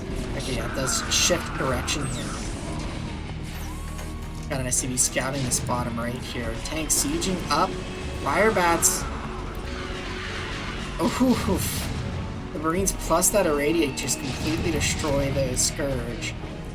And Ocoini's going to knock this 4th base down. We'll find that with this dropship that mineral only's been taken. The swarm does get thrown from up above. So actually these lurkers are going to take out the remains of this force, but there's going to be another drop in the main while that's happening. Actually, the Terran army running deeper into that natural. More drones falling on just 24 drones. But with this hive tech, it might still be a little bit before Terran is able to finally put that final blow on the Zerg player here. Wraith taking a few pot shots here at this lurker. Goes down from the tanks. Another Irradiate on one of these lurkers. This one here. Or Zerglings coming through the... oh, Irradiate on the Wraith. Although it will quickly get... Although cute move gets quickly picked off by the Wraith. Or by the Scourge there. Now Zerg trying to stabilize here. Another dropship coming in and landing at this mineral only. Trying to make sure that this base doesn't get established. Now granted, this would put the Zerg up on 4 bases, but only on 3 gas. So another SCV coming down here to check this bottom right. Just making sure that Zerg isn't trying to expand there as well. Swarm going down. Trying to throw down a couple of turrets, but those are going to be stopped pretty quickly. This mineral only base, though, will fall. And Ocoini is looking pretty good in this. Very nice, like I said, just diversions with those dropships hitting. And expanding behind this, too. Like, taking this high ground base. There's a lot of bunkers here, one of which is empty, but, like, very defensive with that bunker play. And these dropships get spotted along with these vessels, but this is a large force moving across here, right? And Zerg's gonna pull up into this main. There are some Scourge. If these Scourge get on the dropships, one of the dropships goes down. The Zerglings are right on top of the drop zone. Drop zone's a little too hot, but we'll get a couple of Radiates off and then we'll fall back. So nicely played by Deathstar to stop that drop from happening. And Ocoini pulling back here. An attempt, it looks like, at a counterattack on this top base. Science vessel will go down. There's another Wraith made out here. But Zerg really needs to get, like, a... I'm saying they really need to get a 4th base, but, like, look how much mineral gas they have. I'm surprised they haven't thrown down, like, an Ultralisk den or anything. We're really trying to work on this Lurker Defiler play. I'm not sure if maybe they're trying to go for Hydra Defiler. SirGlinG's coming out here now though, but what are the upgrades actually? So 1, 2 on the SirGlinGs. What is the Hydra? So Lurker there to defend from drops. Irradiate finishes the job on that. Oh, here we go. So I don't think missile upgrade is done. This base is going to be forced to launch this, or lift this 12 pod base, but there's a few units coming in here, but there's a ton of stuff in these bunkers. This base is really secure unless you throw down some dark swarms.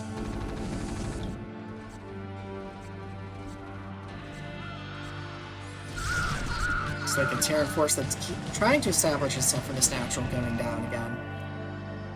The drone is seen by this science vessel, so OttoRemmer gets the idea, okay, that's where you're trying to go. More irradiates being thrown down on the lurkers here.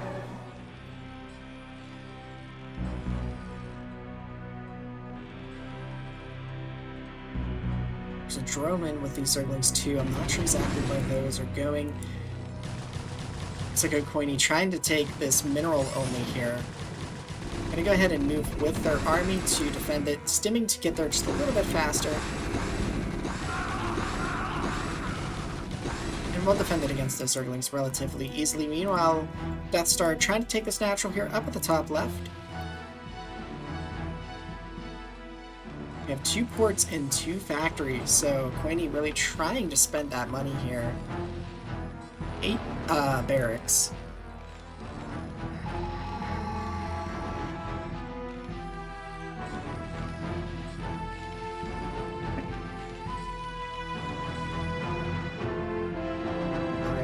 Here moving out. It doesn't look like there's any medics, but the medics got left behind. Trying to stim in here and target down. Oh, the swarm gets down, but one of the defilers does get taken out. I'm just getting here a little bit. Another swarm going down, forcing the bio group back more. But there is a large drop here at this other main. Tank siege up. Now we're seeing the Ultralisks, but they're only 1-2. And the Marines are 3-3, so the Terran OttoRemmer here is very far ahead in terms of upgrades. More Lings flooding out of the Nidus Canal here. The tanks, splash damage, doing a bit of work on their own army. While that's happening, Deathstar is pushing the Terran army back here, so both players kind of forcing each other to multitask here, taking actions at multiple locations.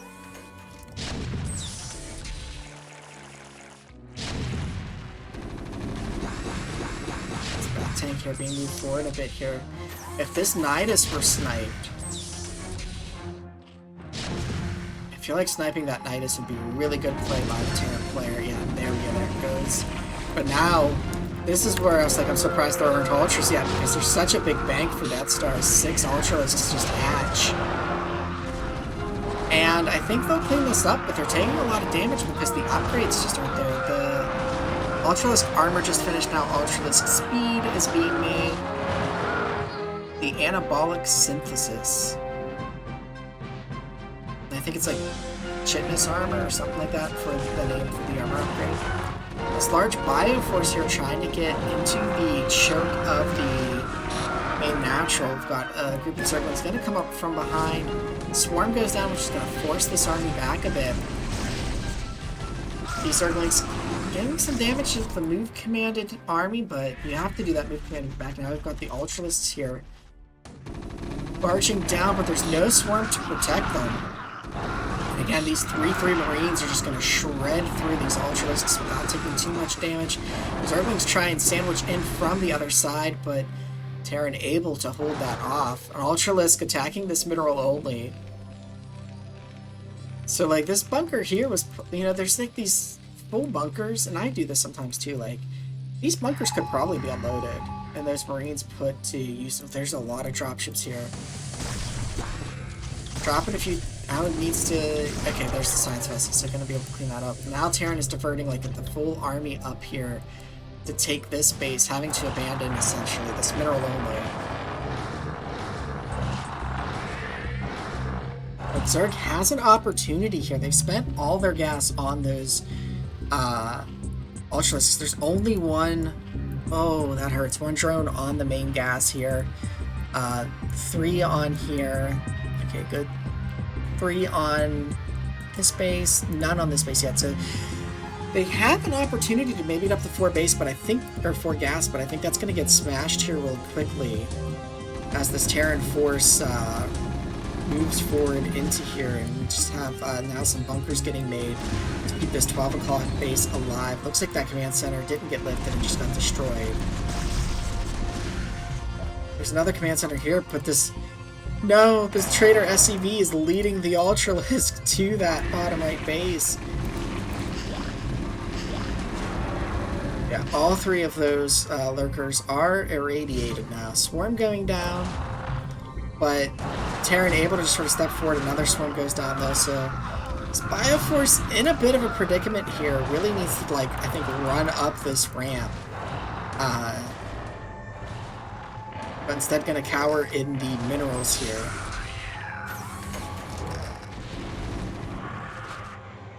Up the ramp, go up the ramp! There's nothing up there stopping you. Oof. Although actually this isn't too bad of a spot. Until a swarm goes down there, and then it's an absolutely terrible spot. These poor Marines, they're just gonna get slaughtered here. Surprisingly, this base, though, being left alone by Zerg, might not have quite been seen by Deathstar, despite the Ultralisk chasing in there.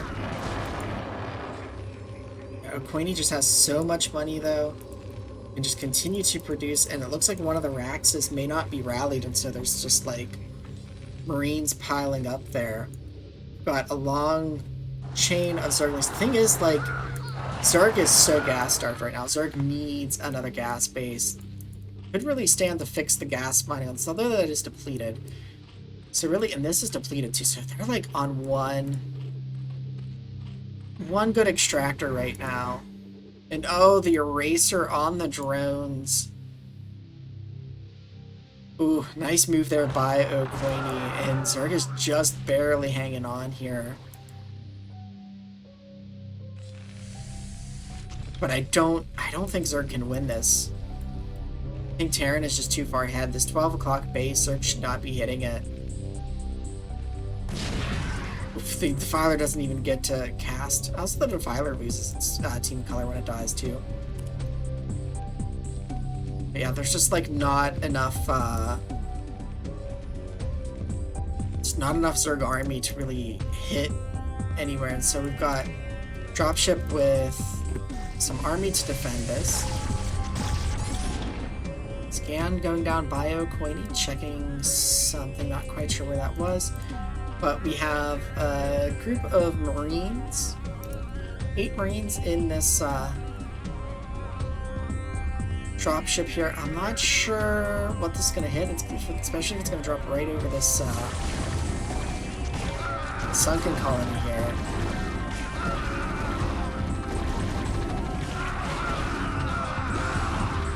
That was, I guess, a little annoying.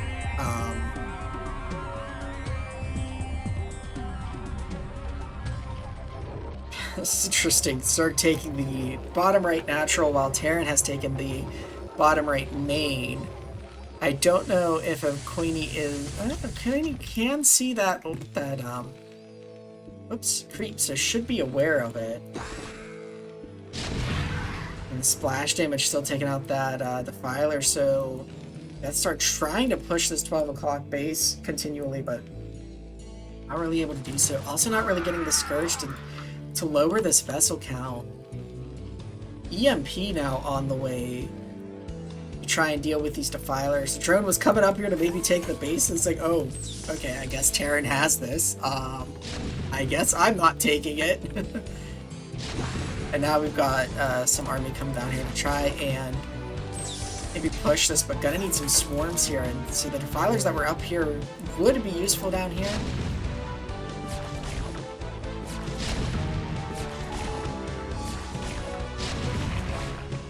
That Sunken was trying to attack that SCB and kept missing.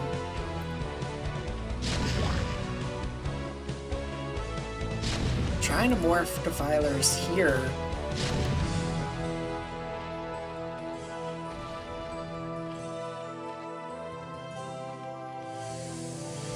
Are you really trying to go for these large dropship plays here? Defense Matrix on the more forward. And yeah, this is 5 of these filled up. Yeah, so plus a Wraith. Now, when you try to get up here, but actually with the Ultras going first, that would give an opportunity to throw down. And Ultras lose their team color too. Everything does. But I just never really noticed it before. Thinking about dropping into main. I think the main is a good place to drop, as that will kill the tech. And you have so much money in gas, like it's not that big a deal if you lose that bottom right. Yeah, this main taking very heavy damage here.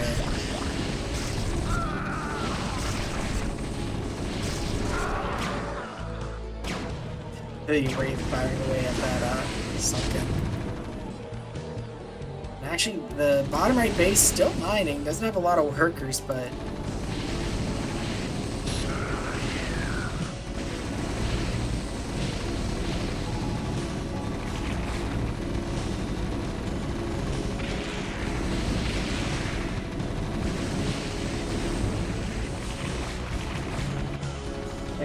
taking out the tech, trying to push up this ramp. The army maybe a little bit too close, not pulled back in time, but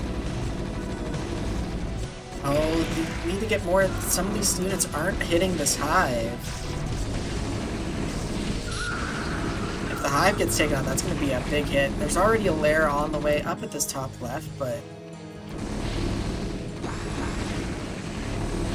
that is going to be a setback because the Defiler mound is gone.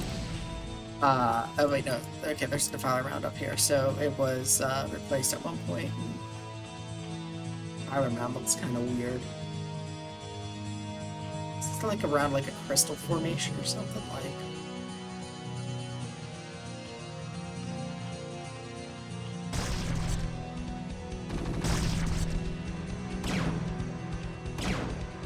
So now this bottom right, gonna try and land, but a little too close to the Zerg army. A few lurkers under swarm that aren't detected. Been cleared out, but the tech being reset is a big deal here for the Zerg. This natural here gonna get taken out as well.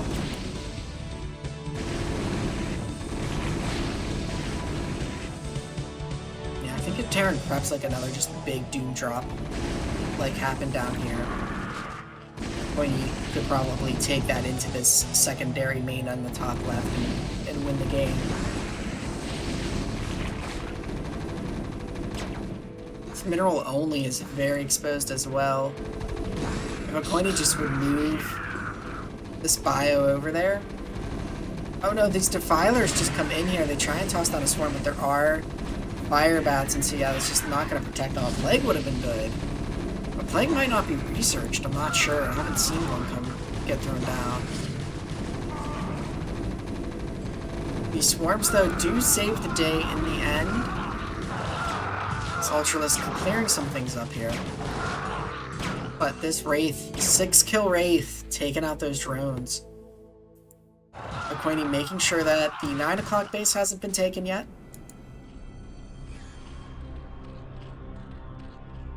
And now Deathstar trying to long distance mine from this bottom right. Deathstar's kind of built up a bit of an eraser going down here.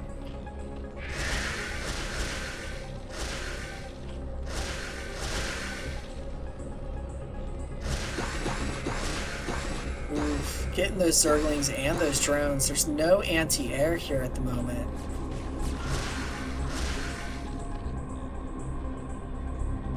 Down to 36 drones for Deathstar. And still getting a few. So OttoRemmer is continuing to build up a force here. He has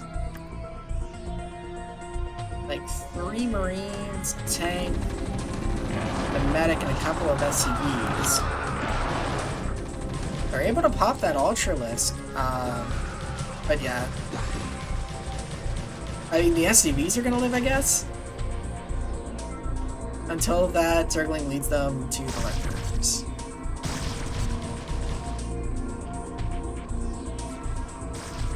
Hive on the way. I feel like if Ocoini just drops, like I said, that top left base, like that would be game. Yep, and here we go. Here's 3 drop ships coming in for that Doom drop. Don't drop over top of the Sunken, but Deathstar trying to run in here. Trying to get these Lurkers buried up on top of the tanks, but okay, that drop went off a little bit better than I expected. Meanwhile, moving a detachment over to this 9 o'clock to maybe try and take this base. Actually, some units running. I'm not sure where these Marines came from, but GG called by Deathstar, and Ocoini will take the series. And continue shelling for a moment there. The Zerg base. What a series. 2-1 for GOSU, taking the tier 2 in week 3. 3 matches to 1, or 3 series to 1. Very, very fun, strong tier 2 play all the way around. Some pretty cool games here.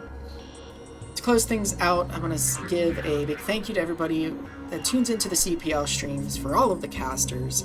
We really appreciate the support, and we hope that you guys enjoy the content that we try to put out for you when we can, since it is all volunteer. And if you're interested in playing in the Coach-Pupil League, you should join the Discord for it.